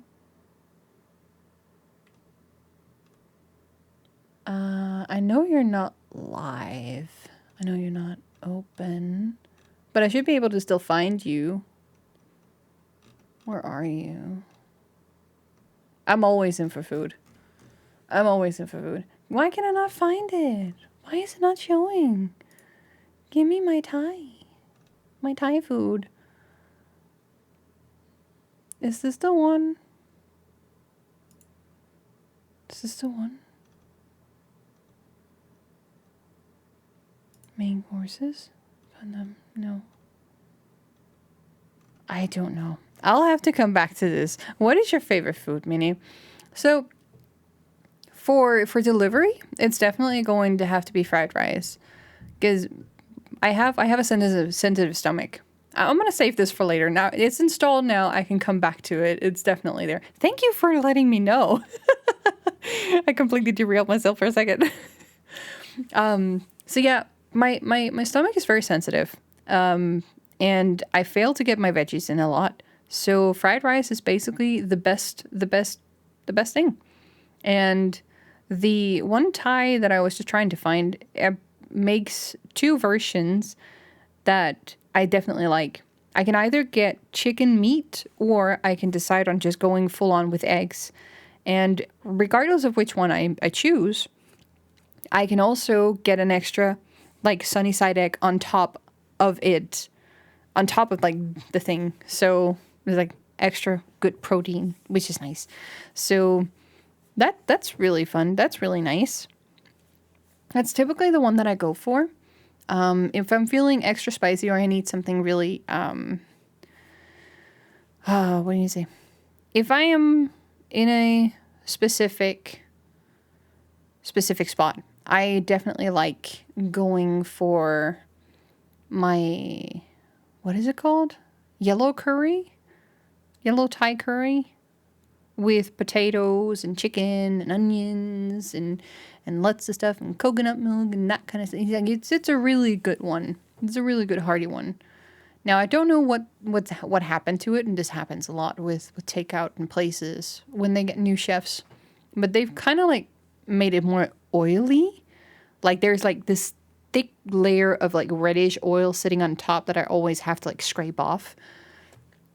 Not the worst thing to do, but definitely something that I have to do. Didn't used to be that way. It used to be less oil, more milk, but they have, changed the ratio, so that kind of messes with my gut a little bit. So I don't get it as often as I usually do. Pizza is something that I can't really go for at all anymore. There's only really one type of pizza that I can go for, but it always gives me a very, very upset stomach. So it's kind of hard. It's difficult, guys. It's difficult. If we're talking about drinks, then Starbucks is. I know somebody's gonna be offended if I say Starbucks because blah, blah, blah, all this like bad stuff happening in the world and like lots of like boycotting and whatnot. But there really aren't that many like different options. We have like another one, but I think that's also under the boycott line. But if we're talking about just coffee in general that you get from coffee shops, then one of my favorites is definitely a caramel macchiato, regardless of who it's from. So, and it's both hot and cold, like iced. In the summer, I go for the iced version, and in the winter, I go for the hotter ones. And now we're actually getting into pumpkin spice season 2, which I'm excited for. They have lots of good stuff. Starbucks triple shot espresso on can is amazing. So much better health-wise than Red Bull and Monster. Yeah, you know what? I ordered groceries not too long ago from Menu, and they actually fun thing, I don't know why, but they gifted me a sugar-free Red Bull. Let that sink in. A sugar-free Red Bull. Like, why? They even put like a sticker on it saying that it was a gift. Like, yeah, okay. It's still sitting in my fridge. I haven't touched it. I don't drink these things. So sorry to all and any potential sponsors out there with all these like sports drinks and whatnot. I do not drink it, sadly. I do not. I'll take a coffee deal any day, but not a sports drink. Honestly, I'm much more of a coffee drinker than I am a sports drinker. It kind of falls under sports drinks in a weird way. Energy drinks, sports drinks. Yes, Caramba Macchiato is peak choice. It is a really good one. There is an alternative that I sometimes go to, which is just a regular vanilla latte. And I would sometimes add in both vanilla and also a nut-flavored syrup into just a general basic latte. And that combination is peak fire as well. If you choose almond, you get a bit of like a marzipan kind of taste as well, which is really, really nice around the holidays. So if you want a bit more of a Christmassy note to your usual basic latte, you can go with almond or almond syrup, which is really nice. It gives you a bit of that like Christmassy feeling without like making it super over rampant. So if you're like somebody who has like a very sensitive gut but can tolerate coffee and you can tolerate soy or some other milk alternatives and some syrup too, then that's an easy way to do it. So yeah. What do you guys say we actually try to get like a bit more of this game going? What do you say? I want another sip of my drink and then I think we're gonna go a bit. No, we don't want more game. Well, that's sad feels. That's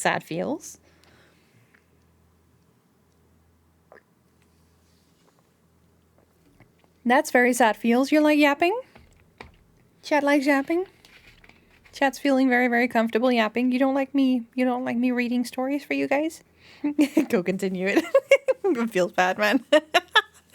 Feels weird, feels sad, all over. Not a good combo. Just being cross.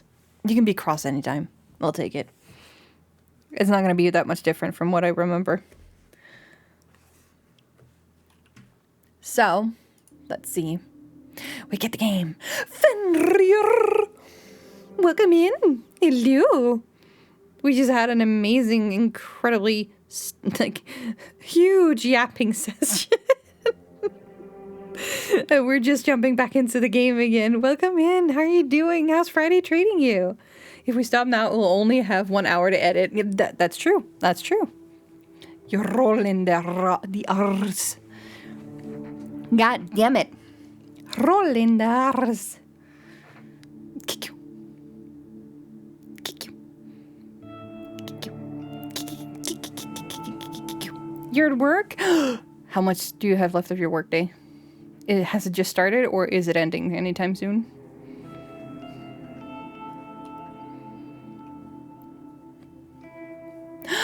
La Mirasarabas! Welcome in, Raiders! Hello, hello, hello! It's 45 minutes till end. Ooh! Welcome in, Lemi, Panpuko, Alvaro.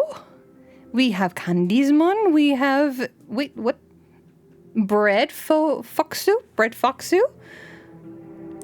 Got Kiaran Sali?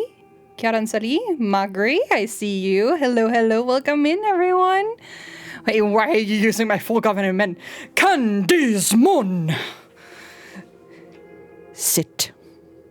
You are required to sit in my presence. And Ozzy, hello. Welcome in, welcome in. How are you guys doing? How was stream? Were you back in on Elden Ring? Were you ringing some elders? Karag, welcome in. Hello, welcome in, welcome in. Oh God, this one come down for dinner right now. You guys are rating in as soon as we end the very much extreme yapping session that we've had. We've just been sitting and yapping for like 1.5 hours, I think. Like no gameplay whatsoever. We've just been talking. Sits immediately. Woof. I was feeling things. You were feeling things? Very exciting and emotional. Oh, that makes me excited. That makes me excited. Everybody.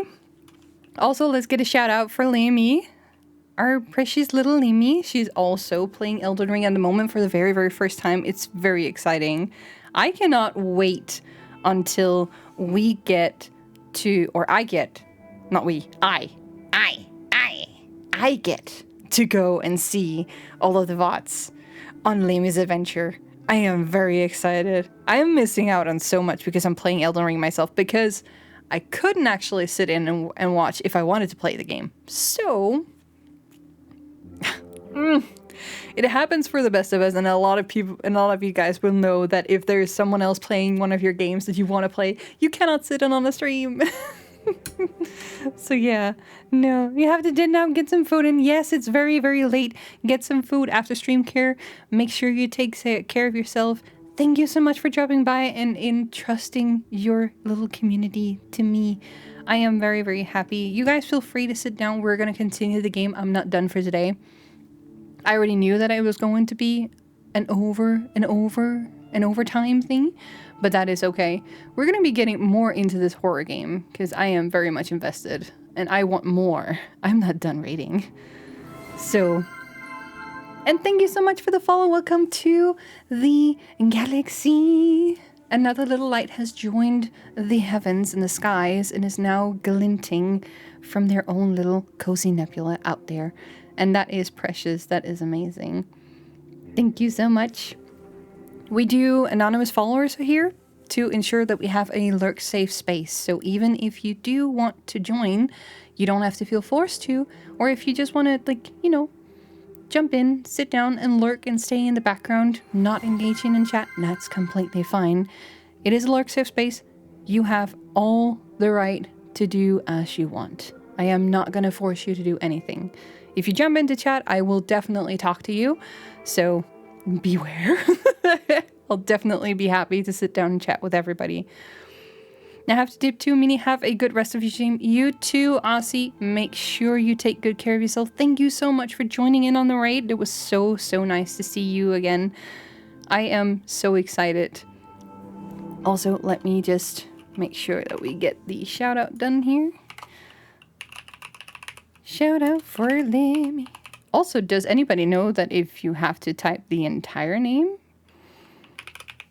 or if you only have to type parts of the name? Because that I do not know. Minnie got their eye on the stream. You cannot escape the Minnie. The Minnie is here, and the Minnie is seeing. Also, I know, I don't know if I scared away Khan from telling them to sit the moment that they came in. But you two, make sure that you take care of yourself, that you have Finny well taken care of. And thank you so much for dropping by as well, coming over on the raid. It was really nice to see all of you guys coming in. It was so cute. You can type Leia and press tab. Ooh. See, that is interesting. I did not know. But we will definitely find out. All right. Oh, I've been yabbing too much. I need to go back in. We need to go back into streaming. You can't scare you. You can't scare me. I am just lurking and working. You're welcome.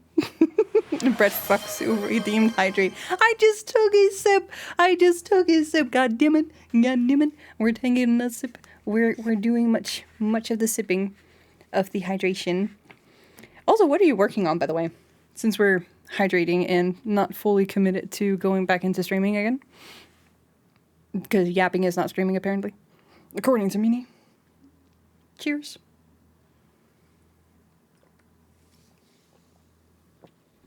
Shallow sleep! Exciting!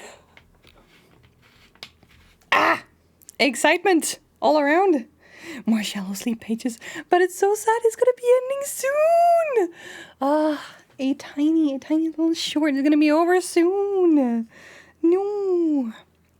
I'm gonna be both happy and sad when that story is all finished and complete. Because then there's like... I know you're gonna jump straight over into the next project immediately, which I'm also gonna be equally excited for. But there's also something about when you wrap up a story, you kind of grieve that tiny process a little bit. Both as a reader, but like also as a creator, I would imagine myself sitting and grieving a little bit, being done with something. I can't really go back into it. I know you've expressed that once you're done with something you've worked on for so long, you're kind of done with it and you want to move on. That's also completely valid. But I could definitely imagine that at some point it hits you. It was like, yeah, I'm not working on that anymore. Huh. Weird feeling. I would definitely be the type of creator to sit down and reminisce about something that I'm not going back into and working on again. I'd be happy because then I can get you to go read it. Yay! You cried when writing the epilogue of your first book. Oh my goodness. Big feels. Very, very big feels. I think for me it's going to be a relief. Because Shallow Sleep has been tough on me. Muta was also really tough on you. Not going to lie. Like, you were really struggling getting through Muted as well. And at the end, it was really just... It was eating you up, almost. And now, we're seeing that the love is going to come back around, which is exciting. Muta wasn't as tough mentally, more just the workload. Oh! Is it because of the change of topics, then? Like, because Shallow Sleep handles, like, a more heavier topic compared to Muted. Muted obviously also dives into mental health, but Shallow Sleep is like completely different. It's much more heavy loaded in terms of themes. I could imagine that be something that's like weighing you down. Also, Red Foxu, what is that emote? Mockery Hydrate? That is cute. Oh my god, look at him go. Just jumping away on a big bottle of water. Oh, that's adorable. Love that. Oh, that's adorable. Absolutely incredibly adorable. I just love seeing all the different kinds of emotes that exist on Twitch. It makes me so happy. We do like to keep our streamers hydrated. Thank you. I appreciate it. Yeah, as this topic is more difficult for me as a psychological level, but it's okay.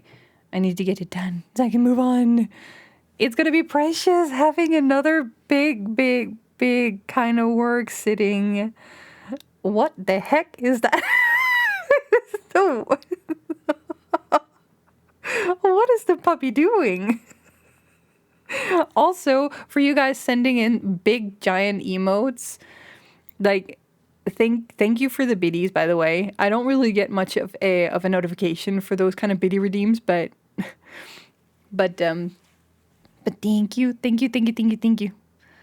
I shouldn't instead just like say I'm happy that you're having fun with the different kind of bid redeems. Not gonna lie.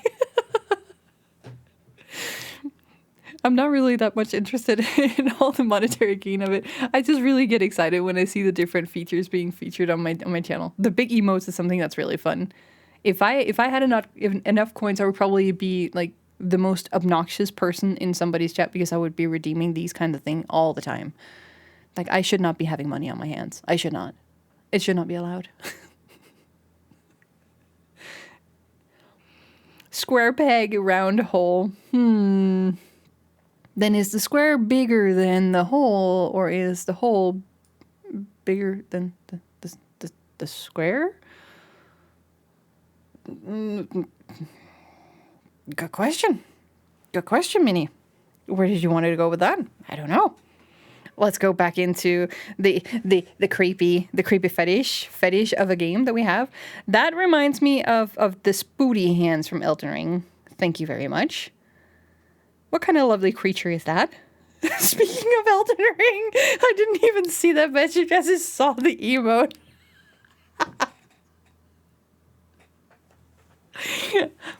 that perfectly captures just perfectly captures the vibe of those spooter hands. My goodness. Look at him go. Look at him go. Oh, that is so hilarious. Let's get back into the game. Let's get some more story done. So for anybody who has not seen this from the beginning, of course you could wait until the stream is over, watch the VOD, but we're catching a bit up. We have done the prologue and are entering the first official chapter here. And we know now both the concept of how the Corpse Girl website, of where you go and request someone's death, how you do that, how it is executed, and now we've also met the main character that has kindly explained or walked us through the process of how it actually works, and that there is a potential mysterious power behind how the website works? Question mark? Which is interesting. I'm still very curious because from what I know, the first few chapters doesn't dive too deep into this. We do get to know a little bit more, but not fully. I'm gonna lurk for now, but the game looks interesting. Can't wait to see the playthrough later. Yes, this is a game that will be cut down and put up on my official main YouTube channel, so that we don't have all the yapping sessions, so that you can just fully indulge yourself into the game. That is my plan. I've had similar plans with like a lot of others like attempt at playing games and recording and whatnot, not really going my way. But this, at the very least, is a stream recording, so that should definitely work. At least I hope so. Let's get back in. Ready to go. Happy lurking to anybody who's still sitting out there. And we have ads beginning in just 2 minutes. God damn it. Why do I keep catching strays? I keep catching strays. You know what? We're just gonna take a formal break. I'm gonna put you guys on some music. We're gonna get a break going so that we can come back and do a full hour of nothing else but just pure game. Of course, I can't promise anything because chat is lovely as always today. So we might actually end up in another yapping session. But for now, we're taking a break. I'll be right back. Stretch your leggies, get some food, make sure that you're hydrated, and that you're ready to go for another session. I'll see you soon.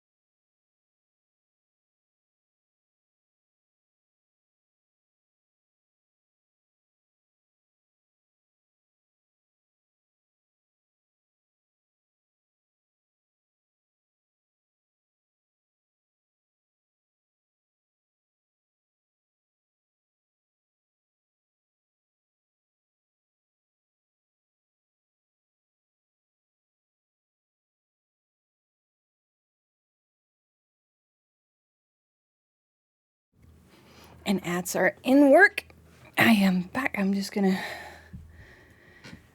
make sure that everybody gets out of the ad jail in about 50 seconds before we continue. Because you never know who's caught up by an ad. It would be really, really sad if they can't make it. Plus, we're here for the vibes anyway, so no need to rush.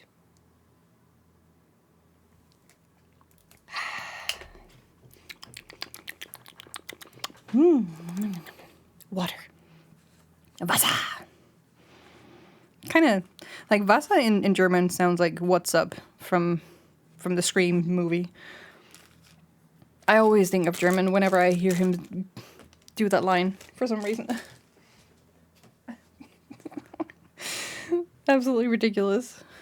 It is what it is. 3, 2, 1. Welcome back. No more ad jail for you guys. We're over. Now we're free from another hour. So let's get going while we can still get it. So that you guys can also enjoy it while you're still sitting and lurking and working. Let's see. Can I figure out when, where, how? Let me just pause this. Back in. How much further back? So, let's go. However, these are no ordinary circumstances. I once activated a power beyond the ken of mortal men. I caused Ruri Hatano to die by her own hand, or by the hand of another. I need to find a way to manifest my power once more. To prove that, I, Corpse Girl, have the power of death and destruction at my fingertips. Once a new victim perishes, I know it will pave the way to more and more deaths. My website will gain popularity and become more than just an urban myth.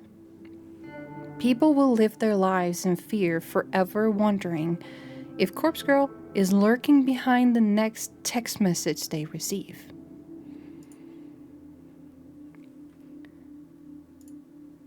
Yes, I can see the future I crave so clearly in my mind. I'm close to achieving my goal. My goal, I know I am. And when my dream comes true, I can finally what? May 26th, Tuesday morning. The incessant chirping of birds gently kindles the embers of my consciousness. My heavy eyelids open to find my body contorted before me. Legs splayed across the crowd. Oh my god, a sentence. Legs splayed across the couch in the most uncomfortable position I can imagine. I groan and twist my torso, letting my spine pop and crack until the aches in my body drift away. I need to stop falling asleep on the couch. I'm still young, but I can't handle a night away from my comfortable bed. My eyes fall upon my open laptop. Lying on its side on the floor, the screen is blank, the battery drained. I briefly panic, hoping against hope that I saved my work before falling asleep. I stumble to my feet and pick up the laptop, then charge towards the power outlet. I plug in and boot up, revitalizing the mechanical beast and feeling a wave of relief in the whirring of the internal fans signify the breath of life. The screen flickers and bathes my eyes in harsh light. My eyes squint against my will and I make out the image before me. The mutilated corpse of my latest victim, perfection in picture form. The timestamp in the lower corner reads May 27, 11:07 a.m. Tomorrow's date. The photo is ready to be sent out. If I send it now, the victim will receive it immediately, notice the date, and realize that her death is imminent. It's time to set the wheels of demise in motion. Leaving my laptop at the outlet, I quickly dart into the kitchen. Kitchen. Well, I call it a kitchen. Well, to call it a kitchen is misleading. It's simply a tiled area connected to my living space, with a small refrigerator, microwave oven, and single hot plate. It's very simple. A small stack of drawers is nestled next to the fridge, and I pull open the second drawer from the top. Plunging my hand inside is always an odd sensation. My fingers get buried underneath a dozen cheap plastic flip phones. I grasp one of the phones between my thumb and forefinger and remove it from the drawer. It's a scratched up pink model from 2010 or so, a relic from a time not all that long ago. Not all that long ago, but that may as well be forgotten. I flip the screen up and turn the device on, relieved to see this artifact still holds power. To be fair, I charged up all these phones just a few weeks ago, but the fact that they retain a charge after being inactive for so long is a testament to their engineering. It really is. Have any of you guys ever come across one of those like super old phones where like I still have like some super old models at home for some reason. I tend to like just keep the old relics of what I used to have. But some of the older models hold battery way better than anything else, which is absolutely astonishing. And then all the newer phones come out with like, we have bigger battery and everything. We should be able to hold power longer. And then they get worse and worse over time because they need to power up so much other stuff as well. So it's negating itself. In any shady line of work, these kinds of phones are referred to as burners. Cheap, disposable devices that are discarded as soon as their purpose is fulfilled. I acquire them by rather unsavory means, but that's neither here nor there. I have a Nokia N95 8GB from 27 that still holds battery. It's my emergency phone in case Google betrays me or war. They can track smartphones, but they can't track old phones with radio. That's true. That's true. Always have an old model on hand, or just in your back pocket in case of necessity. I use these phones to send out the photos I make. By doing this, I avoid using my personal phone and thus prevent anything from being traced back to me. When a photo has been sent, I keep the burner phone for 24 hours, just in case the victim sends a reply. I know I get a good laugh out of that. Of course, I don't keep the phone on my person. I store it in an old shed out the back of my apartment building. When 24 hours have passed, I remove the phone's SIM card, snap it in half, and discard it with the combustible trash. The phone itself gets smashed and trashed in the dumpsters outside the convenience store. Also, delete the photos off my hard drive and clear my internet history. Obviously, I don't even use my own internet connection at home. I leech off of my gullible neighbor's Wi-Fi. Put passwords on your Wi-Fi, guys. He's under the impression I can't afford my own internet connection. Whether or not I convinced him of such is irrelevant, so he's happy to share his connection with me. Or be very suspicious about people who wants to share your internet connection and what they do with it. Should the police ever try to track my actions, they'll only be led straight to my neighbor.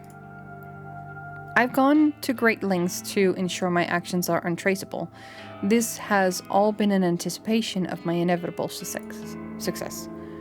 Looking down at the pink phone in my hand, I clear my mind and focus on the task before me. The photo is transferred easily from my laptop to the burner phone. Once complete, I open the text messaging app and enter the victim's phone number. I leave the message field blank, but I attach the photo of course. The victim will receive an empty text message from an unknown number, with only an image attached. That's a silly way to do it. I have a VPN that will ping New Germany City every day. That too, but that's more like the modern day. If people don't know what a VPN is, you're probably like better off like just making sure of everything. I don't know. There's plenty of ways to do it. This is at least one way to do it. The message is just about ready to send, but there's one more flourish I'd like to add. I open a particular app I previously downloaded to every burner phone. It's simply called Number Mask, and it's one of the most ingenious apps I've ever used. The app asks for the number I want to use. I punch in my memorized trademark 666 33 666 22 666 44 666. Now, when I send a text message, the receiver will see these numbers appear on the caller ID. Not only does it mask the burner's real phone number, but it's an extra calling card to help boost my infamy. I smirk, my thumb hovering over the send message button. This is it. This is going to be my long-awaited victory. The second victim to end up dead. I just know it. This is the stepping stone to my success. The second of many bodies that will pave the way to my glory. I send the message. We're doing it, guys. We're committing murder. I arrive at work on time, just as usual. My hand is heavy with the weight of several cans of coffee, hopefully enough to help me power through the day after having had such a late night. I can't help but yawn loudly as I wait for the elevator in the lobby. Just before the elevator door opens, my phone starts to ring. I step aside and answer the call. Hey. Hi, Noriko. Good morning. Did I call at a bad time? Not at all. I'm just about to go into the office. Oh, should I call back later? It's no problem. Don't stress. Okay, sorry. The nervous, apologetic girl on the other end of the call is Aoi Sato, an old school friend from back in the day. Also, burner phones is so 2010. These days are online services that take crypto. You can send card and receive messages online. Yips. This is an entirely different era. But I really like the very, very old style of doing, like, yeah, it's just like the old style, the jet aesthetics, especially that this game is bringing us in. But this game was way better off before the pandemic. If you played this game before the pandemic, it would definitely have hit differently than it does now, when we know a lot about like how images can be generated, how like easy it is to just do everything online. You don't need a burner phone, aka all this kind of stuff. So like there's a lot of things that's happened just with over the time since pandemic, which is crazy. Though we never really had any common interests, we used to be inseparable at school. She was shy, I was introverted. It was a combination that worked in our favor, even if our conversations were a little on the boring side. To say that we were no longer shy and introverted wouldn't be entirely true. Aoi has gotten better, she's definitely more outgoing, but she still suffers from a great deal of social anxiety. As for me, I'm still pretty introverted. My tolerance for being around other people has improved a bit, but I do prefer solitude, and visiting places I've never been to before puts me on edge. To call Aoi my best friend would be accurate. She's my closest confidant.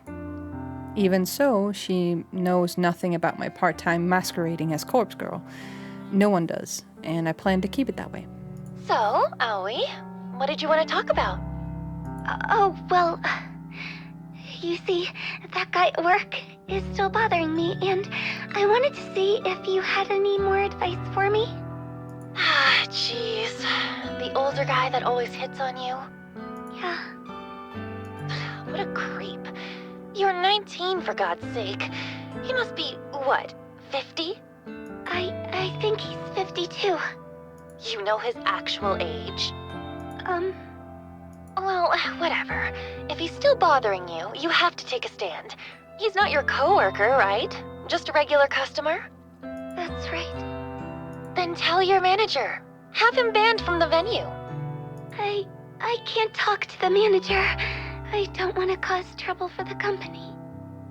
Jeez, girl. Sometimes you need to stand on your own 2 feet. I know. Well, if talking to the manager is out of the question, then you need to be firm with the creep. Tell him you won't stand for being groped anymore.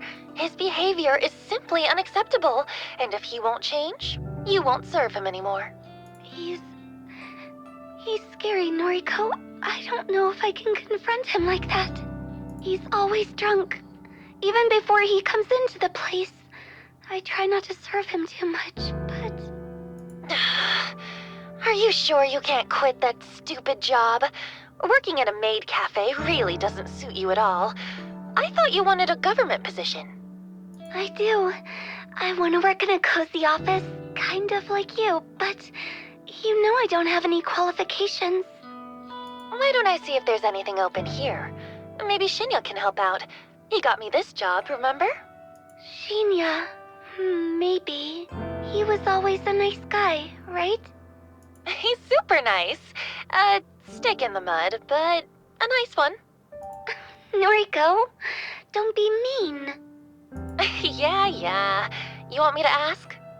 Yes, please. If it's no trouble. It's no trouble.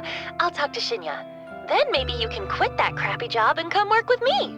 Oh, that really does sound wonderful. Thank you, Noriko. I'd be so lost without you. Don't be silly. You're amazing, Aoi. Leave this to me. Thank you.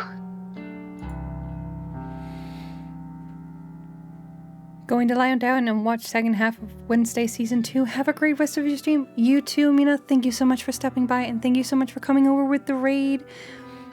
I really, really do appreciate you every single time I see you in chat. So take care, stay safe, and have an amazing rest of your night, and an amazing rest of your weekend too, and next week, until I jump online again and possibly have a chance to talk to you. Otherwise, I'll catch you in the DMs. Stay safe, take care, bye. I end the call and heave a sigh. Having to go and ask Shinya about a job actually is a pain in the ass, but I never admit that to Aoi. I want to help the poor girl, I really do. I do nearly anything for her. The elevator arrives at the lobby and I step inside as soon as the doors open. Good morning, Kurosawa. Fujikawa. Good morning. Shinya takes me by surprise as I exit the elevator. Has he been waiting for me here? I wanted to catch you before we sit down to work. I sent you another friend request. Can you make sure you got it this time? Oh, yeah, okay. What am I supposed to do when he puts me on the spot like this? I try not to groan as I get my phone out and open noise. It's impossible to hide my screen from Shinya's piercing gaze. Well, what do you know? I have a new friend request. Oh, great. It worked this time. Go ahead and accept it, please. Very pushy, this guy. Yeah, sure thing. I hesitantly accept the request. A little fireworks animation pops up on the screen with a celebratory message about making a new friend. Yay! Looks like we're officially friends now. So, can I call you Noriko from now on? I've never cared much for formalities. I try to adhere to them in the workplace, but honestly, I don't care if people refer to me by my first or last name, regardless of whether they're friends or not. That's fine. You can call me Noriko. Shinya's eyes light up. That seems to have made the boy happy. Thank you! Oh, you can call me Shinya, of course. Shinya. Hey, we've known each other since junior high, right? Shouldn't we have been on a first-name basis anyway? Yes, that's true, but we're in the office now, you know? It wouldn't do if you started working here and called me Shinya right away. I suppose. Anyway, I'm really glad we're proper friends now, Noriko. Maybe we can get a coffee sometime. I can't help but feel he's trying to push his luck as far as it will go. Any suspicions I had about him having a crush on me are now confirmed. I brush a stray lock of hair out of my face and smile as sweetly as I can while I change the subject. Hey, actually, I wanted to ask you something.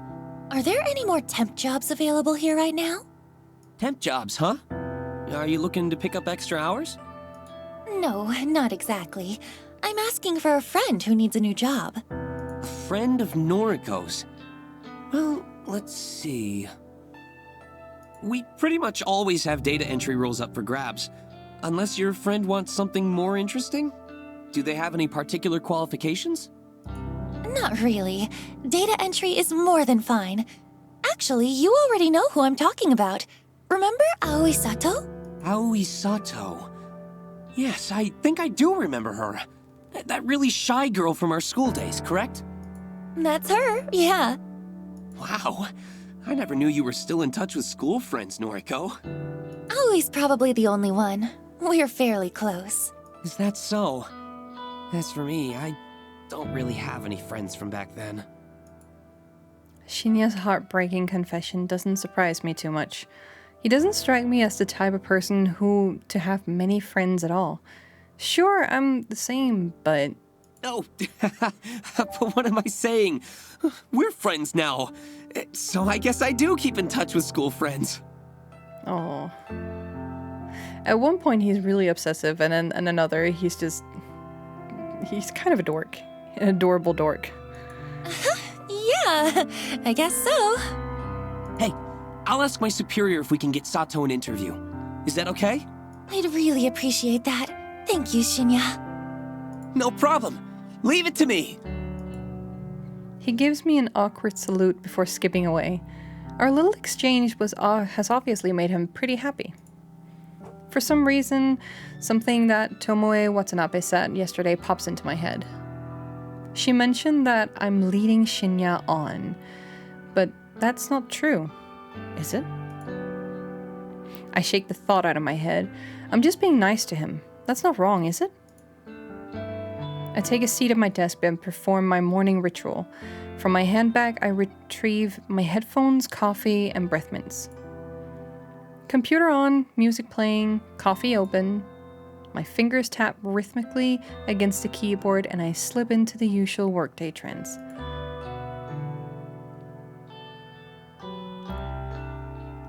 So, I see that you're connected with Shinya on Noise now, huh? My walk to the train station is interrupted by a familiar, grating voice. Sounds like both of you are getting on pretty well. How did you... Oh, of course. Tomoe and I are already friends on Noise. She would have seen the notification when I accepted Shinya's request. It's actually kind of strange that Tomoe and I are connected through the app. We added each other on my first day of work before I learned how much of an intolerable excuse for a human being she is. We simply never deleted each other. Even after all these months, her posts are entertaining anyway. I mean, at the very least. And since I rarely ever post anything myself, she probably forgot we were connected at all. Until today. Now look, don't get me wrong, you hear? I ain't actually interested in Shinya. Nah, I'm real happy for you both, like. But what I can't stand is a skank like yourself getting some while I'm over here all dry like a desert. What the hell are you talking about? It pisses me off that guys just sluts like you, and you barely have to put in any work. Meanwhile, nice girls like me gotta put in so much effort to even get noticed. Oh, this girl trips me up. Wow. Oh, she really trips me up. You think all of this is just natural? I put so much effort into how I look, you know? And guys like Shinya don't even bat an eyebrow at me. Wow. You mean bat an eyelid, right? Whatever, it don't matter. I'm sick of skanks like you getting everything for nothing. Look, let me be honest with you. I'm not interested in Shinya, and I'm not trying to be with him. I don't chase guys, and it's pretty rare that they chase me. You've got me all wrong. Like I'd believe you. Do you spend your time chasing chicks then? That's not your business. But you don't have to worry about me pursuing Shinya. Tell you what, any guy at the office is all yours, okay? I'm not interested. Oh, is that how it's gonna be, slut? You think no one is good enough for you, but they're good enough for me? You're just like all the other girls. You think I'm worth being pitied? You think I need it? Well, I don't want your pity. You're nothing but a fake skank. Tomoe pushes forward, her bulk forcing me off the sidewalk and into the thicket of trees bordering the path. Whoo! The burning slab across my face comes out of nowhere. I'm blinded by white stars and my entire face feels like it's on fire. The strike is hard, sharp, vicious. It happens so suddenly that I'm having difficulty processing it. I stumble, but my legs don't give quite out. My mind races, trying to put together what just happened. Tomoe hit me? Why? Why did she hit me? There's a strange sort of disconnect in my mind. My body doesn't feel like my own.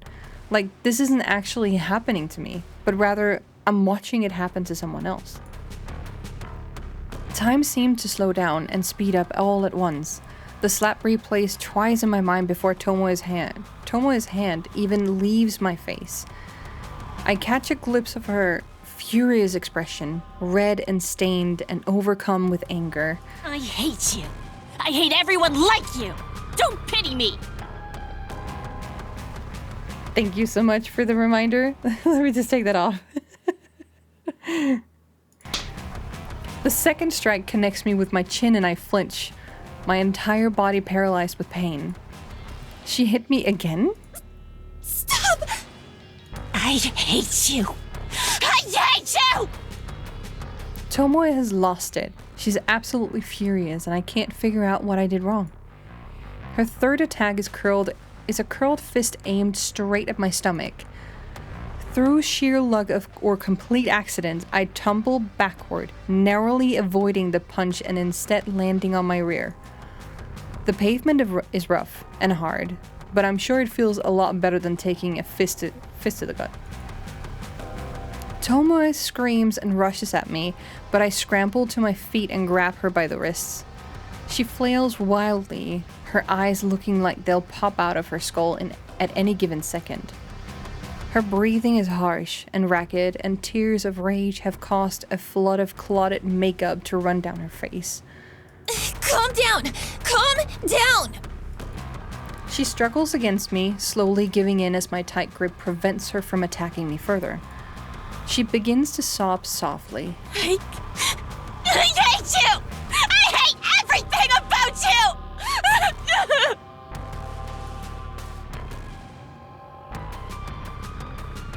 With a great pull, Tomoe frees herself from my grip.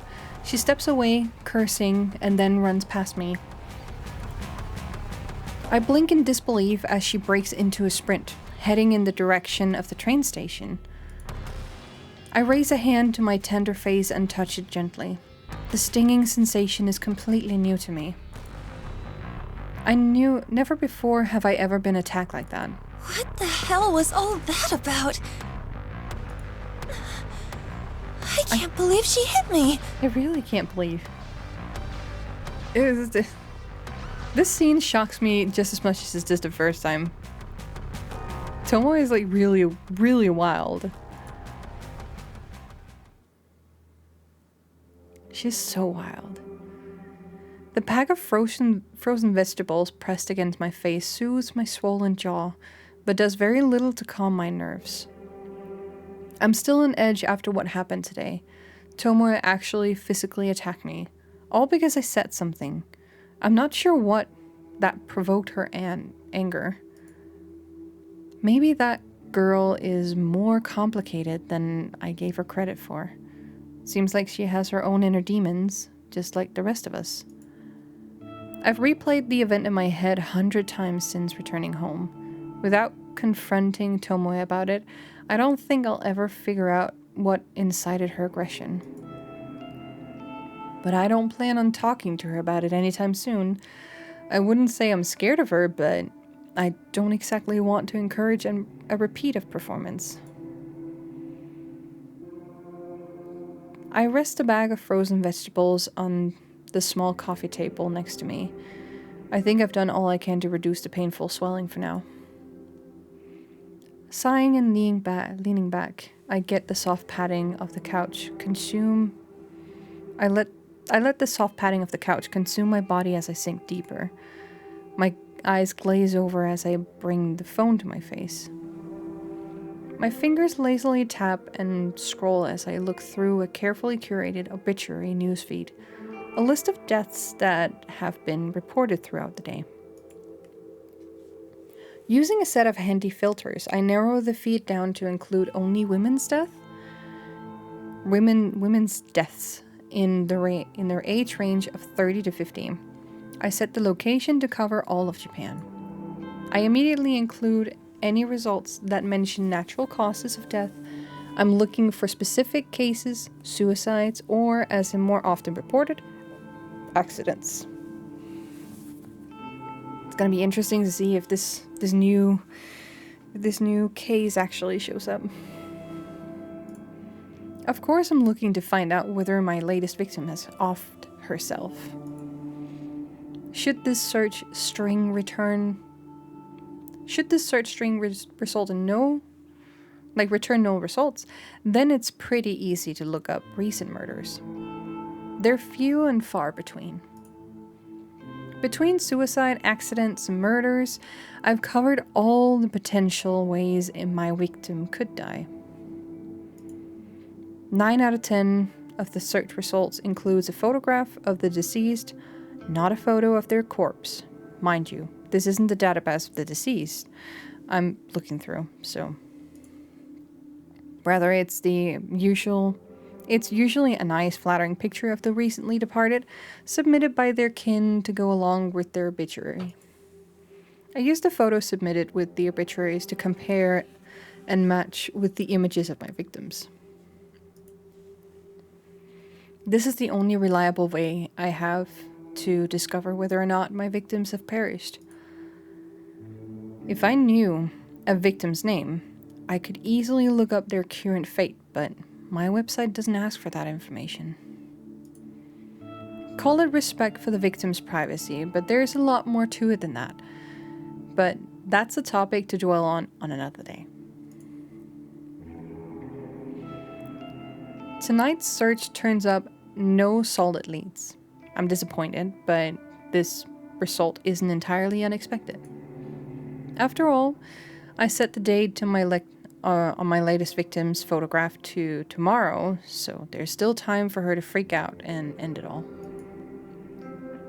I decided to go to sleep early tonight. I'm not even feeling hungry enough to eat the cheap convenience store meal that's been sitting in my fridge since yesterday. Though if I go to sleep now, it will feel like tomorrow arrives sooner. Tomorrow. I'll have to see Tomoe at work. There's no way I can avoid her, since her desk is so close to mine. The idea doesn't sit well with me. On the other hand, my victim might conquer herself, which would definitely make me feel better. It could very well be my next success, and the suspense is just about enough to kill me. Tomorrow.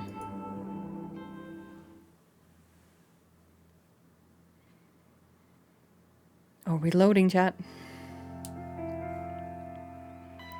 Wednesday morning, May 27. My typing is hesitant and distracted this morning. My fingers falter, misstep, and tap backspace repeatedly.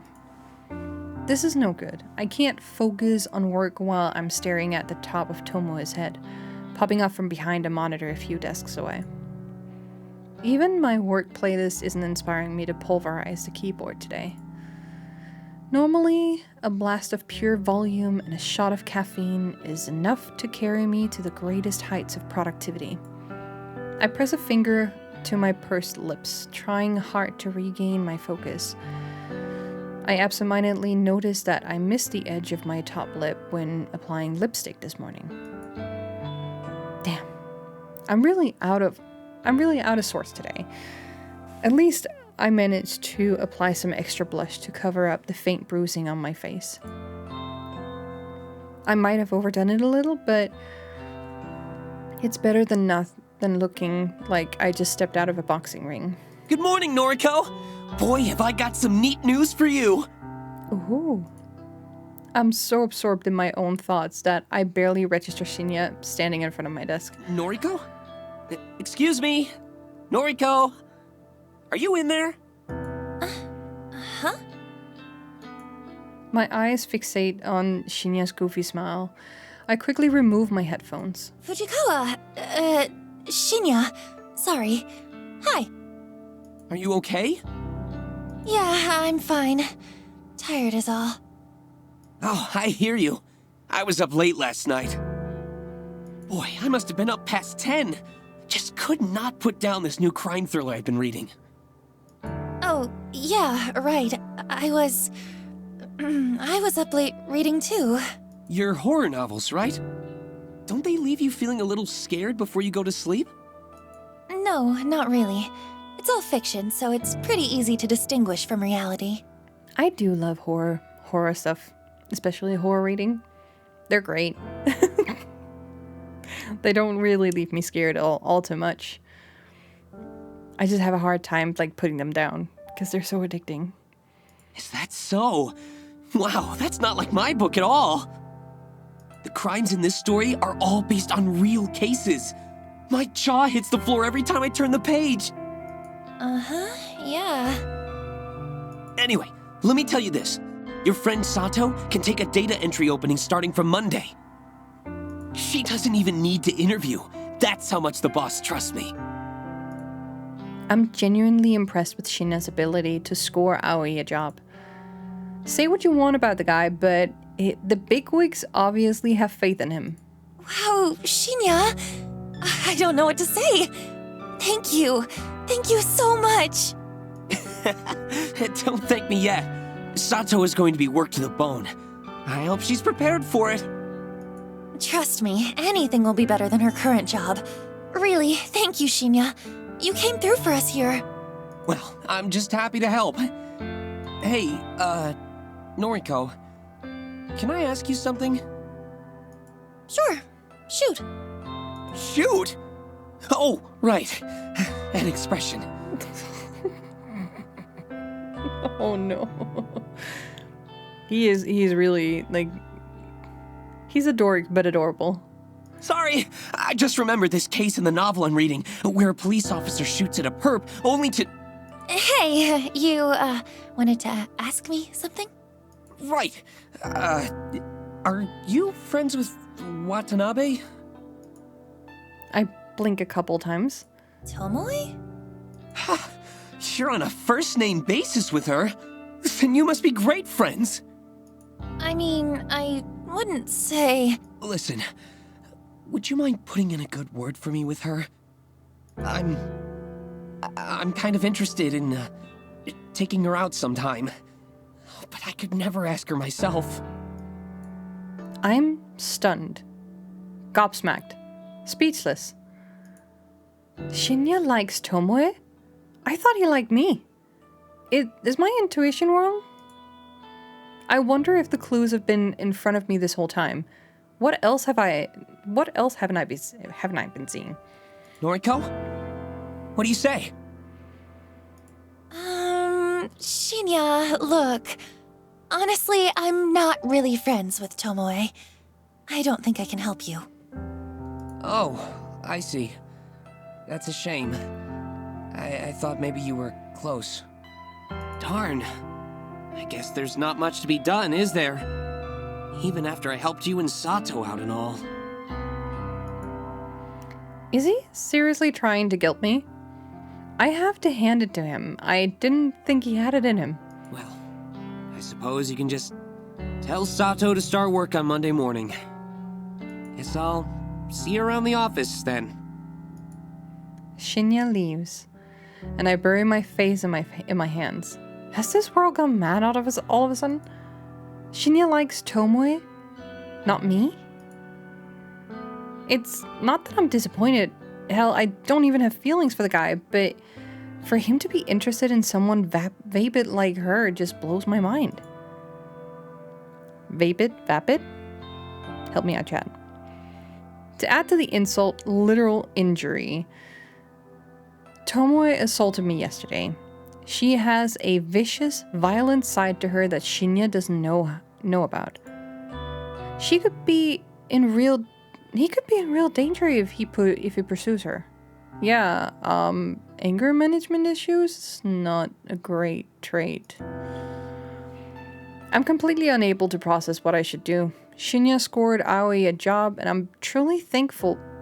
Do I feel like I owe him one? Should I ask Tomoe out for him, or warn him about her?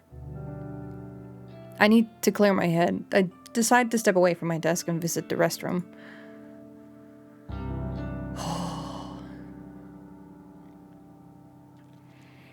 Though I've no need to use the restroom, I enter a stall and lock the door behind me. Sitting on the toilet's closed lid, I lean back and exhale. I'm getting too caught up in office drama. That's what the issue is. It's unlike me. I'm supposed to be stoic, unflinching. It's my ideology, my entire identity. My emotions are better locked away than stitched on my sleeve. I'm Corpse Girl, for crying out loud. My purpose is bigger than all of this. I am destined for greatness. The day will come when people will fear my name, right? I shake the doubts from my mind and pat my cheeks. I'm doing all of this for the right reasons. I know I am. If I start doubting myself now, I will never see my mission through. An unfamiliar jingle rings out through the restroom, echoing off the walls. It sounds like a phone alert, but where did it come from? It takes me a few seconds to realize I have my own phone in my hands, and it's vibrating incessantly. I must have grabbed it subconsciously from my desk when I stood up. The screen is lit up, and a message reads, "One new article matches your custom filter. Dead body, lol." Wait, what? The auto newsfeed I set up last night is actually located something? I hurriedly unlock my screen and open a certain app, the same app I was trawling through last night looking for obituaries. A little unread mail icon sits at the top of the screen, blinking and particularly shouting for my attention. I hit the icon and read the information presented to me. Article post online today, 11:22 a.m. Keywords found 3. Miss, accident, numerical data range 30 to 50. Image data found, yes. Wednesday, May 27th. Miss Akane Tsurumaki, 36, of Chiba Prefecture, was pronounced dead this morning at her personal residence, 8:38 a.m. The chief coroner reports that Miss Tsurumaki was involved in an accident resulting in self-asphyxiation. Miss Tsurumaki is survived by her husband, Mr. Goro Tsurumaki, 42, and their daughter.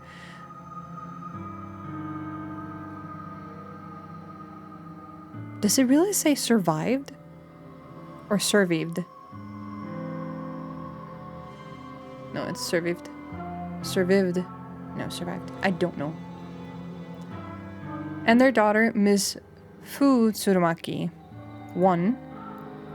A funeral service will be held on Friday, May 29th. View image attachment. I hurriedly tap the button and gasp as the image loads. It's her! The photo! It's unmistakably the same woman. Plain features, little makeup, no signs of a personality. Akane Tsurumaki, the latest victim to receive a photo of her own corpse. My breathing stops all of a sudden. I'm gasping for air, my cheeks on fire, my fingers numb. I did it. My meticulously crafted photo caused this woman to end her own life. An accident resulting in self-asphyxiation, meaning she died by suicide, strangled herself, or held her head down in the bath. The news never reports anything as a suicide. It is such a taboo topic in this culture. Everything is always an accident. All this time I've been trying to compel somebody to kill themselves. My corpse photos constantly becoming more and more elaborate, more and more convincing and realistic. And now, somebody has died again. Because of me. Because of Corpse Girl. I was right all along. I do possess power. I have the power to end lives through my work, my art. I've known it all this time, and I've finally proven it. Nuri Hatano's death planted the seeds of belief in my mind. The belief that Corpse Girl is more than a mortal being. And now, Akane Zurumaki's demise has caused those seeds to bloom and blossom into pure certainty. Corpse Girl truly can end lives. It's a wonderful revelation, and it relieves my turbulent mind. However, I can't get my fingers to scroll back up to reread the obituary. My hands aren't fully functioning. My legs dangle lifelessly from the toilet seat, and my coffee from this morning is working its way back up my throat. I feel the sting of tears in my eyes, sweat trickles on my forehead, dripping down my uncharacteristically thick makeup. All of a sudden, I can't breathe. My lungs refuse to take in any more oxygen. I panic and fall forward, miraculously slamming my hands into the stall door to prevent my head from colliding with the floor. My nails scrape against the door, enamel paint peeling chunks of green from the surface as I slide down. Down and down, until my head rests uncomfortably on the damn tiles. My eyes roll back and my tongue lolls out the side of my mouth, dangerously close to the tile floor, but completely out of my sight and mind. I taste the foundation and blush, a little bit of sweat, and then nothing at all, as the still air envelops my taste buds. My photo killed that woman. That woman killed herself because of my photo. My photo killed that woman. That woman killed herself because of my photo. My woman killed that photo of herself because of that photo. The woman killed herself in the photo. My eyes begin to regain their focus, and my stomach turns, heaves, and shakes, and warm coffee spills from my lips as I try to smile, but only manage to gurgle. The gritty paint underneath my fingernails has a rough texture that I don't like that much. I feel queasy and ecstatic at the same time. It's a horribly wonderful feeling that I could do without. So much for stoic, unflinching Noriko. Remember stoic, unflinching Noriko? This is her, writhing on the bathroom floor, her lungs working once more and her breath ragged and gasping, sucking in air like a mosquito sucks in blood. This is Noriko. Noriko with her grandiose fantasies of death and killing people without having to kill them at all, without having to leave her apartment because the outside world is scary and there are people out there probably trying to kill her. This is Noriko. Me. The real me. Acting tough and fearless when I'm crying on the inside. Always sad. Always miserable. Always lying on the bathroom floor with my fist clenched and my phone resting in a puddle and my life slowly spiraling out of control. This is me. I did this. I killed that woman. She had a husband and a daughter, and some random person requested that I kill her, so I did. She probably didn't do anything wrong. She looked boring. She must have just rubbed somebody the wrong way. Maybe she didn't even know what she did, just like how I rubbed Tomoe the wrong way, and I don't know what I did. But Tomoe slapped me twice, hard, and it hurt. It hurt. It must have hurt that woman too when she strangled herself and killed herself. I killed her. I directly killed her with my indirect actions. She's dead now, and I'm alive. I'm still here, lying on the bathroom floor on the 14th story of Shinjuku's Daemojin office building, and I have paint underneath my fingernails, and Aoi is going to start work here on Monday. But I did it. I killed her. Finally, after countless of months of pretense, of false starts, of failures and disappointments, I killed somebody again. Corpse Girl strikes for the second time. And above all else, above this grime and muck on the floor and the tingling feeling underneath my fingernails, above all that, this feels good. This feels so good. Blood has returned to my legs, the pins and needles have faded, and my toes shiver beneath my stockings and shoes. An electrical charge pulses down on my thighs and dissipates through my feet. I manage to plant 2 hands firmly on the tiles and push myself up onto my wobbly knees. I suck in air and breathe all of it back out almost at once. I feel dizzy, and a bizarre warmth is welling up inside my stomach and chest.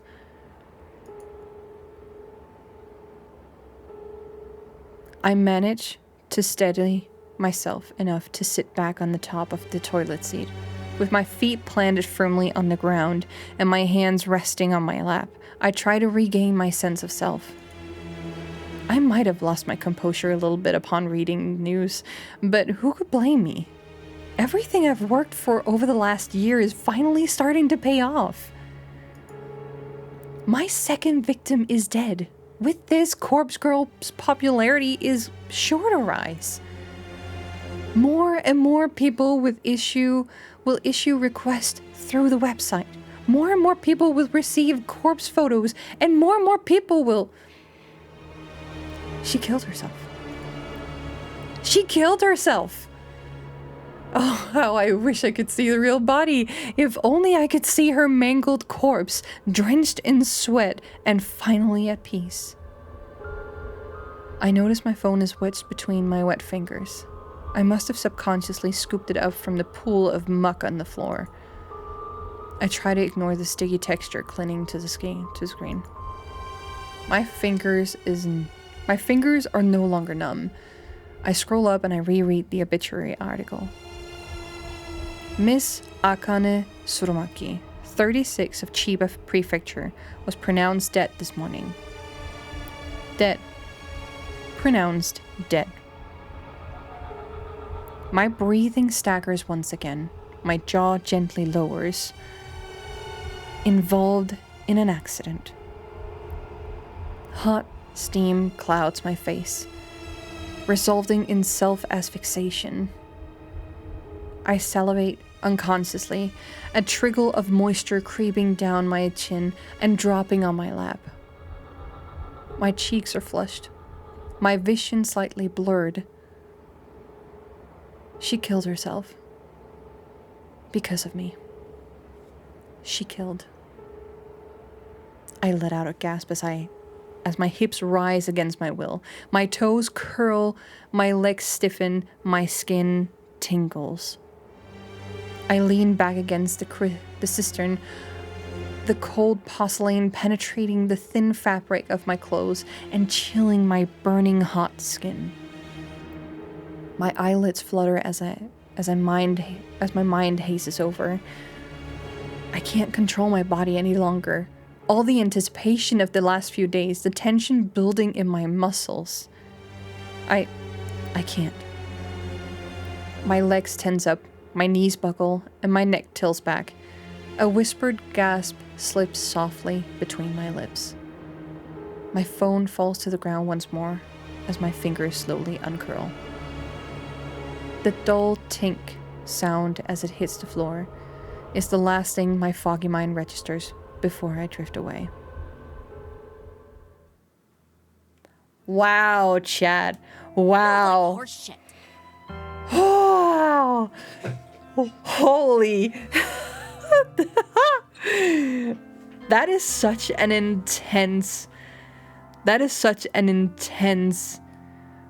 monologue. Wow. That was really, really crazy. We have another ad break coming up. Was this really like 1 hour? Have we been going at it for an hour? Or are the ads actually just fucking us over right now? Whew. That was... Wow.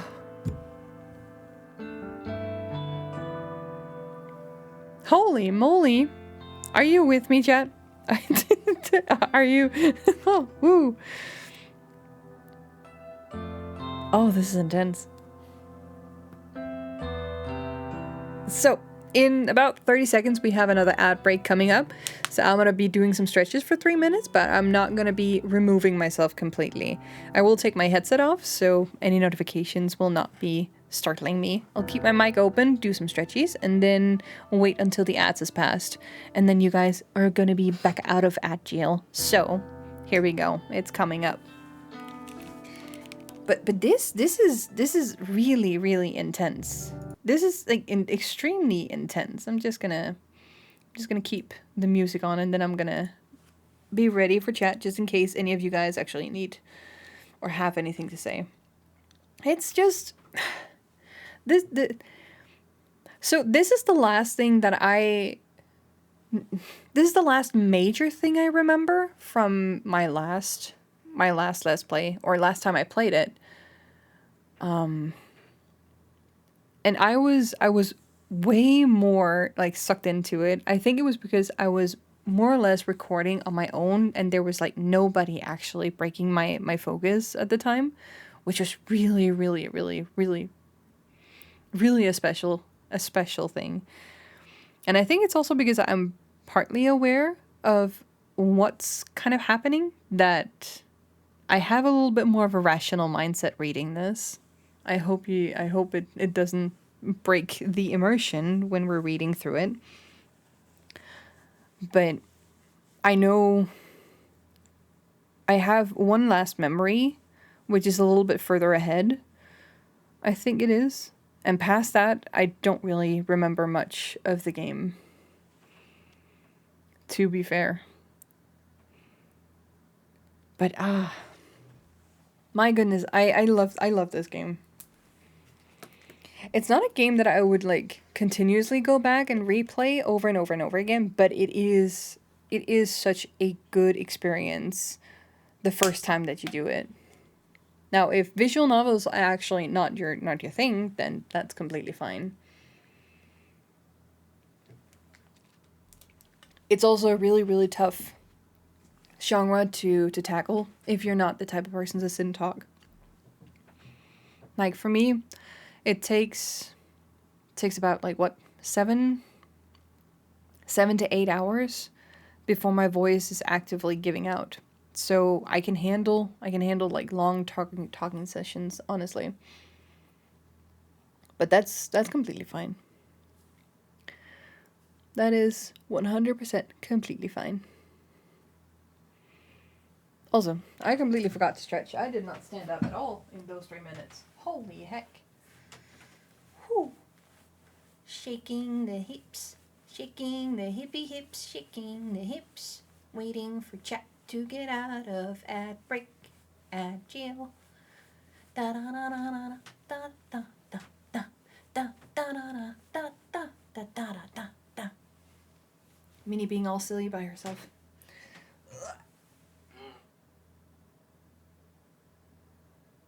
Yep, I'm back up. Hoo-ha. And we're coming out of that break in 3, 2, 1.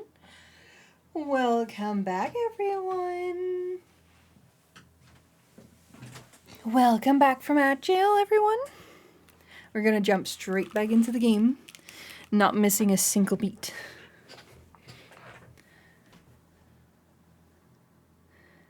Not missing a single beat. Yeah, look like horseshit. Tomoe's brazen drawl snaps me out of my dead-eyed stare. Looks like you've been sleeping in the sewer. It suits you. I don't know what she's talking about. I can't really focus on what she's saying. I realize I've been staring at my computer screen for about 20 minutes, rarely blinking. My mouth is dry, as though I've stopped producing saliva altogether. A dull throb in my lap causes me to cross one leg over the other in an attempt to get comfortable. You know, I'm talking here. It's rude to ignore your superior. I swallow in an attempt to moisten my parched throat before speaking in a cracked voice. Do you need something? Thought you should know that Shinya and I are gonna hit the town on Friday night. Turns out he's fancied me for a while now. Good for you. In the end, seems like the better gal won, don't you think? Maybe not the better gal, but you do you. Seems that way. Is that all? I can tell Tomoe is trying to get under my skin, but I'm honestly not in the mood to deal with it right now. I thought you'd be more torn up about it. I don't care in the slightest. Why don't you go sit back at your desk? Whatever. Hey, maybe I'll meet you after work again. Why? So you can attack me again?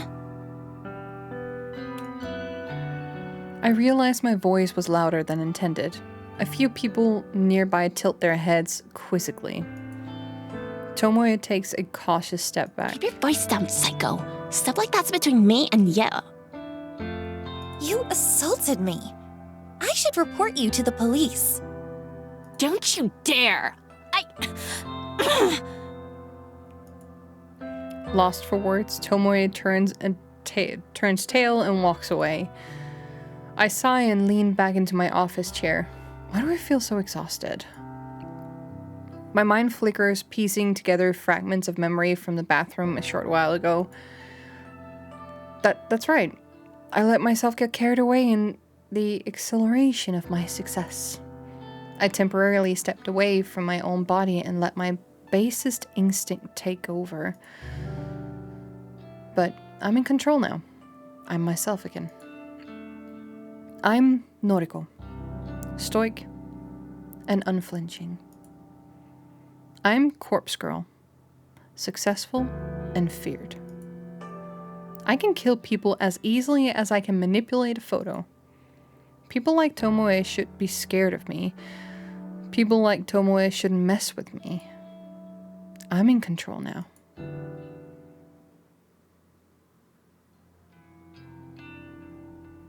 Climbing the steps to my apartment is always such a chore.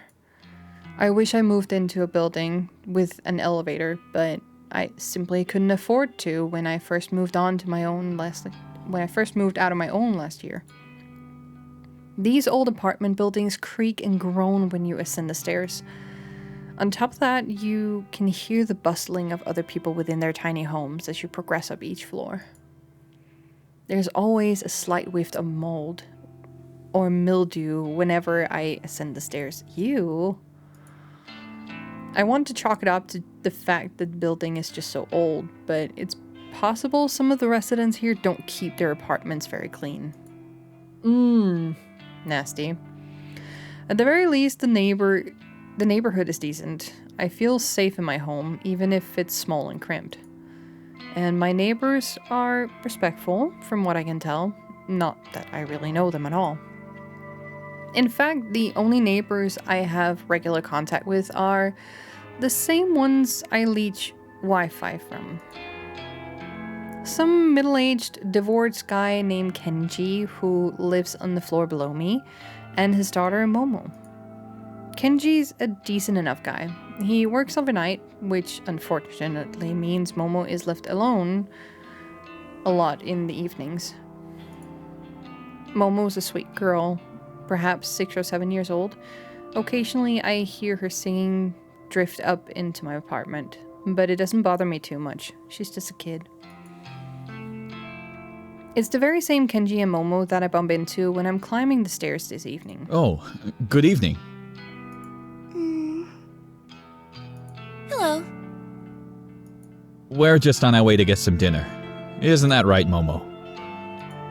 Yes. That sounds nice. I hope you have a good meal. Thank you. Say, are you feeling okay? You look like you've been in some trouble. There's dirt or something all over that side of your face. I tilt my head and reach a hand to my cheek. Sure enough, dry muck has blended into my makeup and caked all over my face. It seems like my eyeliner has smeared as well. Is this from when I fell in the bathroom? Damn it. Have I looked like this all day? Oh, right. I try to make up some lie so Kenji doesn't worry about me. I actually fell asleep on the train home, and I guess the seats were kinda dirty. Is that so? You should wash your face and do your makeup again. I can help if you like. Oh, sweet bean. I can't help but smile slightly at Momo's generous offer. Thank you, Momo. I'll be sure to wash up and make myself look nice again. You should go have dinner with your dad. The girl nods resolutely. Well, I hope you're okay at any rate. Have you been working hard at the bank? Oh, actually, I just work at the head office for the bank, so... Oh, that's right. Sorry.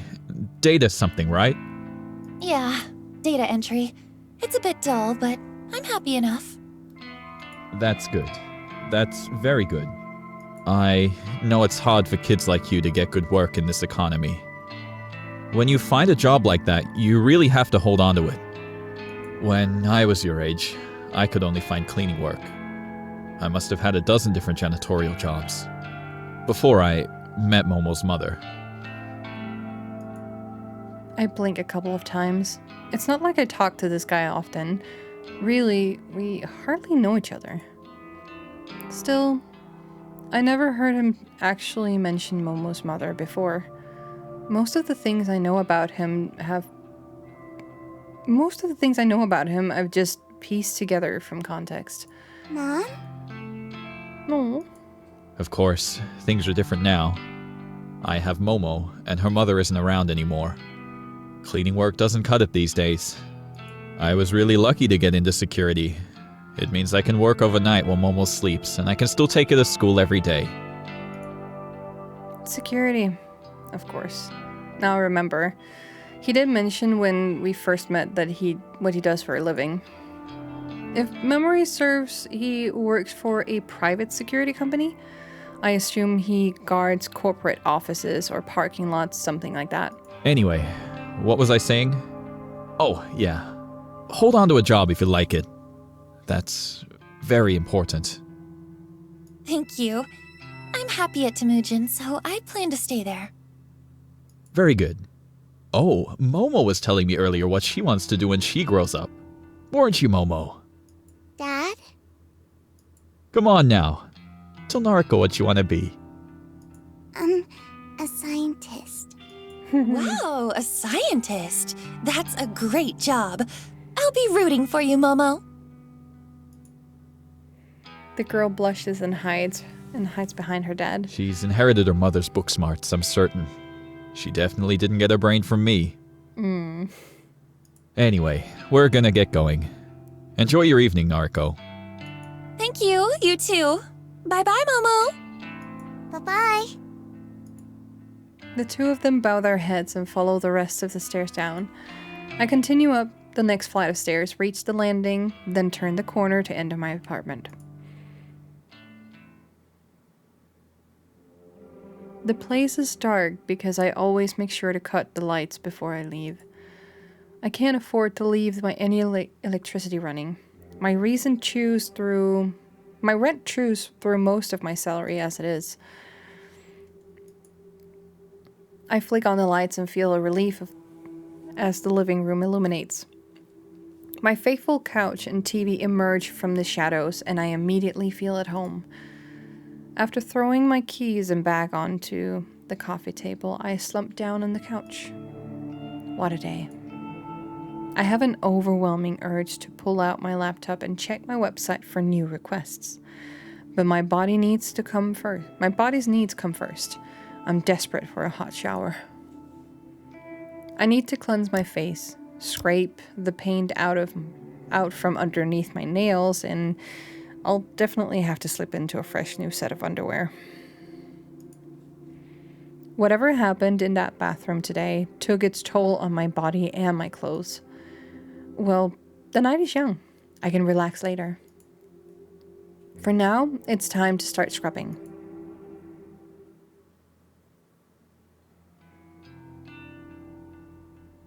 May 28th, Thursday morning.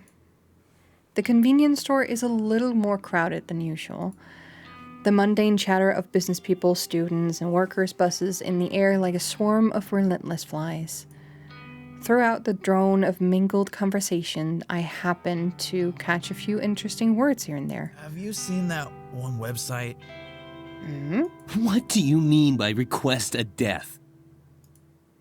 My lips curl into a half smile, half snarl. Since he always cheats, I thought I might upload his photo. And you think Corpse Girl really exists? To hear so many people talking about Corpse Girl's website is enough to make my nerves tingle. However, I know that they're not talking about it because of Akane Tsurumaki's death. As far as I can tell, her death wasn't reported to the news as a suspicious case. The only source of information I could locate was her obituary, and that didn't mention anything about foul play, so there's no way anyone could know that Corpse Girl was involved. People are talking about the website in the same way that they always have. Like it's just an interesting topic of conversation, an icebreaker, or one of those things you tell your friends to entertain them. And therein is my issue with the website as a topic of conversation.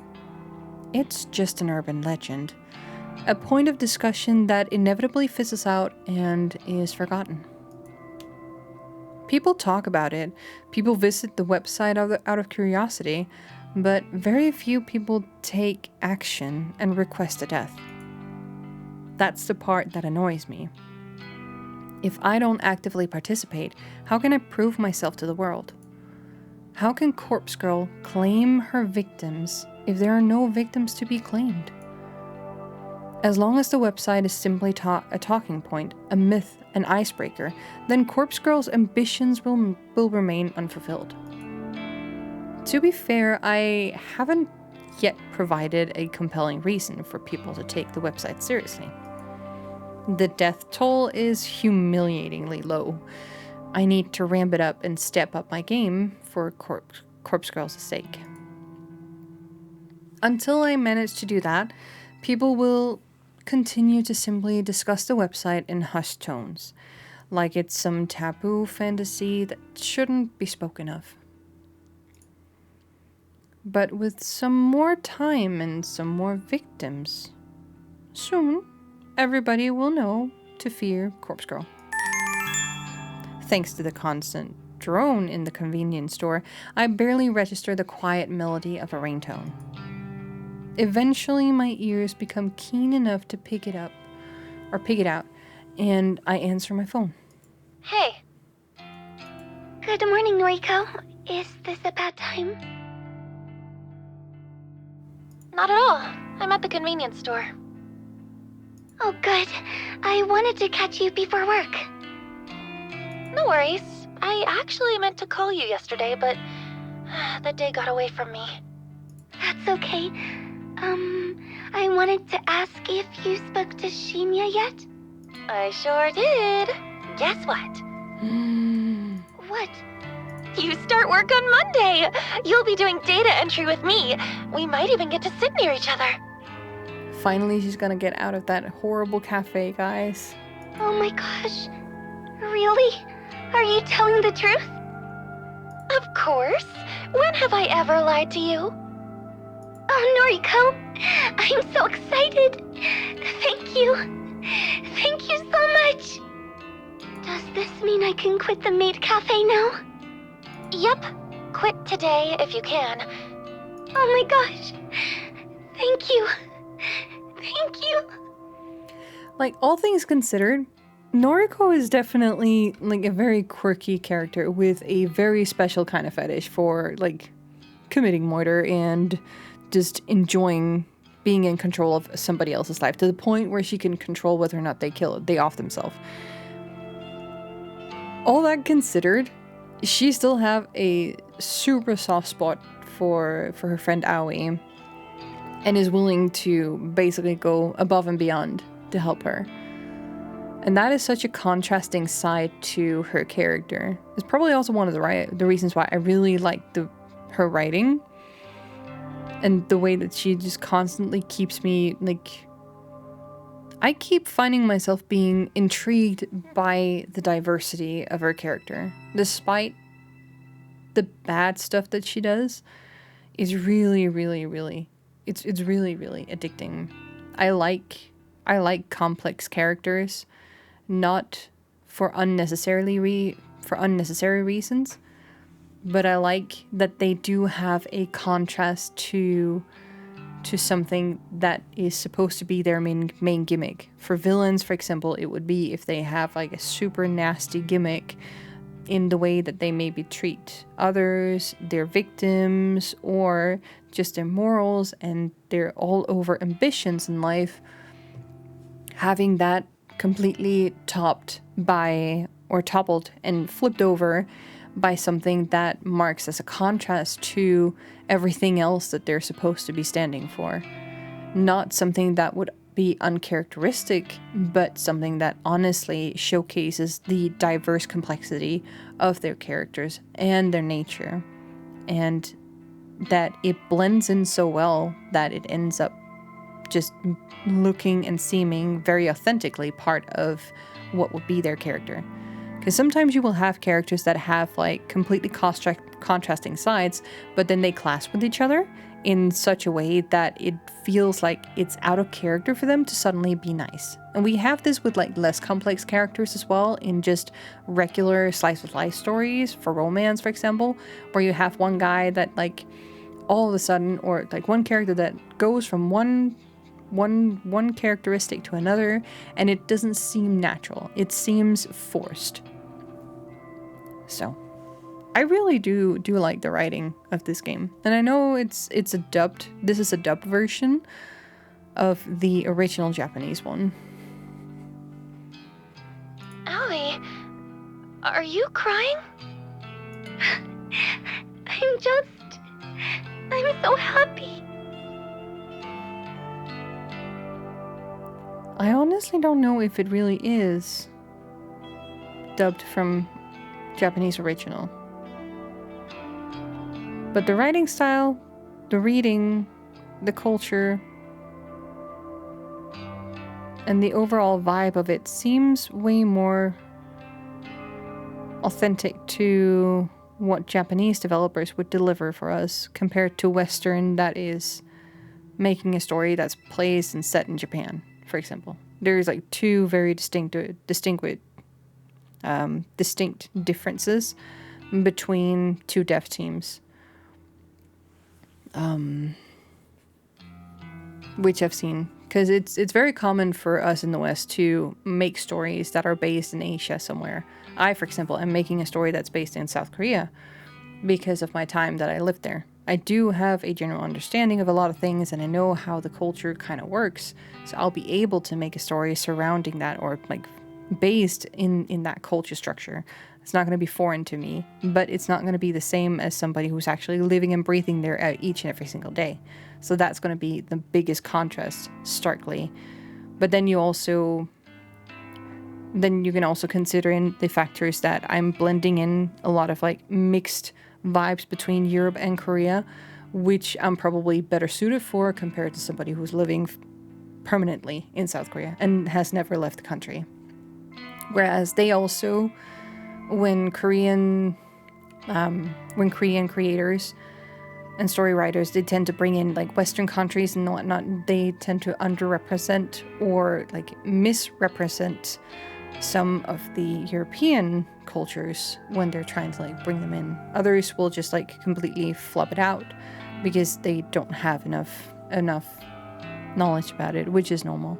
But we have these like these cross definitions all over. So I'll have to look back into the game and see if it actually is originally Japanese and then dubbed into English, because that would at least make more sense for me. If it is. Making Aoi so overwhelmingly happy feels really good. I care so much for this girl. Her happiness is vital to me. I owe you so much. And Shinya too. I know. I'll buy him a gift to give him on my first day. Do you think he'll like that? Yeah, I'm sure he will. That's a great idea, Aoi. What does he like? I managed to spill the answer to that without having to think twice. Crime novels. Oh, really? Oh, his dad is a detective, right? Okay, I can get something like that. Right now, I'm going to march into the cafe and quit. You go, girl. Quit that awful place. You tell him. Good luck, kid. Okay. Bye, Noriko. The call ends and I smile. Aoi sounded so happy. I'm really glad that I could help her out. She deserves to be happy. I barely have time to select a can of coffee from the line of refrigerated shelves before my phone rings again. Huh? Aoi? Sorry to call again, Noriko. I just, something was bugging me, so... What's up? Did I, this is going to sound stupid. Did I thank you for getting me the job? No. Oh, yeah, you did. A few times, I think. Okay, phew. I just wanted to check. It was bothering me, and I didn't want to come off as ungrateful, so... you know what? Just to make sure. Thank you, Noriko. Okay, I'm going now, really. Bye-bye. Bye, Aoi. The call ends and my brow furrows. That was strange, but maybe not so strange for Aoi. I guess she really wanted to be polite. I shrug it off and return to selecting my coffee for the day.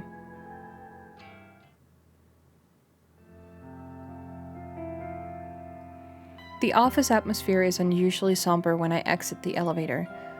There are few people around than normal. Some executives I rarely see on this level are hovering around in one of the glass screen cubicles to one side of the floor. I spy Shinya standing at his desk talking quietly on the phone. He's nodding and bowing a lot, despite the fact that whoever is on the other end of the call can't see him.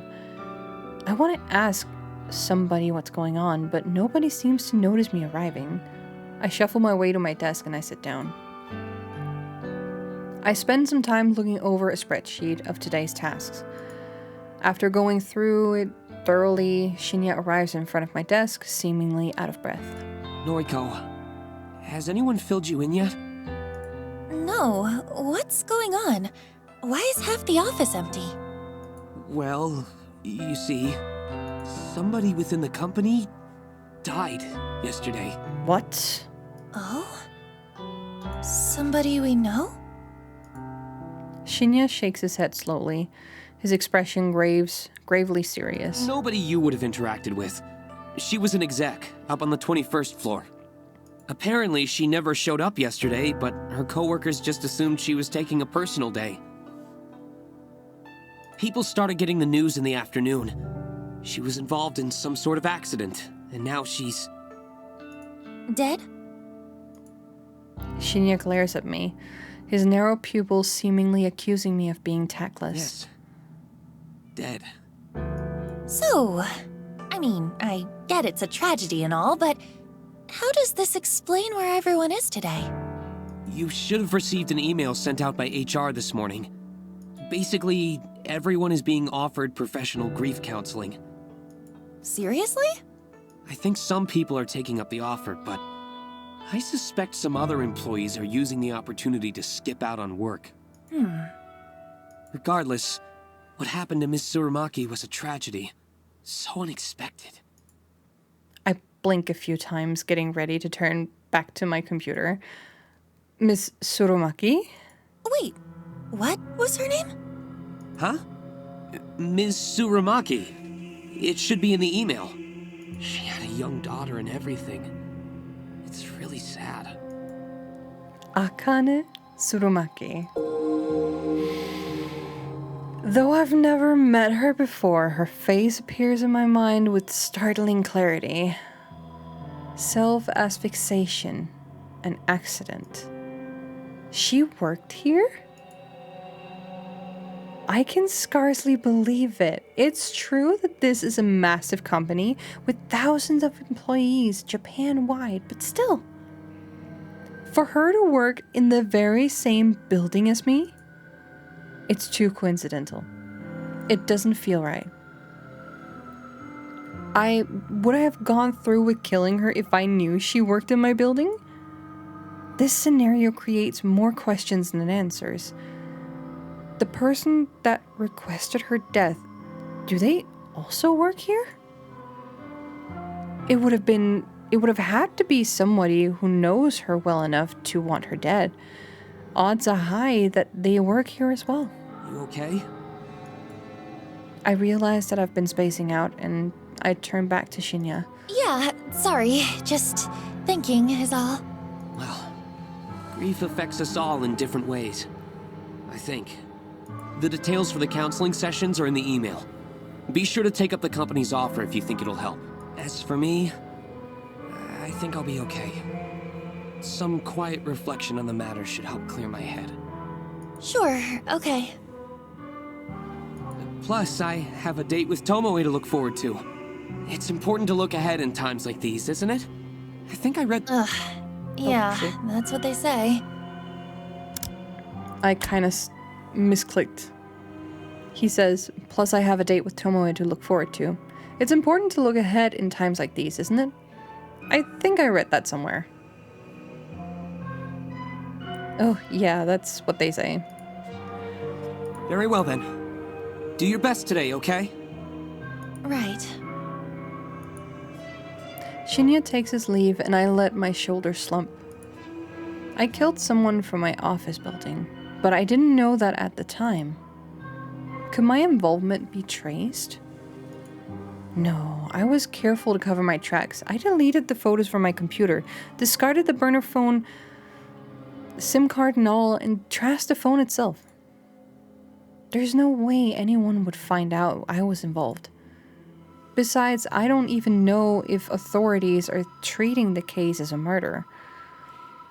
As far as general information goes, it would seem like it truly is being treated as an accident. I'm in the clear. I know I am. However, I sure would like to uncover the identity of the person who requested Tsurumaki's death. The thought that it could be someone I work with makes me way too curious. That is wild. Guys, that is absolutely wild. Imagine that. Despite work being eventful this morning, the rest of the day passed quietly. Even Tomoe kept her distance from me. I wonder if I scared her off when I casually mentioned reporting her to the police. Not that I actually would report her, that would lead to the police getting mixed up in my life, and I can't really have that, considering my moonlighting occupation. Especially now that I know I have a connection to Tsurumaki. I brush my hair in front of the mirror in my bedroom. I remove my makeup and reveal the ever so faint bruise on my cheek, the fading token of my fight with Tomoe. Since tonight is rather cold, I decide to snuggle up under the covers in bed with my laptop. I crawl into bed and pull the plush blankets all over myself. The warmth and softness is immediately comforting, and I have to fight the urge not to fall asleep here and now. To keep myself awake, I check the requests on my website. I'm pleasantly surprised to find that there are 2 new requests. 2 in a day! My heart begins to race and I quickly open the messages. The first message reads, request details. Today, 11:14 a.m. local time. Victim's phone. Image attachment not found. No image attachment? What? I thought I figured out the website to reject requests unless an image is attached. This is really irritating. I got my hopes up for nothing. It takes me a second to remember that there's another request waiting. My optimism renewed, I hurriedly click onto the unread message. Request details. Today, 5 or 6 p.m. local time. Victim's phone. ... Downloading image attachment. Yes! This request has been submitted correctly. The image is loading before my eyes. The new victim is male, early 20s. He's fit and athletic looking. His clothing is casual, so it's impossible to infer what kind of work he does. The photo of him is pretty simple. I don't know if he uses it for his noise profile or if it's an ID photo of some sort. Either way, he looks like a happy person. I'm not so naive to pretend that I can't guess as the reason this guy is wanted dead. Perhaps an ex has submitted details after a bad breakup, or a jealous sibling wants him out of the picture. People's motivations are purely selfish. Requesting death of somebody is guaranteed to be motivated by self-interest. So why did somebody want Tsurumaki dead? She was so plain looking, so uninteresting. She didn't look like she was capable of even thinking out about wronging somebody. Did somebody want revenge on her? Or did somebody simply find her so dull that the thought of removing her from the planet seemed appealing? I interrupt my own thoughts and return to the task at hand. Dwelling on a past victim won't do me any good if I want to continue my streak of success. This new guy is attractive. It's almost a shame to have to chop him up. Well, we all get what's coming to us. No sense in trying to avoid scaring a pretty face. Or scarring a pretty face. Beauty is superficial anyway. I know that as well as anyone. No one deserves to be spared just because they're good looking. Beautiful people should suffer as much as anybody else. Beautiful people do suffer as much as anybody else. Take Aoi, for example. She's gorgeous, absolutely stunning, and definitely my type, but she suffers endlessly at the hands of cruel stalkers and patrons. Everyone suffers, beautiful or not. We all chop and crap. We all cop the crap we're dealt. So why fuss over a beautiful corpse? This guy, or Aoi, or Tomoe on a good day. Beautiful people die the same way as the average person. The guy on my computer screen probably doesn't really deserve to die. I'm sure there's some petty reason behind his death has been requested. But I take all requests seriously. I won't turn a single one down. Corpse Girl's convictions will have to pave the way to her fame. With a smirk and a click of my lips, I get to work. I've got a nice clear photo here, so I can go all out on the requests. I hit up the DD, the database of the deceased, and spend some time selecting a suitable base image. I hesitate between choosing an image of a corpse with a knife in his throat or a body soaking in a bloody bathtub with its wrist cut or wrist slit. Either image would do just fine, but I really want something special for this latest victim. After all, I have to top my last success, right? Another 5 or 10 minutes pass until I gasp at coming across the perfect photo. Thanks to my clever use of tags, the filters on the DD, this image matches my victim's description perfectly.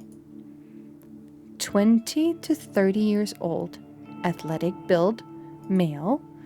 The corpse's legs are severed below the knees. Bloody stumps leak their vital fluids from on high. The body is hanging from a set of power lines on some suburban street.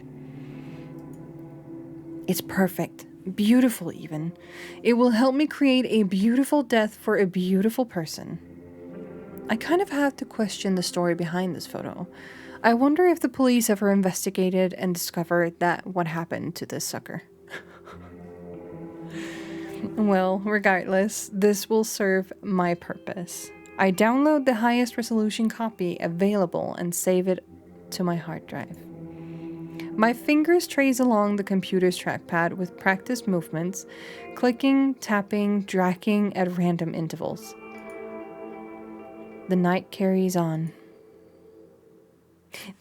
Ooh,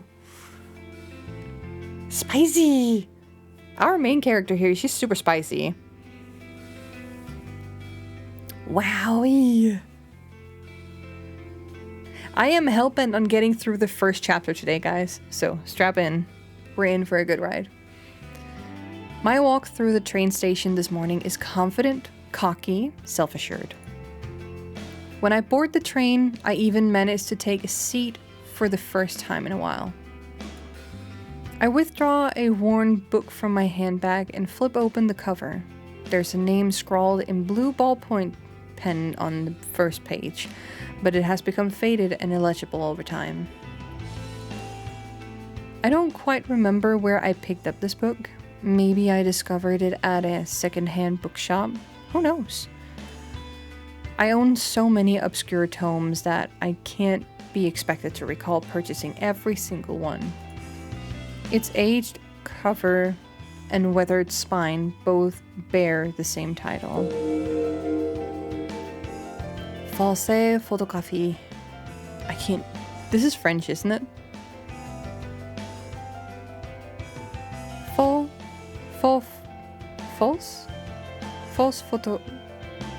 photograph. Some of you guys probably know how to say this. It's a comprehensive history of photo manipulation.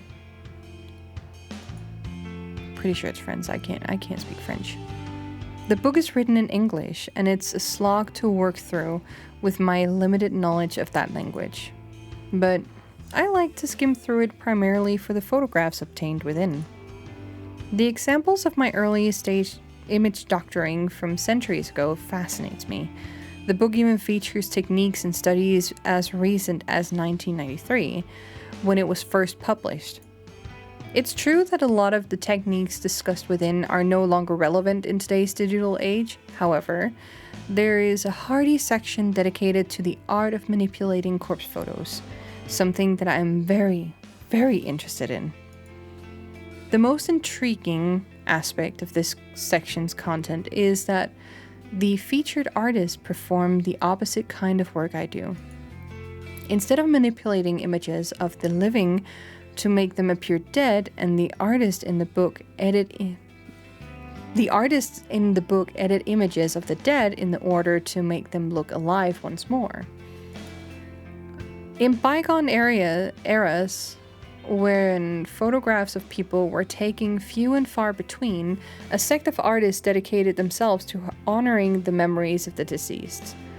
They did this by making the photos taken upon death look beautiful and full of life. These photos were gifted to family members and loved ones. The tradition makes sense. Imagine if you lost someone dear to you and you had no photographs of them. Wouldn't it be wonderful to receive one last memento, a beautiful image of the way you remember them? Instead of using makeup to beautify a corpse, these artists applied paintbrush and pen directly to a photograph to seemingly bring the deceased back to life.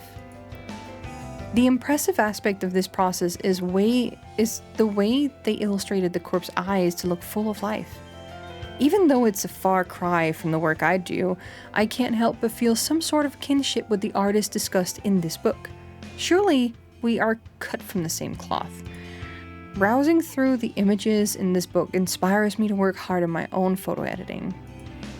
Many of the pictures are in black and white, but to me, that only drives home how impressive these old techniques were. I finished flipping through the chapters and closed the book. I hold the tattered tome close to my chest and breathe a sigh of satisfaction. The next station is Shinjuku. The doors on the right side will open. Please change here for the Chuo line, the Shonan Shinjuku line, the Saikyo line. Welcome in, Arani! Hello, hello! How is Friday treating you? I hope you had an amazing day so far. And that you're ready for the weekend to settle in. It's going well, it's going well. We are very much churning through the first chapter here of this horror visual novel, going on a journey with a main character who is apparently very, very hooked up on doctoring images, creating corpses out of living people, sending them off to the supposed person it belongs to in the hopes that she can control them and have them die. The very, very, very spicy kind of kink that this character has. This is an interesting title. Yeah, it does. So essentially, we're dealing with a storyline that goes around and we're dealing with a storyline where we have a main character who has a very, very huge affinity and love for corpses. And in that, she has created a website for people to request a death of someone that they don't like or somebody they just selfishly feel very wronged by and want to take revenge on. So what people need to do on her website is simply just add a phone number to the person that is requested death and a photo of the set person who is wanted dead. Then our little corpse girl here goes in and takes the photo, and she doctors, photo edits the received photo into a photo that really represents the person actually being dead. So she is going through a lot of references in order to make it look like the person is actually dead. So she's doctoring, she's making she's editing images of the set person, and then once she's done with that, she sends the finished photo with a date and time stamped onto it to the person who was requested to die, in the hopes that it's going to drive them so mad and crazy that they end up taking their own life, or accidentally ending up getting killed by someone else's hands. Preferably the way that she envisioned it in the image that she sends to the victim. Quite morbid. There is heavy trigger warnings in this one, I will say. So to each and every single one of you out there, if we ever come close to something that feels uncanny, not really great, by all means, close the tab or mute and look away and come back a little bit later, because the scenes usually don't last for too long. So go take a breather, whatever, if you need to. It's 100% okay. But it's hard to get full trigger warnings to the entire series, so I am just going to gently remind whenever somebody new comes in. And I've also asked people who are already sitting and lurking that if we do have new people coming in and I'm not really fast enough on picking up, or people are getting too startled in chat, please be kind to each other, help each other figure out a way to handle it as best as you can. But my general advice will always be safety first on yourself. You are free to stay, you're free to lurk, you're free to experience this with me as I read through it. But if it ever becomes too uncomfortable for you, by all means, do take precautions in every single possible way. Have fun unaliving people in pictures then. This is not your thing.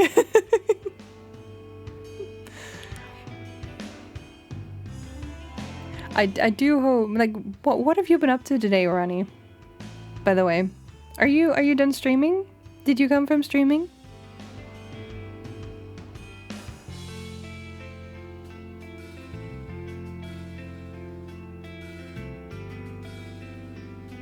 I'm just going to set up, start. Oh, you're getting ready for streams. What are you going to be playing today? What kind of spicy tide? Gen shenanigans.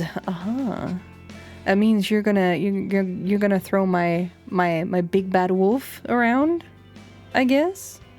You're gonna bring him out to play, or is he put on the back burner bench?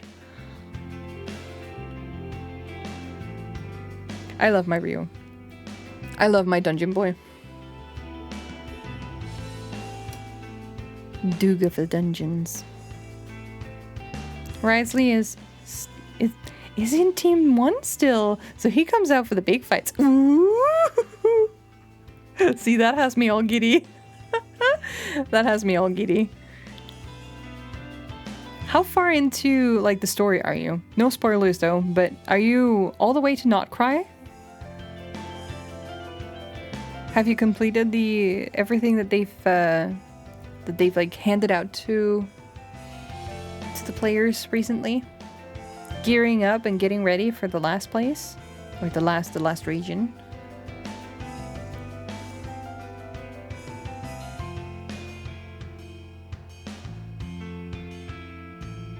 You got Alhaitham yesterday on the Chronicle West? Nice! I love Alhaitham. So, like, Zhongli was my first one. Then came Alhaitham that I wanted to keep and constantly build. My third fave ended up being Ridesley, and then I struggled a lot to get Neuvillette. But now I have all 4 of them, and they're just like constantly the only ones that I play. It's just them on the team. No one else. It's like I don't play with anyone else, sadly. But I also have a bunch of the other like lovely boys.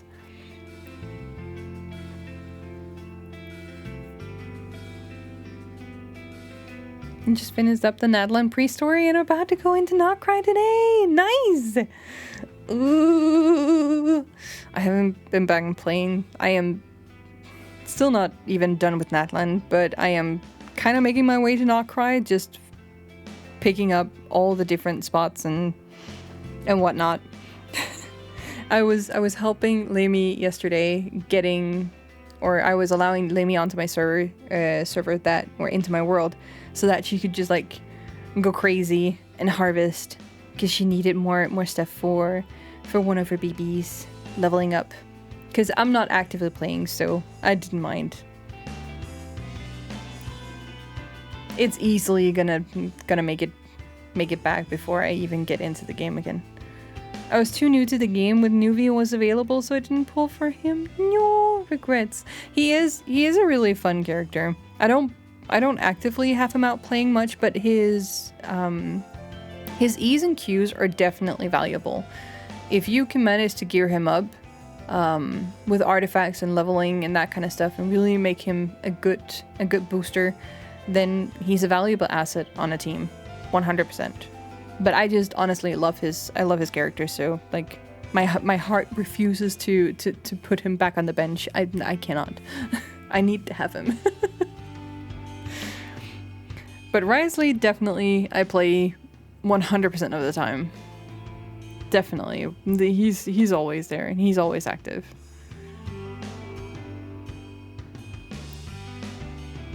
Artifact farming makes me mad. Yeah, I know. I don't know what kind of RNG that they're using in Genshin, but it's absolutely gobshite. It's so terrible. It doesn't feel worth it. It doesn't feel worth the time. Most of the time.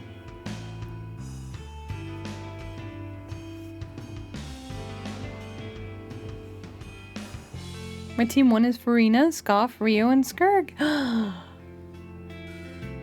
Stuff dies so quick.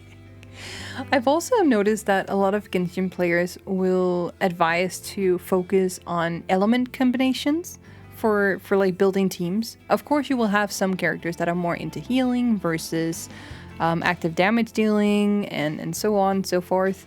But in general, when it comes to the special traits like the what is it called again? The elemental effects.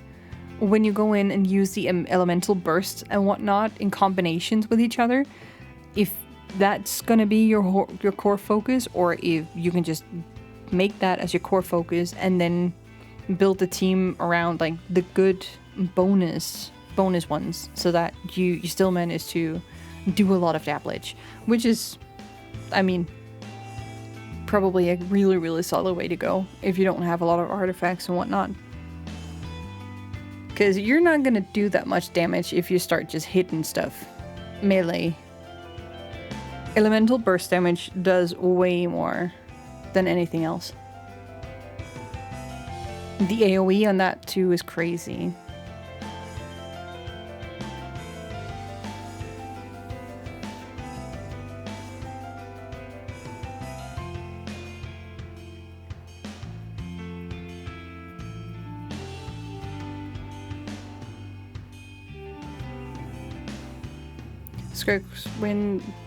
Skirk wins with either 3 ice and 1 water or a 2x2, so my team is just geared towards her fishing fights.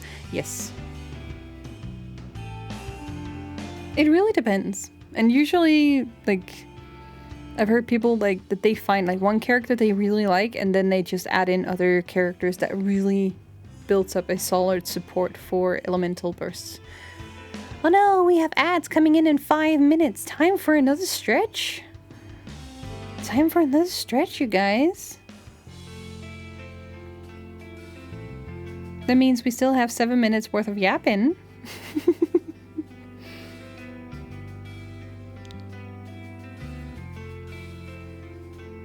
I'll see if I can read a little bit more before the ad break starts, and then we can take a break. Geese enough waffing from me. Enjoy your game and stay alert. Yes, and happy streaming when you start streaming as well. I wish you all the best the rest of the 90s, because I'm probably gonna hit straight to bed after I am done with this chapter. So I wish you all of the best on your streaming. And also don't forget to make sure that you've geared up with snacks and like hydration before. Keep water at your side. Who am I? Who am I? Who do I think I am? Who do I think I am? Telling other people to make sure to maintain, protect, and take care of themselves. I'm nobody. I'm just being nosy. Let's get back into it. 3 minutes. We still have 3 minutes before it's at break. I quickly stuff the book into my handbag and get ready to disembark the train.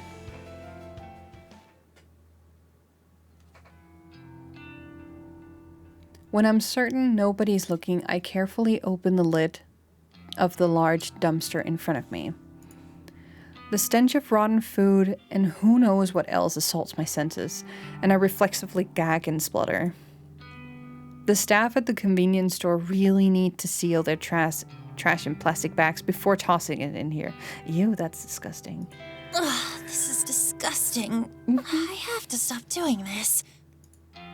The raised open lid locks into place at a 45-degree angle, allowing my now free hands to retrieve a small black object from my handbag. It's a flip phone, a cheap plastic thing with a shiny charcoal finish. I open it up and tap on the retro tactile keys, confirming that I've completely deleted all sent messages and photos. Nodding to myself, satisfied with that I've covered my tracks, I eject the battery from the back of the casing and toss it in the dumpster. Then snap the phone in half along the hinge, separating the screen from the keypad. The screen crunches into pieces with a gratifying I can't even replicate that. Underneath my shoes, I retrieved the smashed parts from the asphalt, careful not to prick my finger on the sharp glass. With hardly a glance, I unceremoniously launched the broken parts of the phone into the dumpster. I clapped my hands together to dust them off, then shut the dumpster lid and hurry away. I sidled between the brick wall of the convenience store and narrow metal railing intended to keep people like me away from the dumpsters.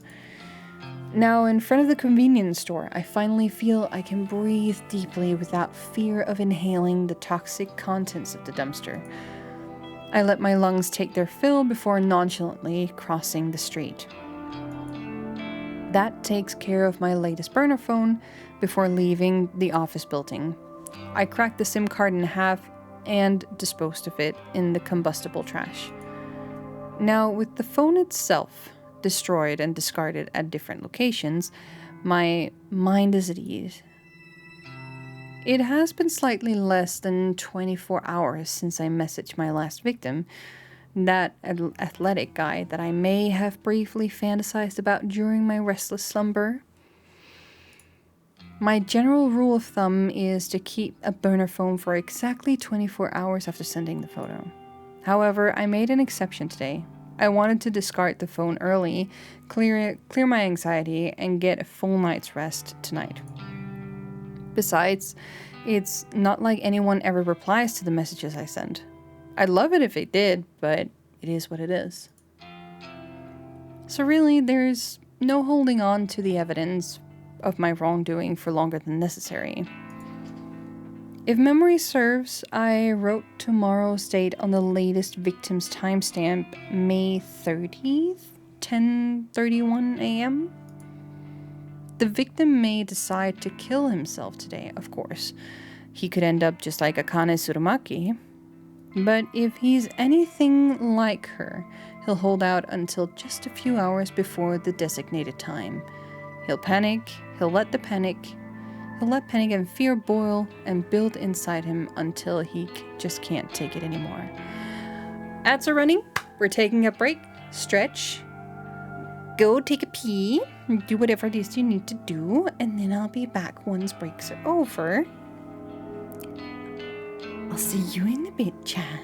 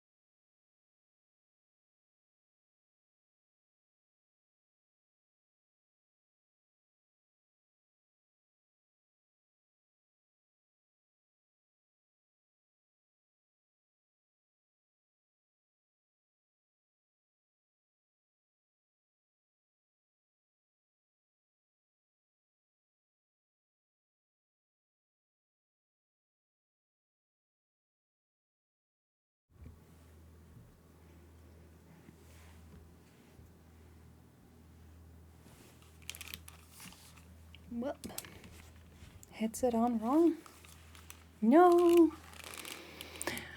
Welcome back from the ad jail, chat. All of you that has been sitting in ad jail, welcome back. Let's continue for another hour.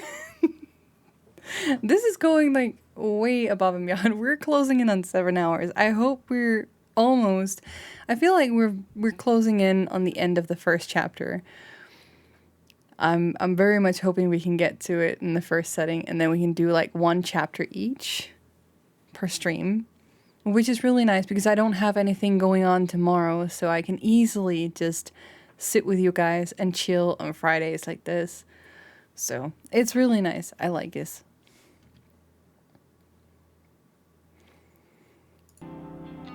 Or someone else will come along and end it all for him. I can't be sure. I still don't know what happened to Ruri Hatano. Did she kill herself, or did someone else snuff out her life? Either way, I'll start researching obituaries tomorrow. I'm confident that this will be another successful request. If it is, I'll truly be on a winning streak. With butterflies in my stomach, I crossed the road.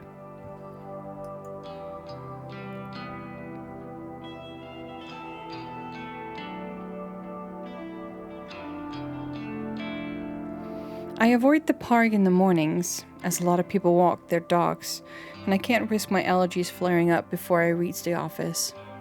In the evening, the park is much emptier.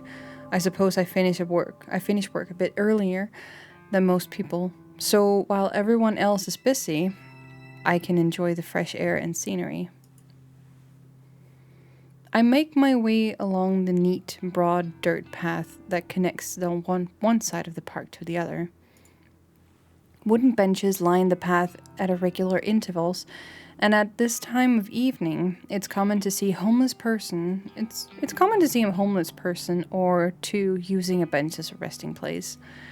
This city has more homeless people than the general population would care to admit. I try not to think much of it as I walk by every day. I already know that many people have it worse off than I do, but there's not exactly anything I can do to help, right?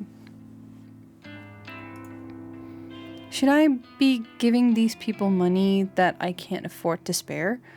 Wouldn't I just end up homeless as well? I'm not exactly broke, but I live month to month on my salary. It's expensive to live on the outskirts of Akihabara. And commuting to Shinjuku every day it isn't exactly cheap either. When you add in the electricity bills, phone, food, I don't eat unless I have to, but I'd starve if I didn't buy a meal every other day. And don't even get me started on the cost of the coffee I drink. If I'm lucky, I can score a can for 100 yen, but more often than not, I'm not paying up to 150 for a single can. Even if I were to buy canned coffee in bulk from some of those vague variety stores like Dun Coyote, I'd still only save a handful of loose change. And I wouldn't have access to the familiar section I get at the convenience store. I'm just thankful that I don't go out for drinks after work like most of my colleagues. If I had to buy rounds of beer every week, my bank account would definitely dry up. By avoiding that kind of group outing, not only do I save money, but I'm also not forced to spend more time around people. It's a win-win situation. Realizing I'm trudging along the path at a snail's pace, I tell myself to speed up my gait. Toward the exit of the park, the silhouettes of two people on a bench come into view. The sound of laughter carries on the wind, and I can't help but feel like I've heard the voices before. As I draw closer, a sinking sensation clutches at my stomach. I immediately get the urge to turn around, but I'm so close to home. Aha! It's Noriko! Fancy seeing her here. Noriko's here. Tomoe and Shinya. Tomoe glares and flips her long hair behind her ear with a shit-eating grin on her face. Shinya looks kind of out of place outside the office. His face is filtered by an especially uncomfortable expression. I start to wonder why these two are here, but then I recall that Tomoe did mention that they were going on a date on Friday night. I suppose it's just my bad luck that I would run into them on the way home, though. What are they doing here in Akihabara? I have to assume that Tomoe came here on purpose just to spite me. On your way home? Uh-huh. How's your, date? We're having a blast, right, Chen? Yes, of course. A great time. I wonder if Tomoe has been dragging Shinya along against his will. Okay, well, I'll leave you to it. Hey, we're gonna grab some chicken. Why don't you come with us? No thanks. I can't think of any worse way to spend an evening than eating with Tomoe. Please come with us, Noriko. Shinya has a dejected look on his face. It's pitiful, but he brought this date on himself. Why should I have to bail him out? Sorry, I've got things to do tonight. Are you sure you're not just avoiding eating? Afraid to gain a bit of fat?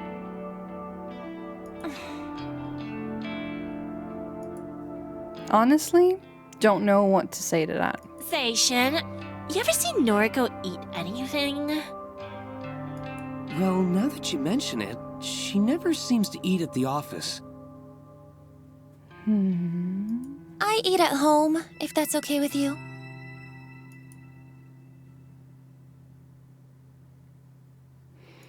Come on, come get some chicken with us.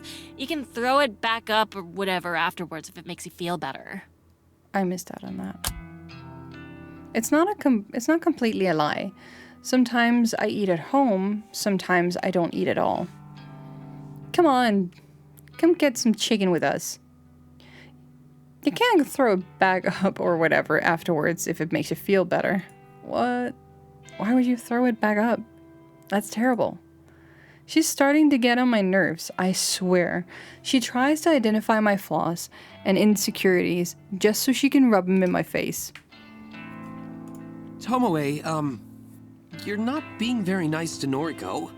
Aren't you two supposed to be friends? We're besties. Besties talk shit to each other, right, Noriko? You're right. Right. Huh. Fascinating. Anyway, I'm going now. See you on Monday. Okay. See you then. Buzzkill. She's such a drag. I let Tomoe's words hang in the air as I walk past her. I'm pretty annoyed that she dragged Shinya all the way here just to taunt me. Is this her idea of a good date? Does she care about Shinya at all? Or is this whole thing just to annoy me? Tomoe dating Shinya doesn't even get under my skin. I don't have feelings for him at all. What does get on my nerves is simply the fact that Tomoe is trying so hard to get on my nerves. Of course, it wouldn't be fair if I could carry on my way home without one final interruption. Tomoe calls out to me again.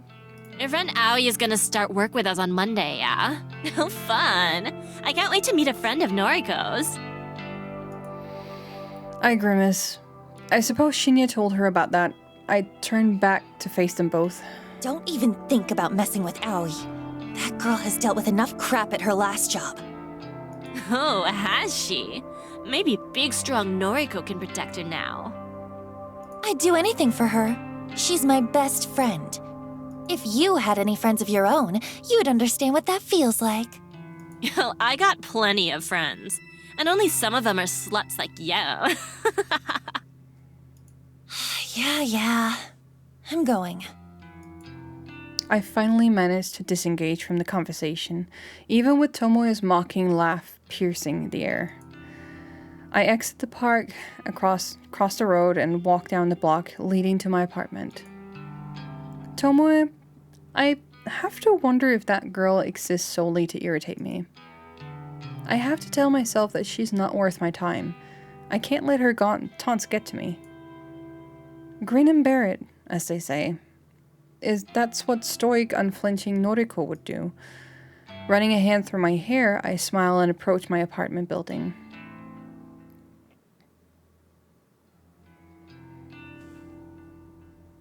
May 30th, Saturday afternoon. I spent all morning trying to successfully calm my nerves. I'm anxious about finding out whether my latest victim has perished. It's afternoon now, so the time written on this photo has passed. If my work was successful, I should know soon enough. I've already set up an obituary news alert on my phone to keep me informed. Instead of sitting at home all day and waiting for my phone to go off, I decided to visit an old favorite hangout. Public libraries don't get the credit they deserve in this age. They're quiet, calm, soothing, and I can sit here for hours, for free, and just get lost in different worlds. Plus, they always carry works by my favorite authors. Sometimes the libraries are even kind enough to recommend titles that fit my tastes. I don't feel judged here. Nobody looks at me and mocks my clothing or makeup. Nobody looks at me and asks if I've had enough to eat lately. Nobody makes fun of me. That lonely girl in the corner, reading Lovecraft and calmly stroking her hair. Ever so often, I put my book aside and check my phone out of habit. Still no alerts. Have I miscalculated something? Did my latest photo not look convincing or damning enough to inspire suicide or murder? I find myself growing increasingly anxious and impatient. Cthulhu, huh? You a Lovecraft nerd? I blink twice and look up at the strange man standing over me. Huh? Sus, didn't mean to interrupt. Notice you're reading Lovecraft. Huh, in Japanese too. Didn't know this book had been translated. Yeah. My English isn't great, so I read the translated versions. That's mad. Do they translate esoteric names? Can't imagine Cthulhu being easy to write in kanji. Mm-hmm. Well, it's written in katakana, so... Of course. Kojiro. Nice to meet you. The man extends a hand, and I can't tell if he wants me to shake it or pass him my book. What? I'm Kojiro. You? Noriko. Kurosawa. Nice. Just Kojiro for me. No last name. Call me Koji. Wow. You don't have a last name? Used to. Lost it. Fire, you know. I'm just Kojiro now. How does somebody just lose their last name? Lose it by memory, perchance? Mayhaps? This guy's weird. His clothes smell like they've been stashed in the back of a closet for a decade or two. His face is unshaven, and his eyes are scarily clear and focused, despite being masked by a pair of thick glasses. Didn't mean to keep you. Saws again. I'm looking for Nobel Sinclair. He around here? I mean, I don't know. Who? Writer guy. Did that book about befriending the dead? The librarian told me to check these shelves. Sorry, I don't really know. No worries. I'll find him. You know, you look like the type who'd enjoy his books. Not to judge you by your cover. This guy's getting flirty, guys. Need a strong stomach, though. Messed up shit. As much as I hate to admit it, this stranger has captured my interest. How messed up are we talking? Well, his first book describes dressing up corpses, taking them to dinner. Goal is to not get caught out. Bad, right? Like something out of that American movie, Weekend with Bernard? Not a movie I've seen. Chad, have you seen this movie? Weekend with Bernard? Does that ring any bells? Not one I've seen. Sounds fascinating, though. Second book goes nuts. Main character fills a school classroom with bodies, all dressed up as students. Runs lectures and records them, puts them online. Oh, that's spicy. Best part? No one can figure out if these books are fiction. What? These are some spicy books, my guy. Internet says Nobel Sinclair actually did these things. Says he's doing time now, writing these books as a confession. Oh, kind of like a not just a confession, but like a biography. Interesting. Right? It's deranged. Makes for a good bedtime reading. Oh, I'm getting vibes from this guy. He's equally crazy. You want noise? Well, of course you are. Yeah. You? Yeah, at Koji. Add me if you like. We can talk shop. At Koji. I'm gonna find Nobel. Wish me luck. Good luck. And without so much as a glance back at me, the man walks away. I try to return to my reading, but that whole conversation just replays back in my head. What a bizarre encounter. Maybe I'll just head home for the day. Being here has helped me calm down, but I'm still eagerly anticipating the fate of my victim. Besides, I have to admit that I am growing a little bit hungry. Maybe onigiri? A rice ball from a convenience store will tide me over until tomorrow. I gather my things and stand up, letting out a little hoo as I stretch my muscles.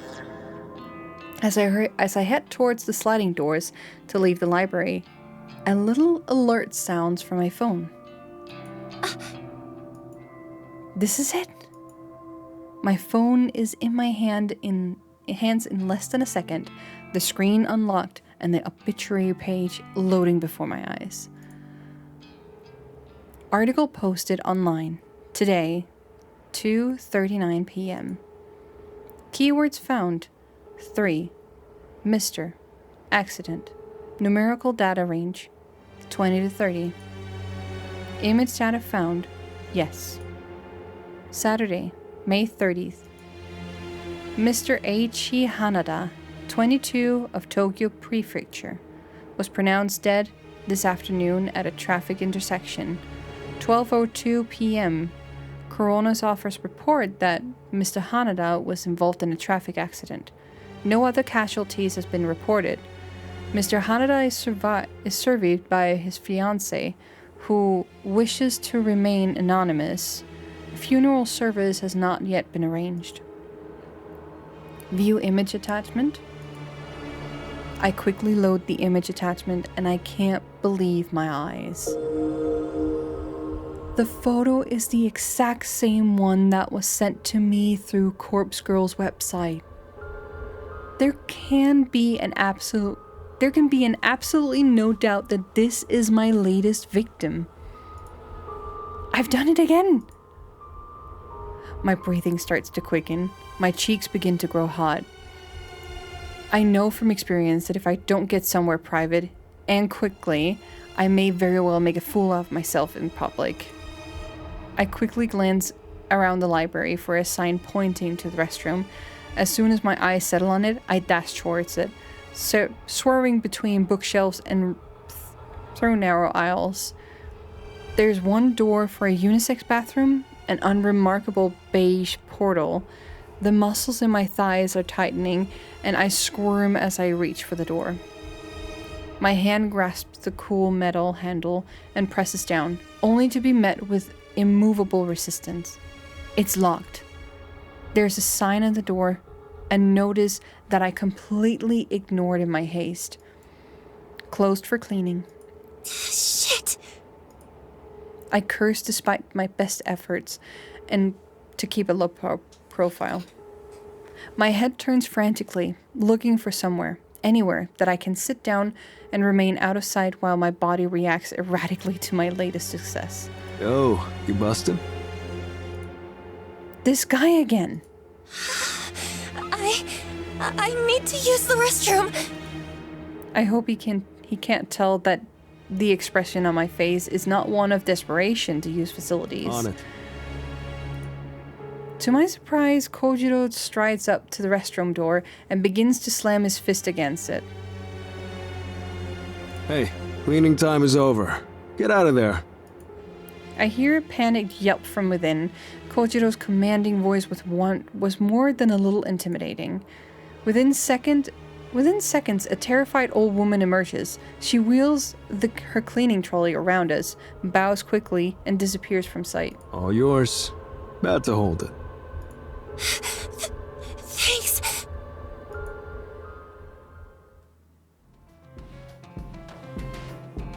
I dash past Kojiro, unable to believe what is happening here. I slam the door behind me and I slip into a cubicle. As soon as I sit atop the toilet's closed lid, my legs begin to shake uncontrollably, and I have to lean backwards to steady myself. Eiichi Hanada is dead, killed in a traffic accident. That could mean anything, but I'm willing to bet that I caused his death. After seeing the photo of his dismembered corpse, he might have purposefully crashed his car. Or perhaps someone else rammed his vehicle, intent on murdering him on behalf of Corpse Girl. I still don't know how my power works. I don't know why these victims end up dead. But the cause of death ultimately doesn't matter. What matters is that Corpse Girl is victorious once more. I find myself panting, squirming, struggling to restrain myself.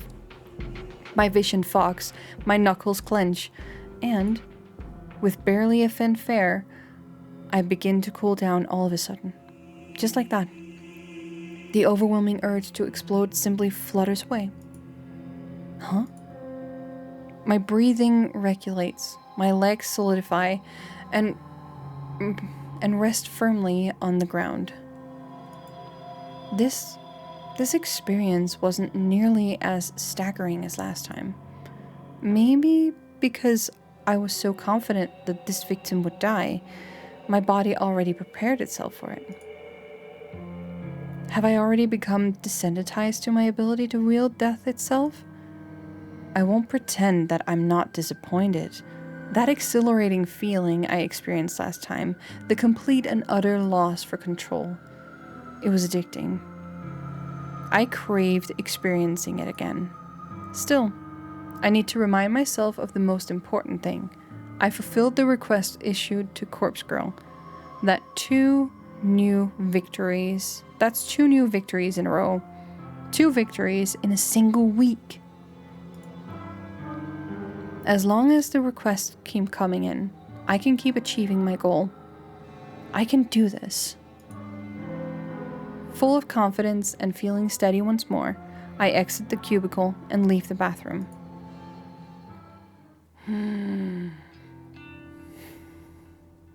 That strange man, Kojiro, is waiting for me at the end of an aisle. You good? Yeah. Hey, thanks for... I really needed the bathroom. Course. Been there. Gotta go when you gotta go. Look what I found. Kojiro holds up a book with a plain black cover. Nobel Sinclair's latest. Dazed by the Dead. It's a ripper. Oh, what's that one about? Falling in love with the dead. Read it already last year. Time for another go. Oh, here. Strange flower. Kojiro hands another book to me. This one with a brown cover. An illustration on the front depicts a field of flowers. What's this? Sinclair's first ever published work. Strange Flower. Title's nonsense.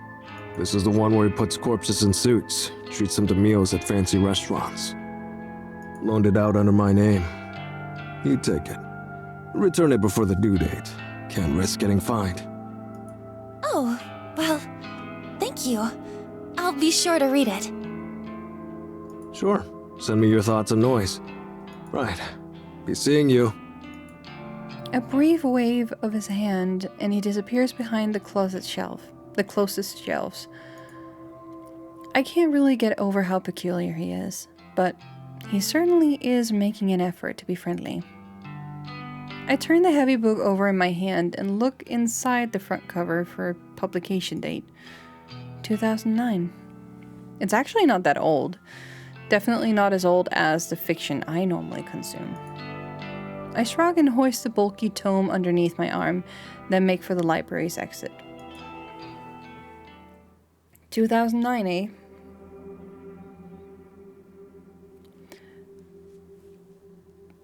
I feel uncommonly hungry on my way home. So much so that I decide to stop by a restaurant and get some dinner.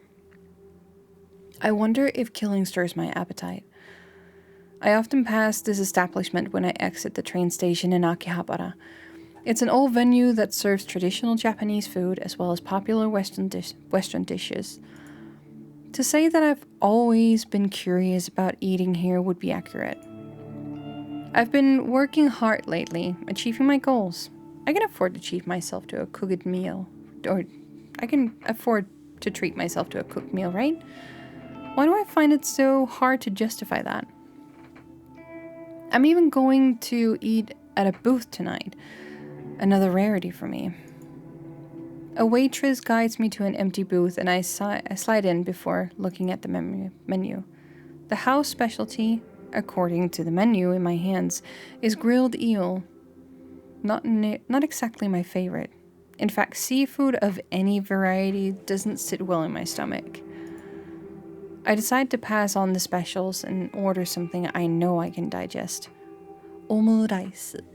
Sounds good. I used to eat it a lot as a kid. Omelette, rice, and ketchup.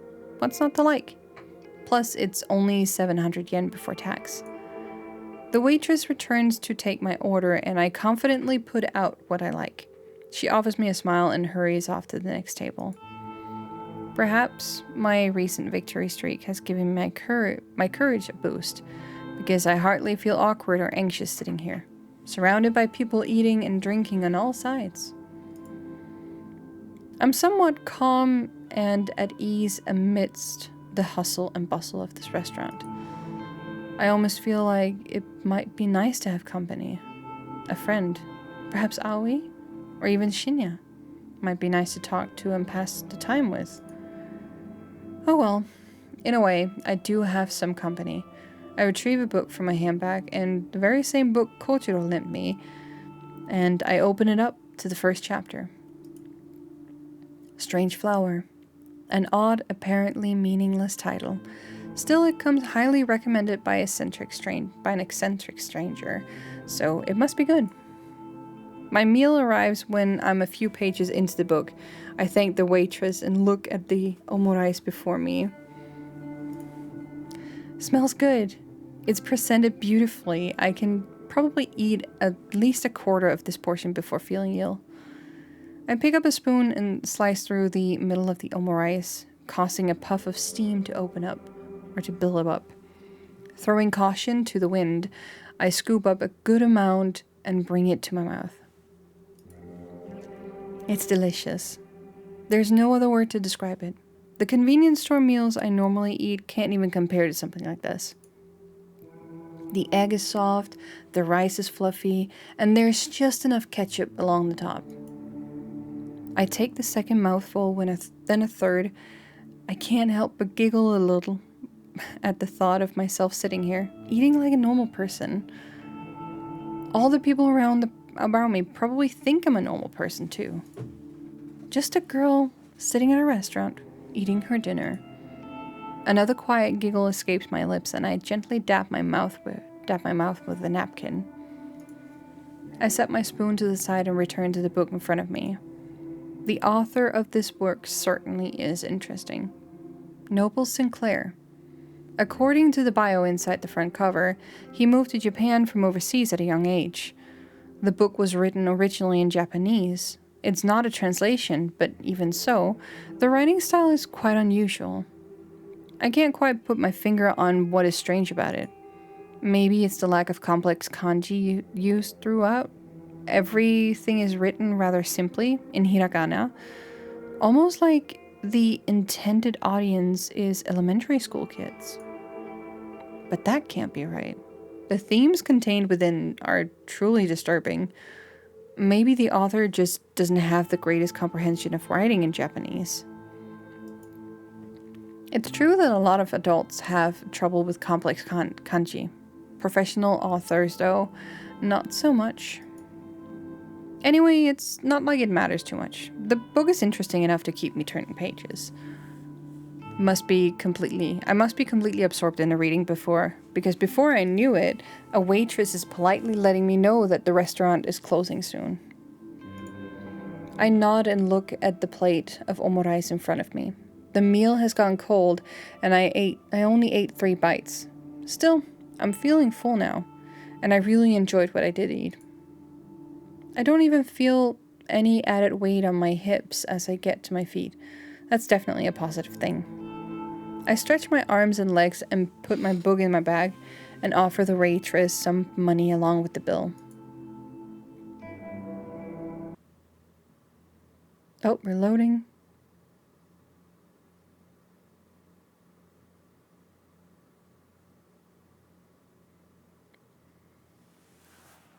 A blast of frigid night air nearly swept me off my feet when I stepped out of the restaurant.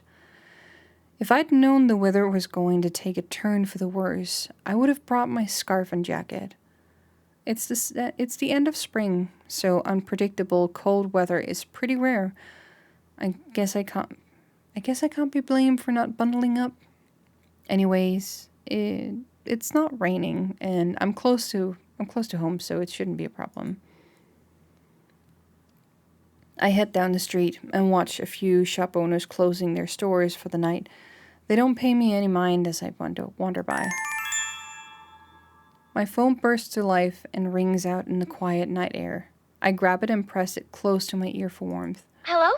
Aoi? Noriko, hello. Is this a bad time? No, I'm just walking home. You're out at this time of night? That's not like you. I stopped somewhere to eat. What's up? You stopped to eat? Say, about the new job. What is it? I spoke to the manager at the maid cafe, but he said I can't quit. He said that? Oh, well, it's not up to him. You have every right to quit. Did you tell him you've landed a new job? Yes, I told him. But he said he spent so much time and money training me that if I quit now, he'll treat it as stealing from the company and he'll call the police. Oh, what a load of crap! Hang on. Are you at the cafe now? Yes, I just finished my shift. We're closing up. I'll be right there. I'm only a minute away anyway. I'm going to give your manager a piece of my mind. No, Noriko, you can't. Just watch me. I'll be right there. I end the call despite Aoi's objections. I can't believe how furious I am. Aoi finally has an escape route from that god-awful job, and now the manager won't let her quit? That has to be illegal. I've never met her manager, but I can just imagine his type. A self-important, wretched, greedy pig thinks he's the king of the world because he runs a shady maid cafe in the back streets.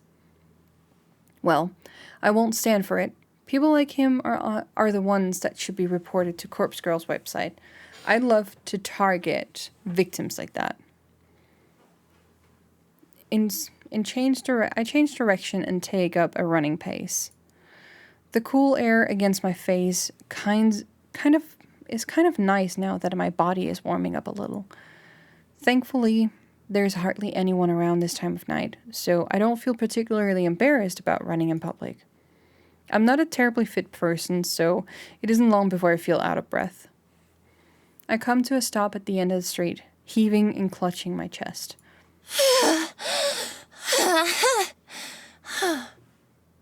Okay. I'm okay. Deep breaths. After taking a moment to collect myself, I start back up, walking briskly this time. I can see the Maid Cafe's illuminated sign ahead of me. I approach the entrance and read the neon board. Chateau de Crystal. Welcome home, master. Again with these French names. I'm 100% butchering all of the French in this game, so bear with me. Drinks from just 400 yen.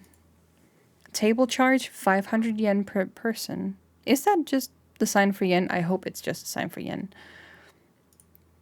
Open till 10 p.m. every night. I pass the sign and reach for the door handle, just as somebody hurriedly throws the door open and emerges. Noriko? Aoi, told you I'd be here. I'm really glad to see you. Aoi gives me a brief wave. She fidgets nervously and straightens the ruffles in her dress. I can't believe you have to wear this ridiculous outfit. Yeah, but the costume isn't the worst part of the job. I know. Listen, is your manager still here? Aoi hesitates, then shakes her head sadly. You just missed him. There are only a few girls inside closing up. Damn it. I really wanted to give him a piece of my mind. Noriko, it's fine. I can continue working here. It's not so bad. Hell no! Don't even pretend it's okay. This place is torturing you. You have that customer that always gropes you, and now your manager is controlling you? I won't stand for it, and you shouldn't either. But what can I do? I'm honestly stumped by the question.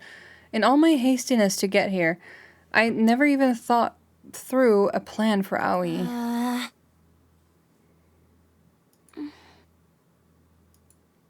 Damn it. That heartbreaking expression on her face. I just want to grab her, hug her, tell her everything's going to be okay. So why can't I? Aoi.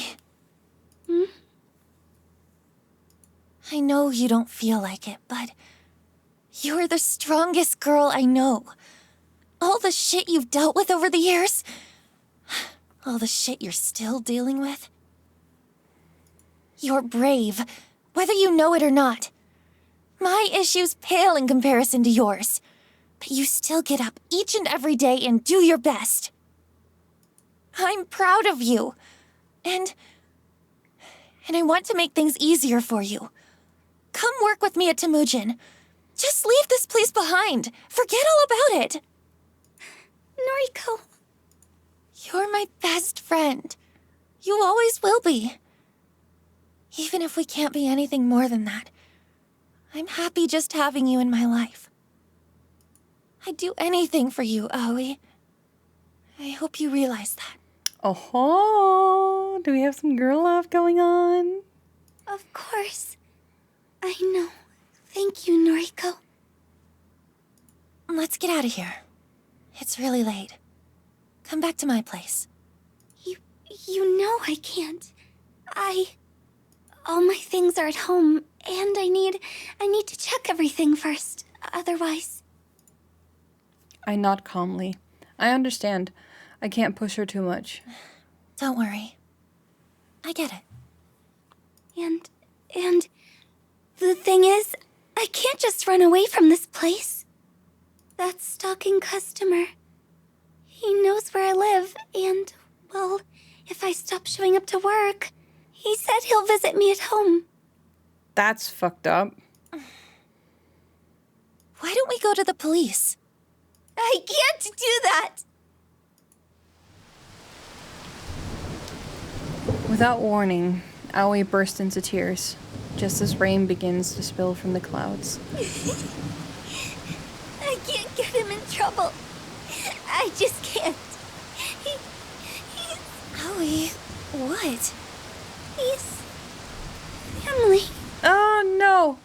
Oh, gross. I forgot about this.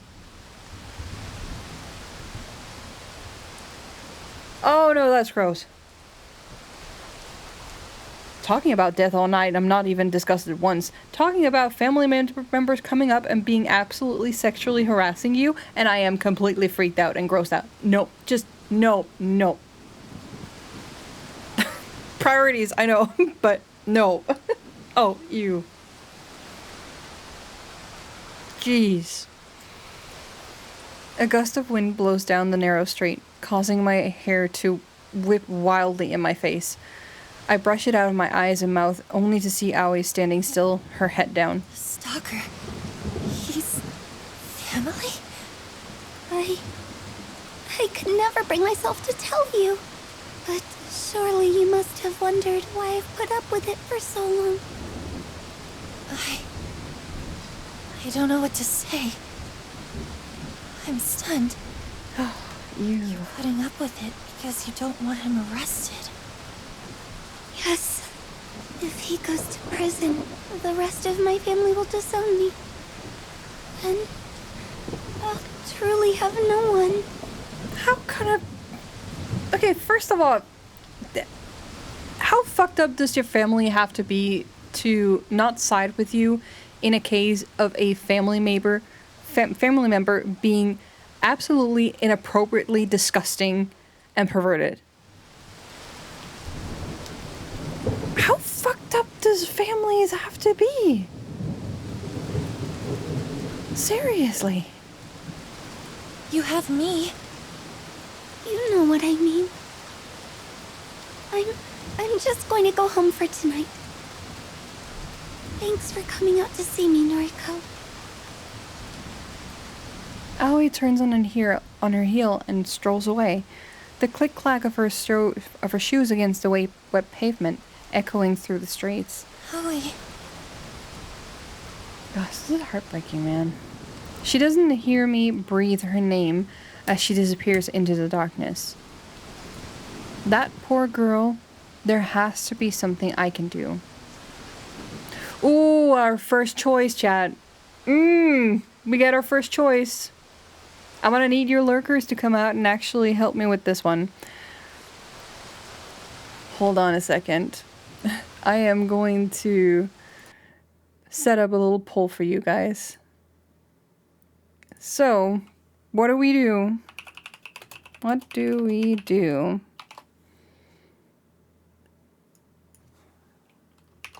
What do we do? Do we go after Aoi? Or do we give her some space?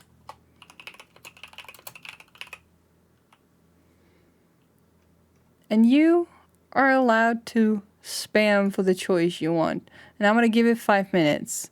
I'm going to give you guys 5 minutes. Holy, Minnie is still alive. And we're just about to do our first poll for choice. What do we do? This is the first choice we have in the game. And I'm going to let you guys be in on this. What choice do we make? What do we do? What do we do? Now I'm going to let you guys vote for an extra 100 points so you can spam your favorite choice. What do we do? Do we go after her? Like, we were just told that she could not. Okay, so we were just told that Aoi could not give up her job at the cafe because if she did, her family member who has been pervertedly molesting her and sexually harassing her will come after her, visit her at home, and even further continue to stalk and harass her. And she is now just stuck. She just ran off down the street, all upset at the entire thing because she probably doesn't know what to do with herself in any shape or form, which is completely understandable. I was completely grossed out, honestly, by just not fully, like, I've done this part before, but I did not remember that the guy who was molesting her and stalking her was actually a family member. And it really grossed me out so bad. Holy shit. As I said before, like, how how fucked up does your family have to be for them to like not side with you when you're having such a creep amongst you? Are you just scared that this asshole is going to come after you as well? Is that the problem? Is that the issue? Is he a oversized, big, chunky drunkard who gets super violent if he doesn't get his way? Is that the thing? I don't know. But this is so crazy. This is so creepy. No, we don't like this.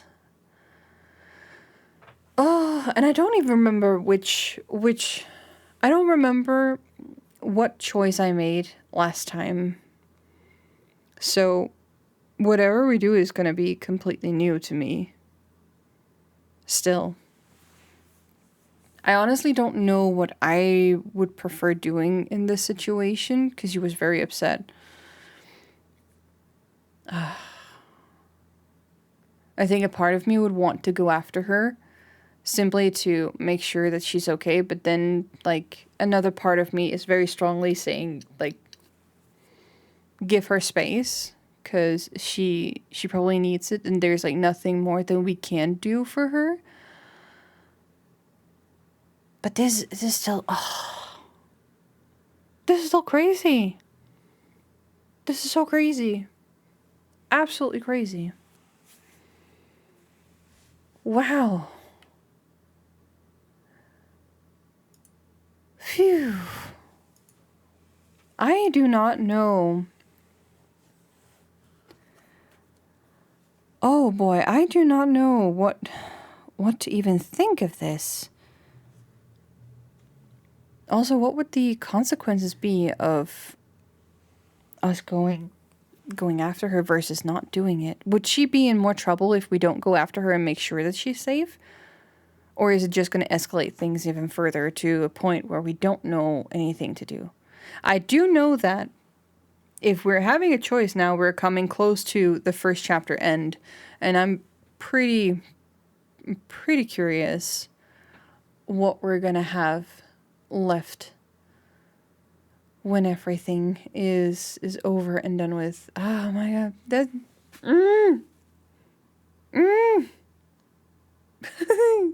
I'm not gonna count in my own vote.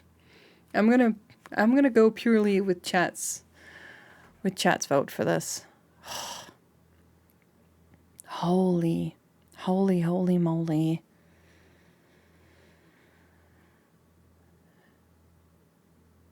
This...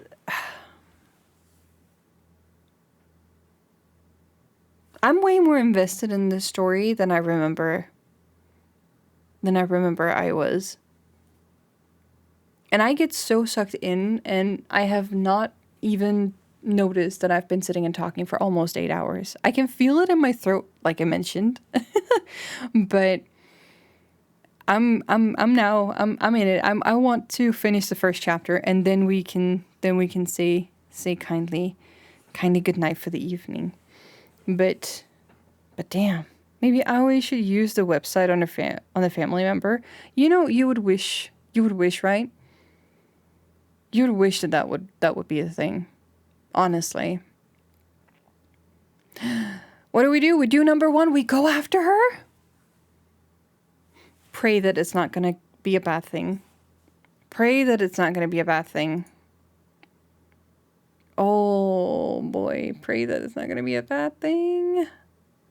I hope it's not going to be a bad thing, guys. I hope it's not going to be a bad thing. I really hope. I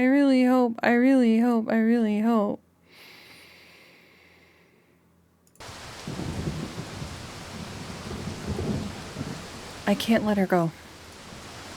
I can't let her just walk away as sad and helpless as she is. My legs lurch forward of their own volition, propelling my body through the rain-soaked street. Owie! Owie, come back! My shout echoes in the night, my weightless words falling through the air like the very rain that patters against my face. Awie's silhouette is just out of reach. If only my weak body could pick up its pace, I might be able to reach her before she fades away. Stop. Oh? Her unexpected command fulfills its purpose. I halt, my shoes skidding along the wet ground. Aoi is closer than I expected her to be. Perhaps due to some trick of the light and rain, she simply seemed farther away to my tired eyes. Aoi, please, let me help you. There's nothing to be done. Why can't you take a hint? You just never give up, do you? You just want to smother me. Oh. You don't trust me to handle things on my own. Excuse me? That's not it. I just care for you so much. I know that. You think you haven't made that clear in the past?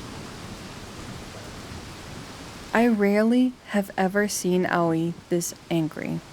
She's well past the point of being simply upset now. She's truly furious. Have I overstepped my boundary? You're not my guardian angel, or my savior, or whatever. Jeez, be ungrateful, will you? This is my life, Noriko. It's not your sick fantasy, where you swoop in and act like my knight in shining armor. Aoi, Shut up! Just shut up! You always take it one step too far. Just leave me alone. I can't get another word in before she vanishes into the night. I reach a hand out into the darkness like some foolish attempt to stop her, but I know it's pointless. She made her thoughts perfectly clear. She doesn't need or want my help. Even if she cares for me, she doesn't love me in the same way I love her, and I don't think she ever will. I sigh and look up at the thick cloak of clouds above. The rain continues to fall. That's coming in 5 minutes, chat. May 31, Sunday afternoon. Today drags on and on. Since I don't work weekends, I never really know what to do with myself during my free time. The library yesterday was nice, but I don't want to hang out there again today. So far, I've spent the day simply reading at home and brewing the occasional cup of tea to stave off my hunger. I keep checking my phone, but Aoi hasn't replied to any of my texts. Even when I call, she lets it go to voicemail. I don't even have any new requests to attend to. I was hoping I could get at least one this weekend to help occupy my time. To take a break from reading Strange Flower, I decide to browse through Noise and see what's happening in my social circle. Though I'm not close to any of the people I'm connected to, save for Aoi, reading through their posts always lifts my mood. Rather annoyingly, the first post I come across from is Tomoe. 9 minutes ago. Bitches be trippin' if they think they gonna steal my man. We thick as thieves. He getting lucky tonight, XX. Oh, wow. Tomoe is wild. The garbled post is accompanied by a photo of her and Shinya getting cozy together. Shinya looks more than a little nervous. I would be willing to bet that Tomoe is the first girl he's ever snuggled like this. I can't quite figure out why she's so interested in him, or why he's into her, for that matter. At first I thought Tomoe was just trying to bug me, to annoy me by pursuing someone she thought I wanted. But surely this is taking it too far. As for Shinya, maybe that boy really is into the blown up doll look. I guess I understand him less than I originally thought. I noticed that I've been frowning while looking at Tomoe's posts, so I decide to slam my finger down on the thumbs down button. A little text box below the post now reads, Norika Kurosawa disliked this. Remember when it was like this on Instagram and other places? That if you dislike stuff, you would get like a notification that it was you disliking it? That was a wild time. My frown breaks and I smirk. Feels somewhat satisfying to publicly dislike Tomoe's post. I can imagine Tomoe's face going tomato red when she reads the notification. With a little giggle, I scroll past the post and keep browsing my feed. As expected, it doesn't take long to find a post from Shinya himself. It's out of character for him, and he is actually not posting about criminal cases and detective work for once. Shinya with a capital S, Fujikawa. 13 hours ago. I never believed in love until I met her. She swept me off my feet and showed me how to become a better man. She makes me want to be the best person I can be. My heart goes out to my darling Tomoe, 2 days together and counting. I look forward to every day because of you. Thank you. I involuntarily gag and continue scrolling. Nothing else in my newsfeed really compares to those last posts. My sister wrote something about her sucky job, and a few co-workers posted about how grief-stricken they were about Akane Surumaki passing away unexpectedly. Akane Surumaki followed closely by Eiichi Hanada, and long before them, Ruri Hatano. The one who started it all. 3 strangers. 3 people dead. All because of Corpse Girl. People wanted them dead. And because of that, I also wanted them dead. I won't forget their names. When Corpse Girl rises above the muck and filth in this world and becomes truly famous, I'll share a toast to their memories. Until then, I need to trudge forward. I need new targets, new victims, to launch Corpse Girl's name into the stars. An ad break is in. We're taking a break. Stretch your limbs and go get something to drink. I am going to get something to drink at the very most. So I will be right with you after ad break is done and you guys are back out of ad jail. Enjoy the music in the meantime. I'll be right back.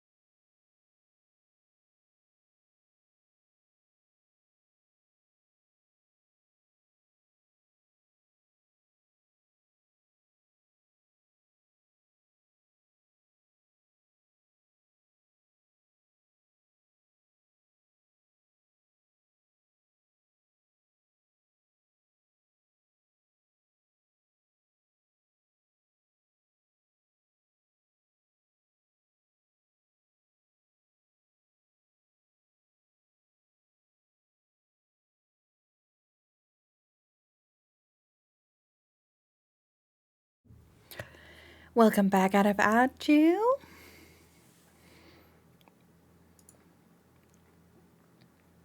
Let's see. I'm getting ready. Take the music off and jump back into the game. If Corpse Girl's website becomes more than an urban legend, more than a rumor whispered in the shadows, then... No, I need to take it slow. I can't get too far ahead of myself. I still need to put in a lot of work before I can attain my goal. But the only way I can move forward is if more requests come through the website. There has to be a way to promote the site. Flashy advertising is out of the question. I don't want the site looking like a gimmick people can visit simply to pass the time. I need word of mouth, testimonials. So far, the site has claimed 3 victims. I need the original requesters to spread the word about how effective the website really is. Yes, that would be perfect, but I obviously can't get in touch with them now. They remain anonymous when they request a death. No one would willingly put in their contact details when doing something so shady anyway. I sigh and scratch my head, thinking about it like this won't do me any good. Maybe I should come back to it later. I reach for my laptop sitting on the couch next to me. Maybe I'll take just one more look for new requests. You never know, right? I log into the administration panel of Corpse Girl's website and check for notification. 1 new request. Request details. Today, 3:31 p.m. local time. Victim's phone, ... Downloading image attachment. Wait, 3:31 p.m.? This was submitted just a few minutes ago. What are the chances that I would check the incoming request so soon after receiving a new one? My heart begins to race as the attached photo downloads to my computer. I'm excited about the prospect of working on a new request the rest of the evening. Who will be the poor sucker who succumbed to Corpse Girl's whims? Will another beautiful corpse be left in my wake? Oh. My heart skips a beat, and my hands instantly turn cold. What the hell? A photo of myself appears on the screen. It's the very same image I used for my ID, my company ID tag. I'm not smiling in the photo, or in real life. Is this some kind of joke? Somebody has requested my death? Somebody has requested my death. Somebody wants me dead?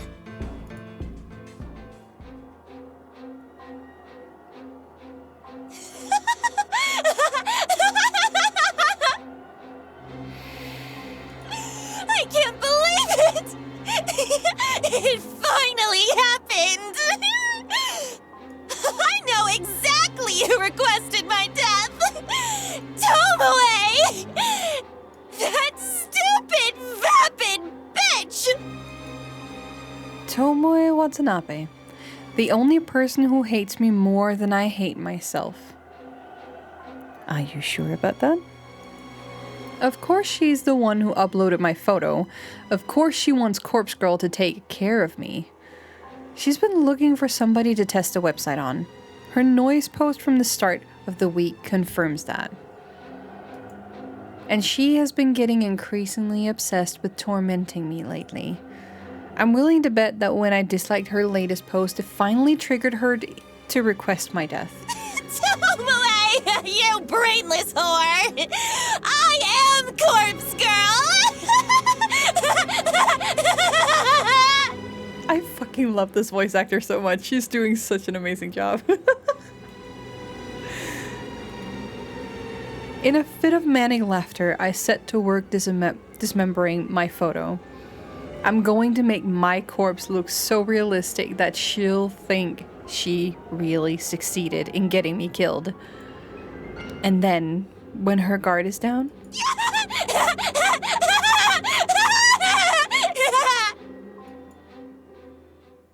holy heck.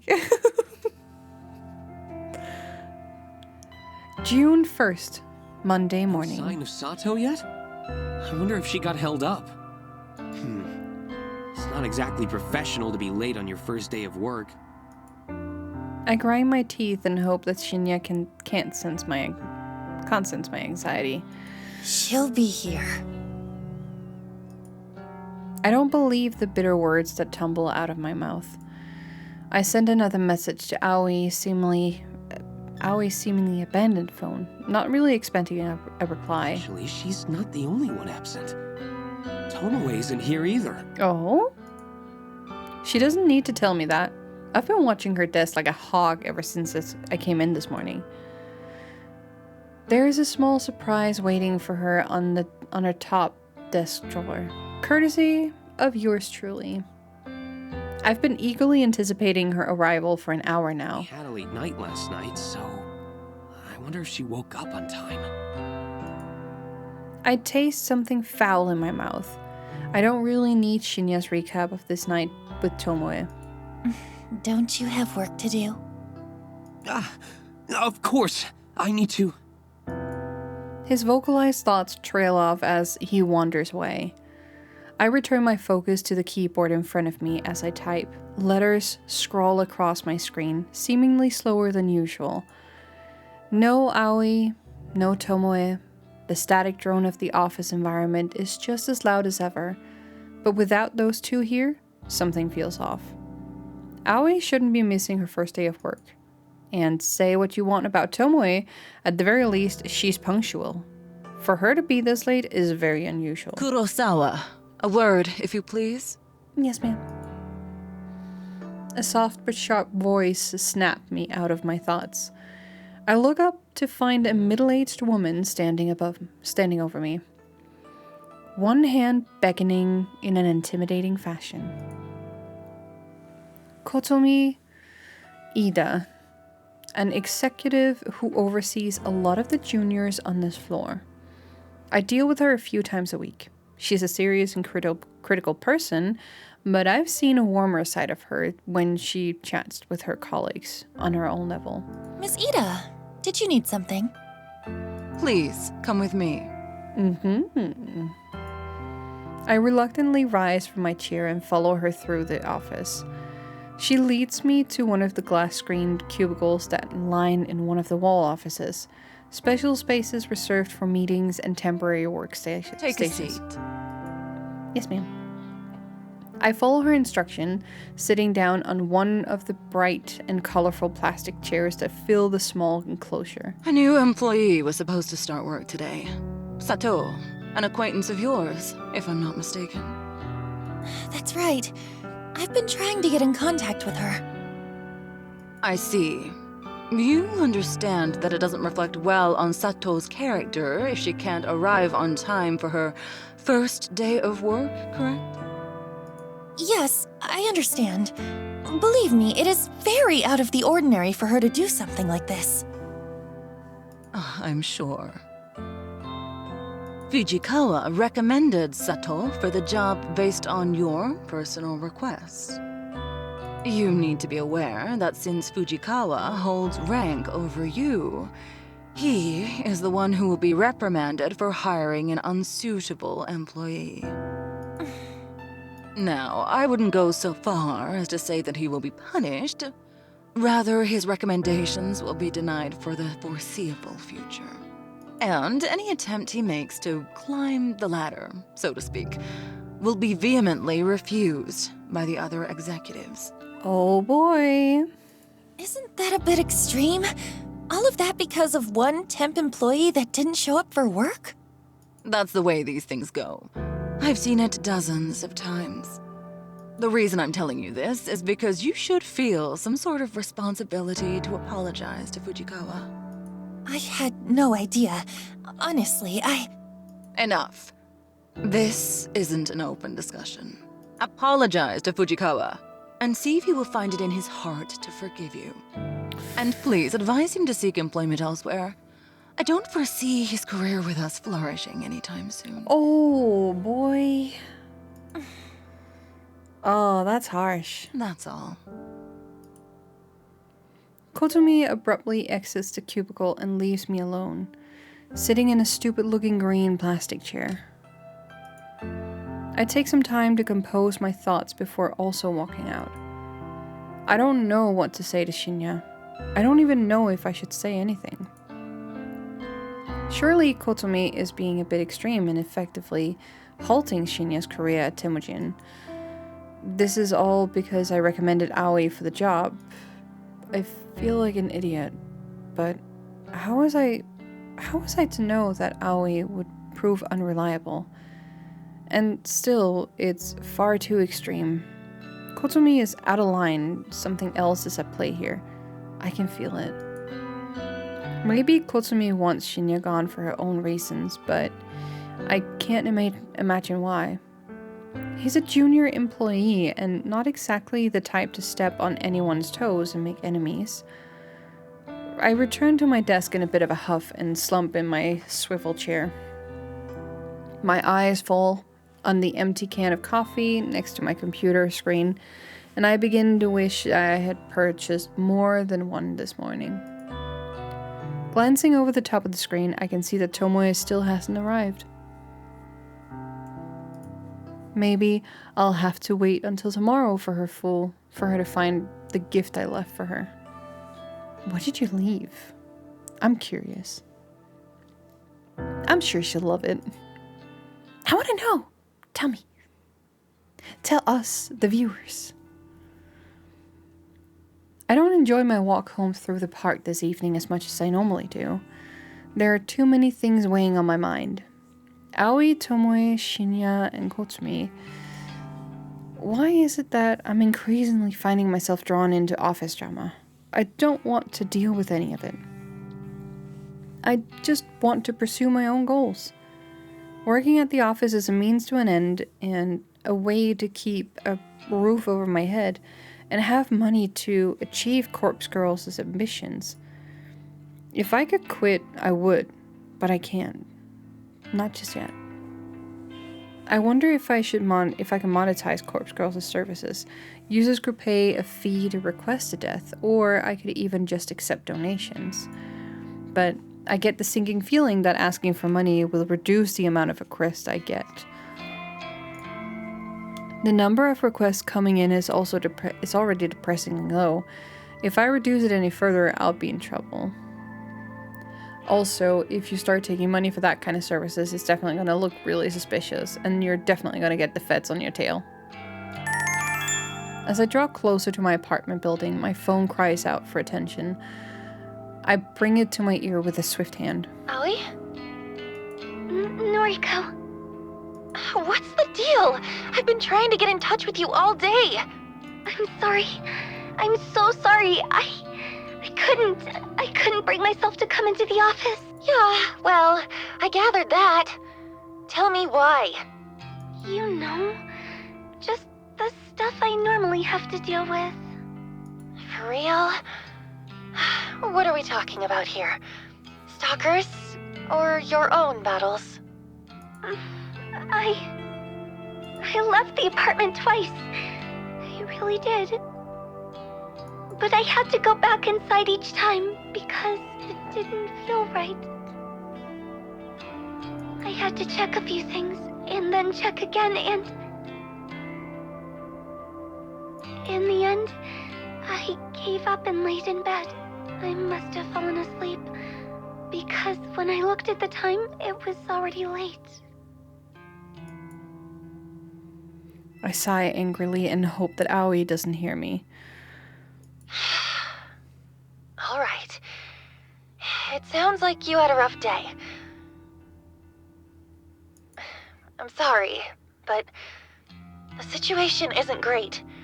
I'm just going to be honest with you, okay? I don't think they'll be happy with you if you come in tomorrow. If I were you, I'd write a polite letter of resignation and just forget about the job. Shinya's been kind of thrown under the bus because of this. Shinya, why? I'm not too sure myself. Since he got you the job, I suppose he was somewhat responsible for you.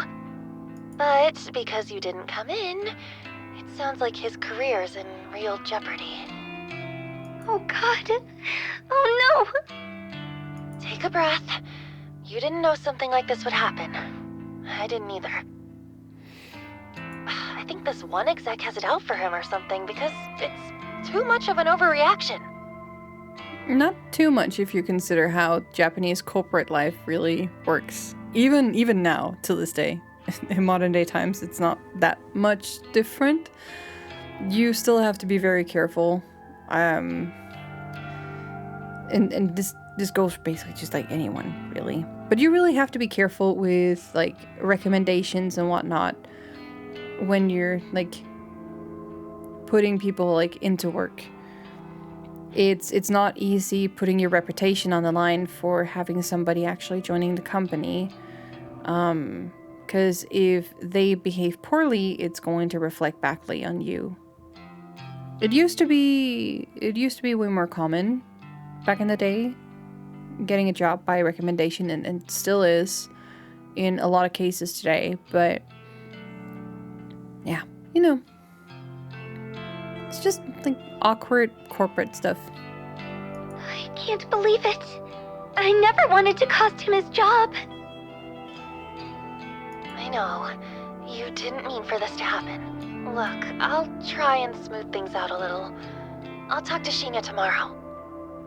You need to look after yourself right now, okay? Promise me you'll just take it easy tonight and relax. Okay. Forget this ever happened. Noriko will look after everything. Thank you, Noriko. Okay. Get some rest. Talk to you soon, Aoi. Bye-bye. I end the call with a heavy heart. I don't actually have any idea what to do. When it comes to Aoi, I feel obligated to just tell her anything that will help her feel better. If I could actually follow through with my words and genuinely make things better for her, then, well, maybe we'd have a bit of a different relationship than we do now. But I probably missed my opportunity for that a long time ago. In senior high school, I was never really truly understanding of her, and that cost me too much. Things are different now, of course. I've seen what she goes through. I'd like to think I understand her a lot more now. My feelings for her are true, and not muddled in sympathy or pity. If this was a different life and I hadn't made all those stupid mistakes, I would be happy to be with her. But now, the best that I can hope for is that she wants to remain friends with me, and that will have to be enough to satisfy me. Yo. That voice. A trickle of icy sweat drips down my spine. In the near distance, sitting on the bench close to the park's exit, is an easily recognizable figure. Come here. I freeze in my tracks. My body wants to keep walking, to reach the familiar safety of my home, but my brain is engaging in its fight or flight mode. Torn between my options, I find myself completely stationary. Come on, I won't hurt you. You sure? You beat me up before. Tomoe. There's no doubt in my mind that she's been waiting for me here all afternoon. She knows my route home. That's obvious since I last encountered her with Shinya in this very same park. I can't help but tense up as she leaps off the bench and approaches You're into weird me. shit, right? Like occult stuff.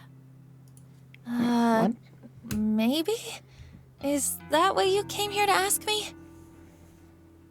Nah, just listen, okay? I wanted the opinion of someone freakier than me. freakier than you? She really knows how to flatter a girl. It's kind of dumb, you know, but have you heard of that Corpse Girl website thing? Sure have. Who does she think she's talking to? More importantly, how should I respond? I've heard rumors. Yeah, right? I heard rumors too, so I checked it out. I thought the whole thing was really funny. Like, could it be for real? Anyway, maybe I kinda used it to request a death. Is that so? Tomoe has pretty much straight up admitted that she was the one who requested my death. After all, I know exactly how many requests come through the site. The latest one had to have been from her. Yeah, and, well, you know how the site works, right? Fill me in. All you do is put in a photo of a bitch and her phone number. Then she's supposed to drop dead. Simple as that. Thing is, no one knows how it works. Or if it works, actually.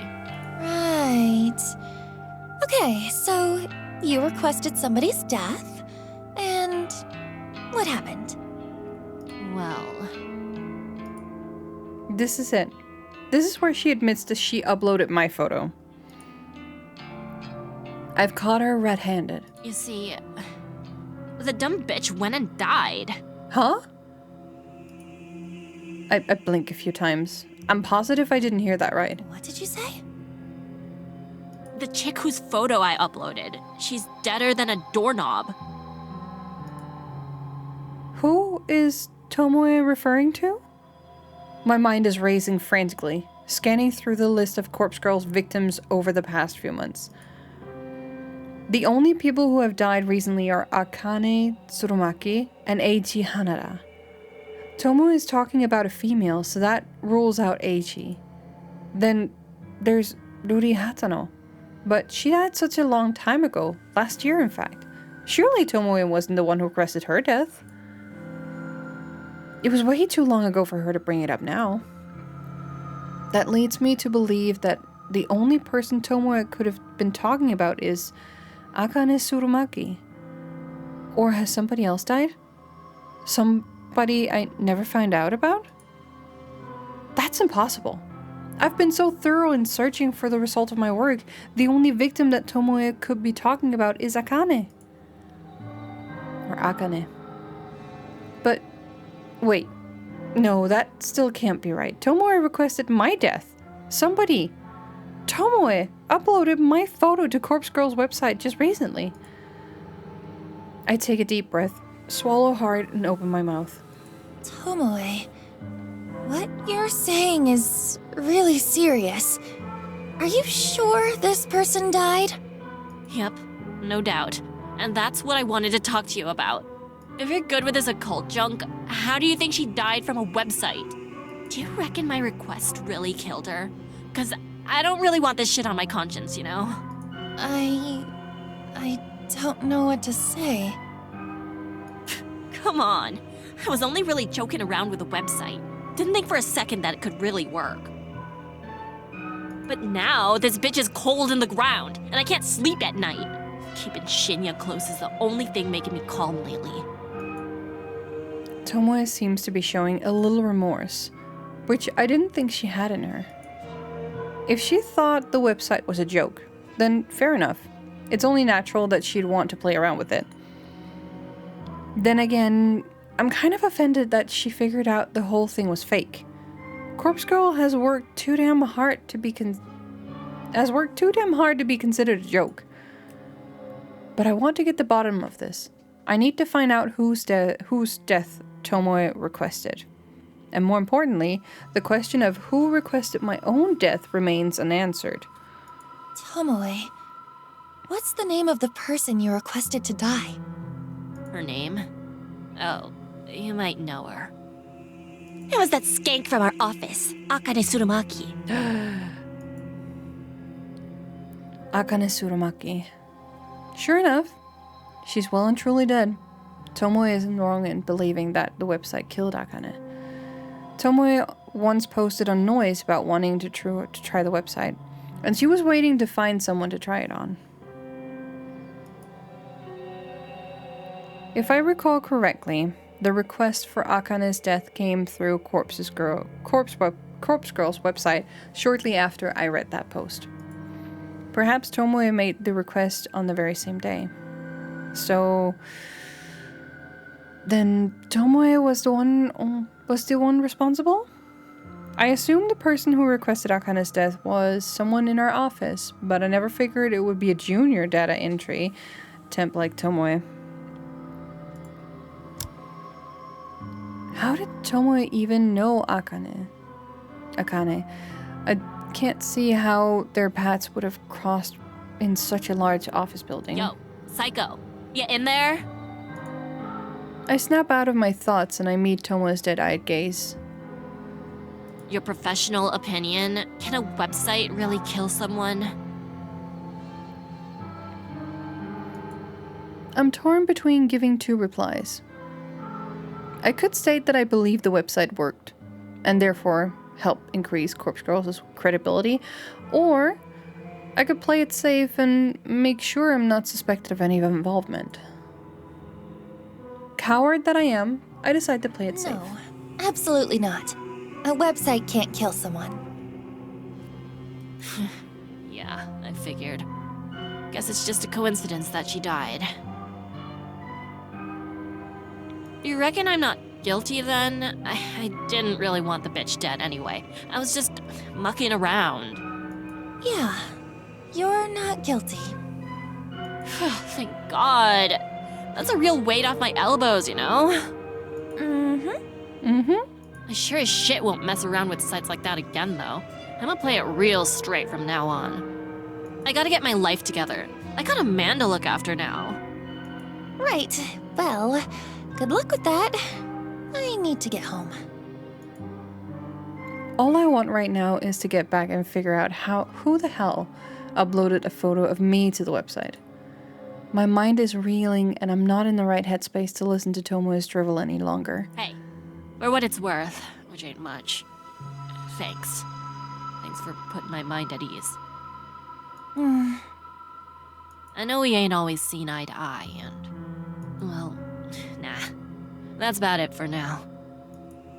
For a fleeting moment, I imagined that she was about to apologize for assaulting me last week.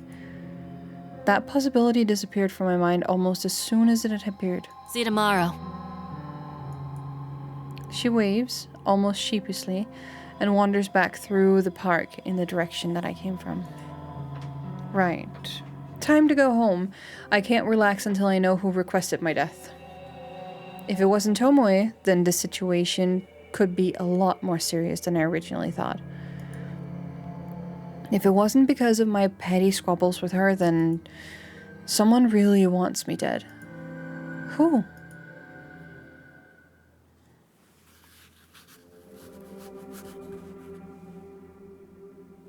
I can't sleep. I must be past 3 a.m. Countless hours has passed since I started trying to figure out who requested my death. I've run through every possible candidate and their potential reasons 1,000 times. I've replayed every encounter I've ever had with every person I've ever met, and I'm drawing a blank. I don't know who wants me dead. I'm not so vain to think that everybody likes me. I'm sure a hell of a lot of people don't like me very much at all. But does anyone not like me enough to want me dead? To nominate me for Corpse Girl to claim as her prey? I take little solace in the fact that my life isn't actually in danger. Corpse Girl's victims are only brought low by my hand.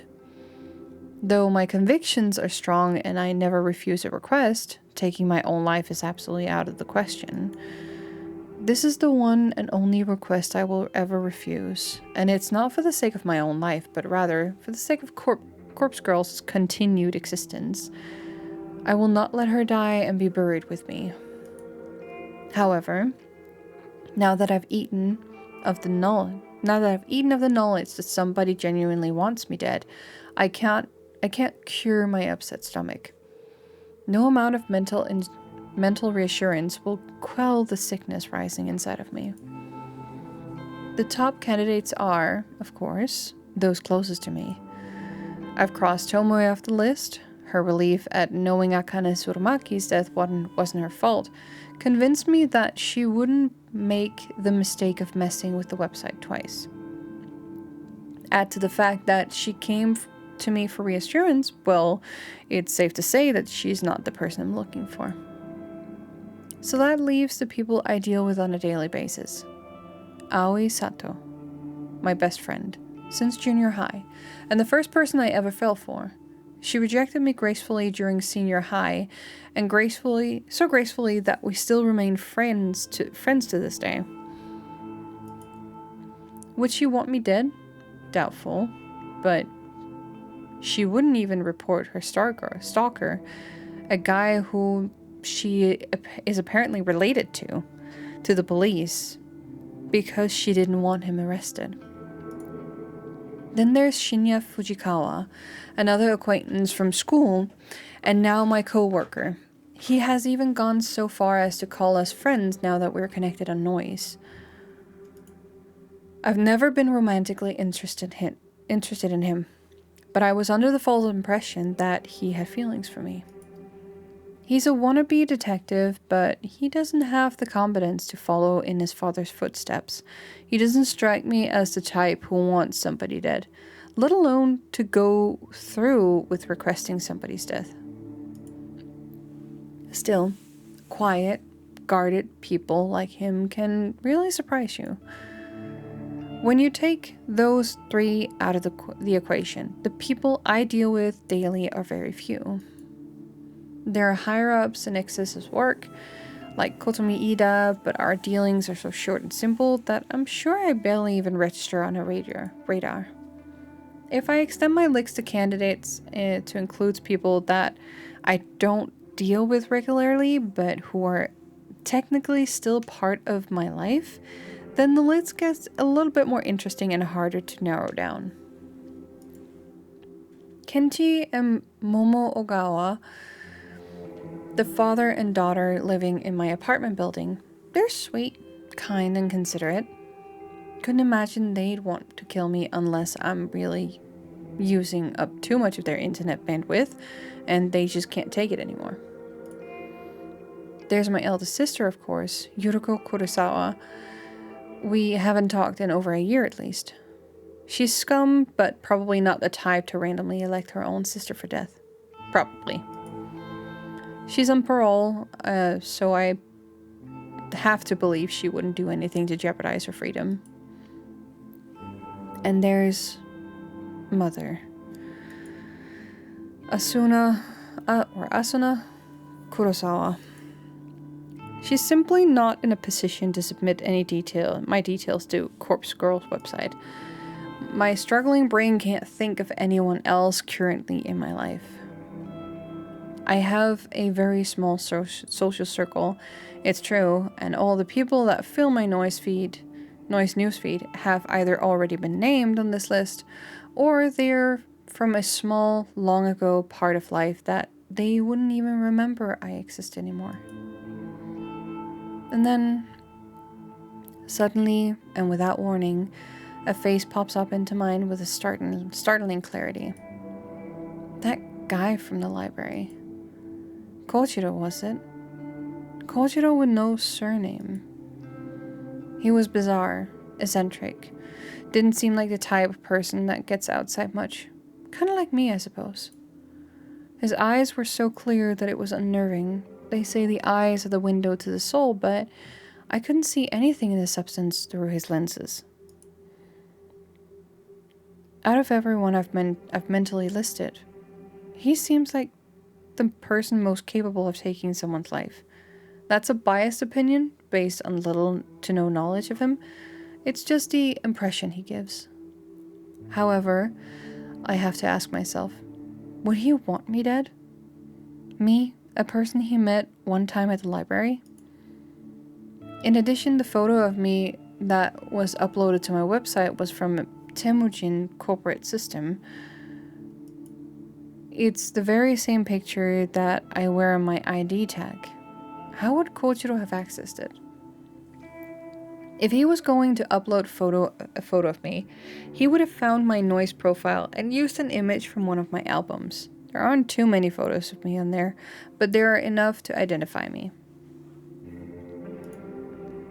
The guy is suspicious, but I don't think he's the one I'm looking for. Yet, I can't get his face out of my mind. On a whim, I snatch up my phone from beside me and unlock the screen.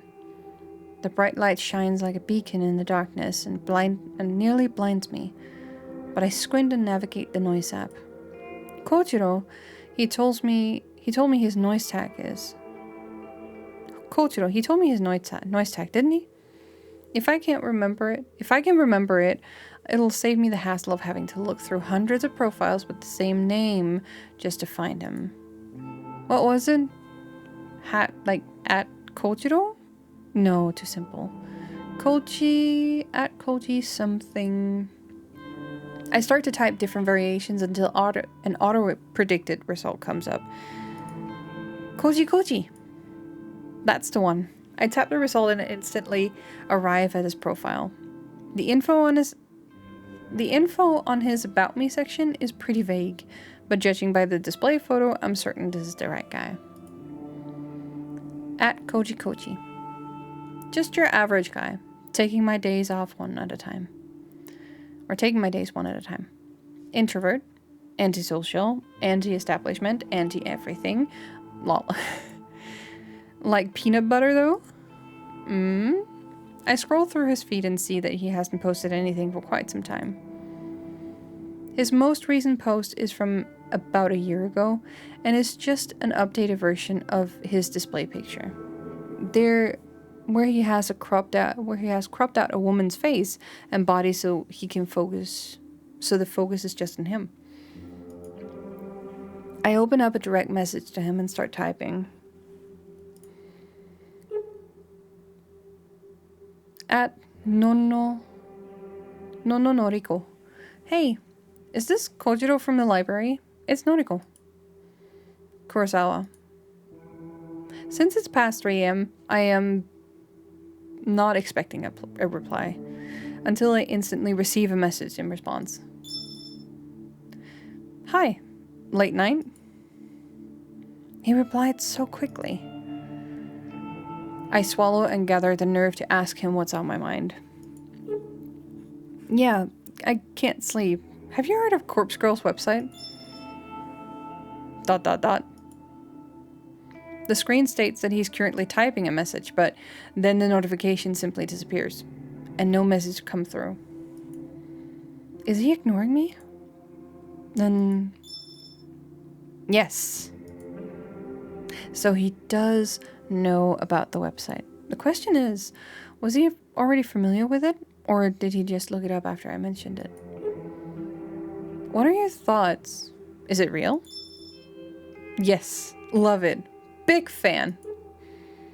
I see. Me too. Have you used it?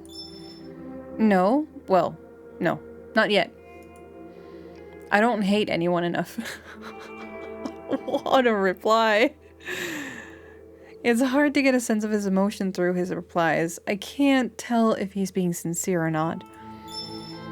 Wait, have you used it? Tell me. Tell me the details. Does it work? No, I haven't used it, but it's popular in my office. I don't know why I wrote that, but ended the message with a question mark. I shake my head and wait for a response. Okay, let me know if you use it. Might be work for me. Might be work for me? What does he mean by that? Work? Yes, I store cadavers. Dispose of later.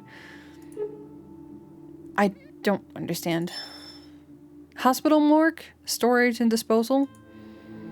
He works at a morgue? I noticed a strange smell on his clothes when we met, and now it makes sense. I gag a little and suppress the urge to vomit. So if someone dies, they get sent to you? Even for, like, suicides and murders? Yes, all sorts. Worst are crash victims. Have to mix and match limbs. Have you ever received a victim of Corpse Girl's website? Impossible to know. Maybe? Who can say? Have a name? A name? Can you look up names of bodies you've received? Can you look up such a thing? Yeah, cadavers are ID'd, mostly. Know a victim? Should I ask? Will doing so put me under suspicion of being associated with Corpse Girl? Hello? I can look now. At work. I start to nervously bite my fingernails. I know that I won't gain anything from finding out if he's dealt with any of the victims, but morbid curiosity tends to get the better of me. Sometimes I just have to know. Akane Surumaki. Okay, a second. Nope, correct spelling. Got an M Surumaki and Akane Surumi. Or Surumi.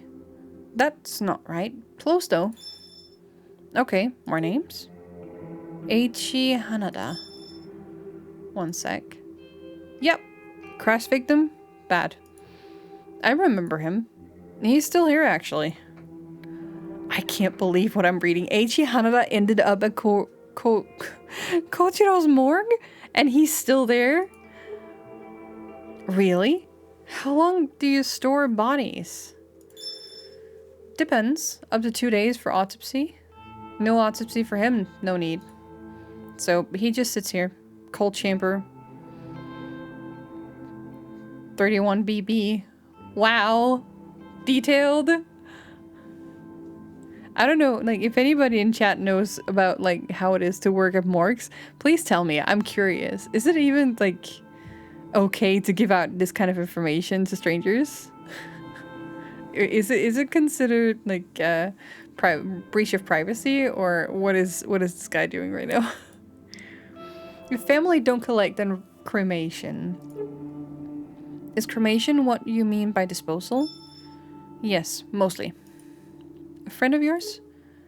Not exactly. But he's Corpse Girl's victim. You said so. Well, I don't know. You said so. Interesting. I'll look at him again. Really, there's no need for that. It's okay. I won't tell. How did you do it? I swallow hard. What does he mean? Hello? How did I do what? How did you kill him? Oh shit.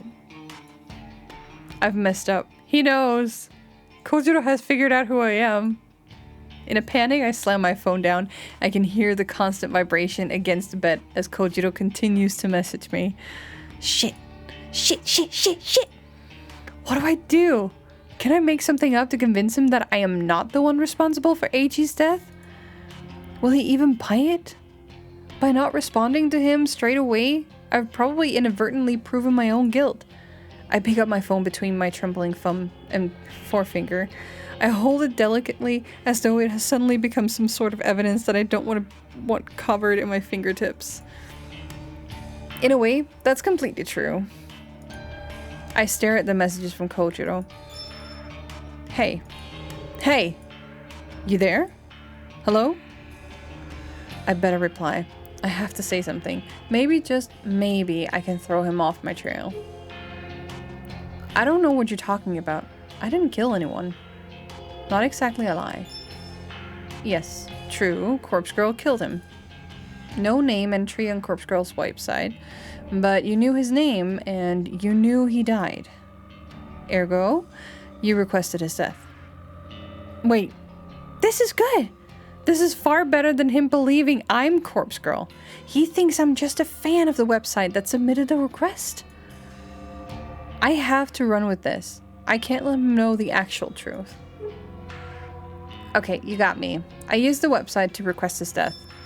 Ha! Wow. Mad. So the site is real? Amazing. This is exciting. Are you happy he's dead? I decide to take a leaf out of Tomoe's book and act more innocent than I really am. Not really. I just made the request on a whim to see if that would happen. I didn't think it would really work. Wow, so you didn't hate the guy? H.E.? Nope.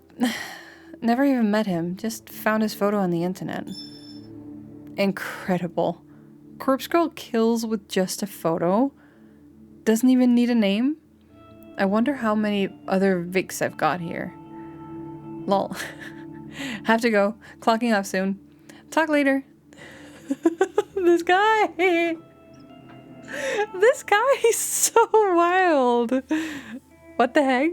Kochiro's status immediately changes offline. I breathe a sigh of relief. I think he bought the lie. Surely I'm in the clear. But this whole conversation was an exercise in stupidity. I nearly shot myself in the foot because of my own insatiable curiosity. I shouldn't have contacted Kochiro at all. The only positive thing to come out of this is learning that Kochiro's works at a hospital morgue. I could potentially take advantage of this, but my sleep-deprived brain can't quite work out now. Well, I can dwell on that later. For now, I really need sleep.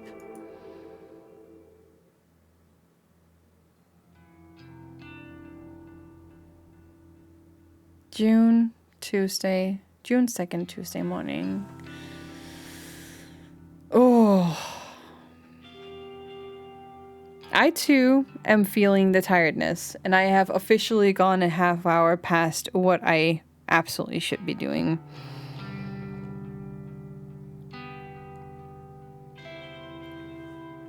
So, I will figure out where and who to go to for the raid. I'm going to check and see who is still around. And I can see that Crazy is wrapping up and sending people over somewhere else. Don't know where. Don't know where though.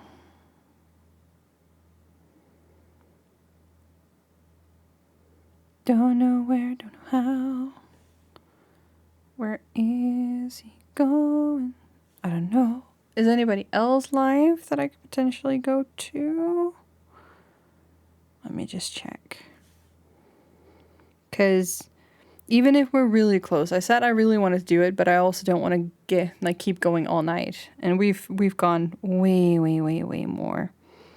Way more than I initially thought.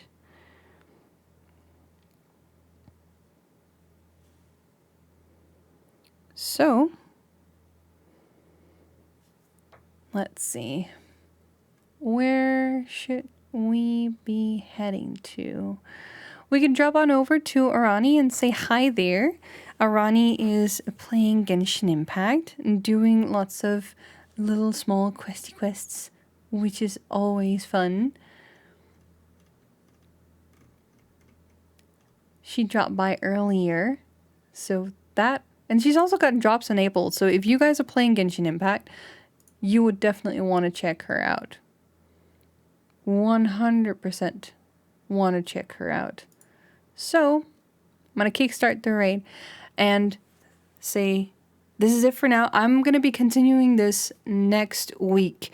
Unless we have something with Phasmophobia that's happening, like we have the birthday thingy for Phasmophobia happening next week.